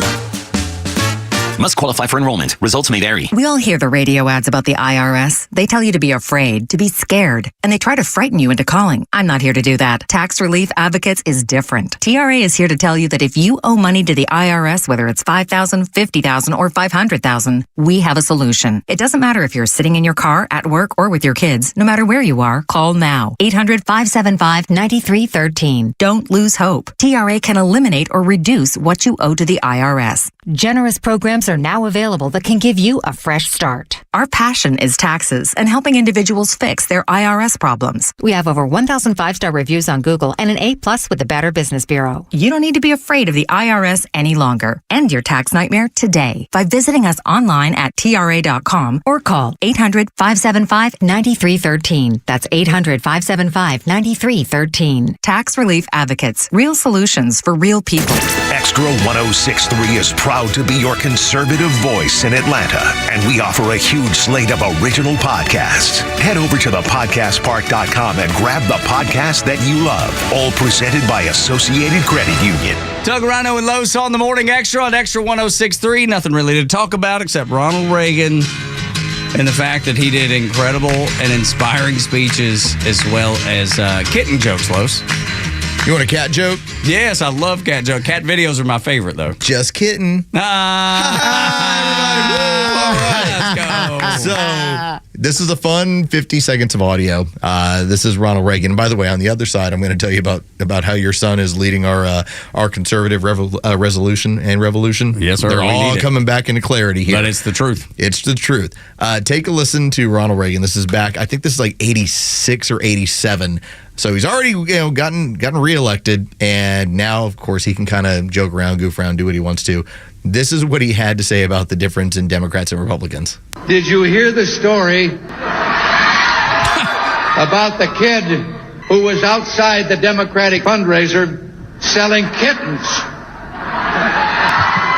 When the people came out from the fundraiser, he was holding up the kittens and he was saying, "Buy a Democrat kitten." Well, a couple of weeks later, the Republicans held a fundraiser in the same place. And when they came out, there was the same kid with the kittens. And he said, "Buy a Republican kitten." And one of the members of the press who'd seen him there 2 weeks before said, "Wait a minute, kid. You were selling these kittens the last time as Democrat kittens. How come the Republican kittens now?" Kid says, "Because now they got their eyes open." So good. So as I call it, the resolution and the revolution is like, now you're starting to see things for what they are. So I got to tell you this one story, and we're going to use a bad word. Hopefully you can handle it. No. So I'm at the pool yesterday, and we always talk about how our young men are the ones that are now leading us back. That, now that it's on us as Gen X to support them and to say, they keep going more and more conservative. We talked about it on campuses, what they're doing, especially in the South. So we're in the pool, and the kids are playing a game. There's a 16-year-old boy, and there's some 13-year-old girls, my daughter included. And what they're doing, it's a movie game where you start naming a movie. So, for instance, I might say, this is a Disney movie, and it features a puppet, and you... Pinocchio. Okay, you'd start swimming to get there first, and you would answer then you Pinocchio. answer. Okay, got it. So that was the game. It's like the amount of stuff would come out. It's fun. And so, we'd play this game accordingly.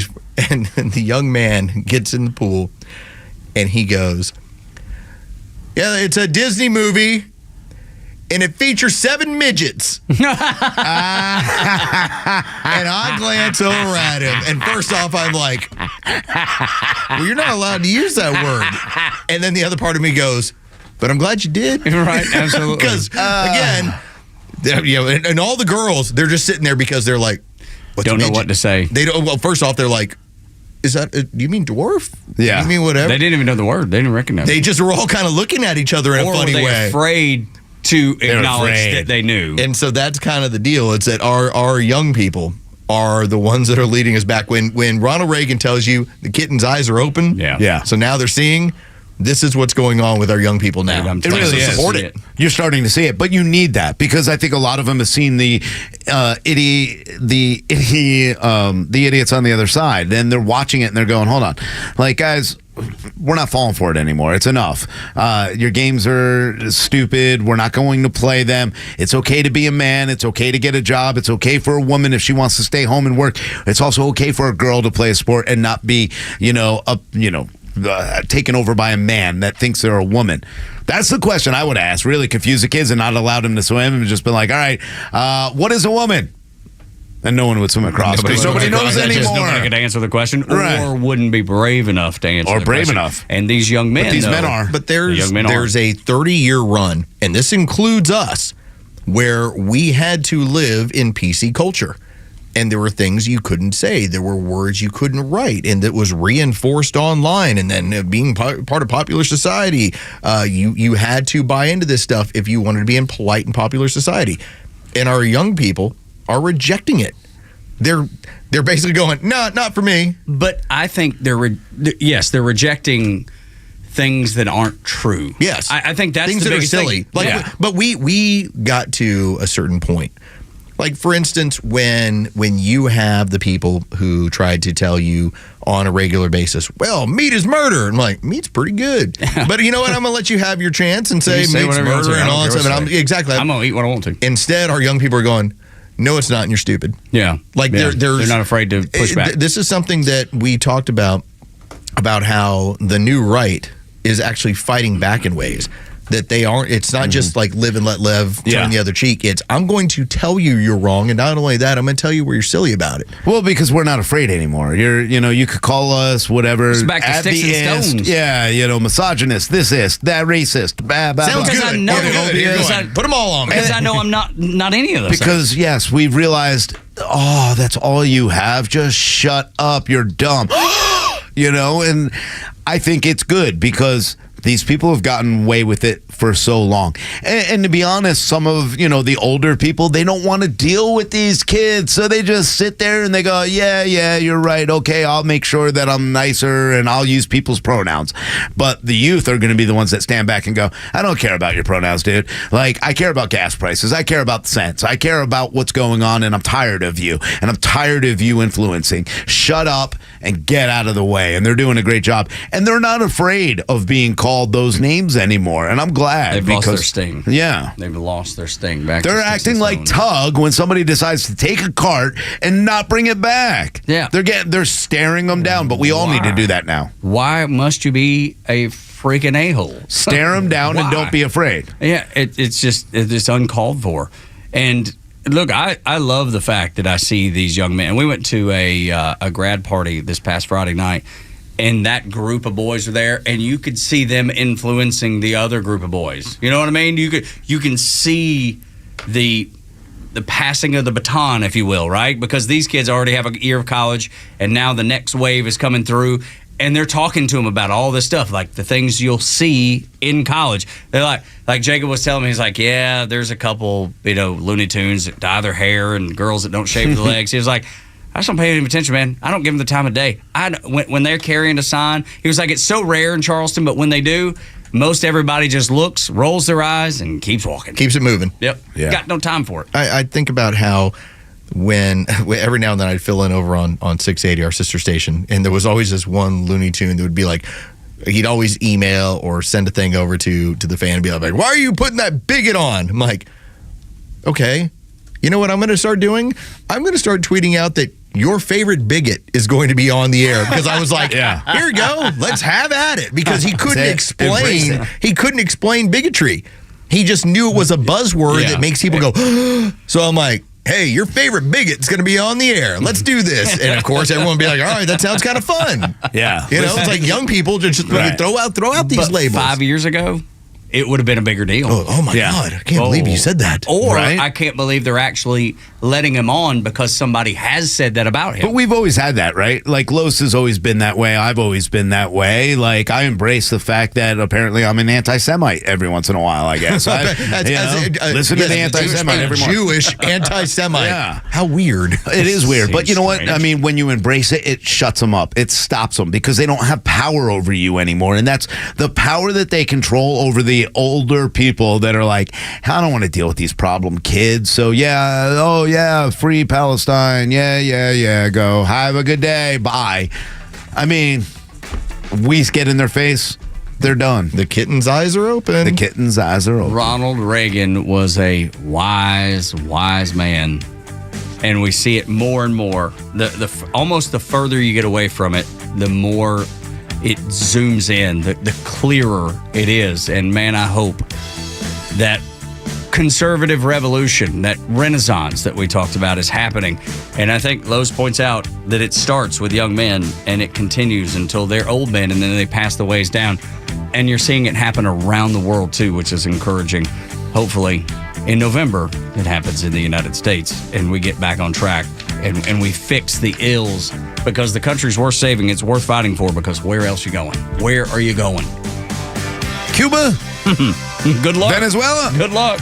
That'll do it for us here on Extra 106.3. For Rhino, Los, and Board Op Joe, my name is Doug. Y'all come back now here.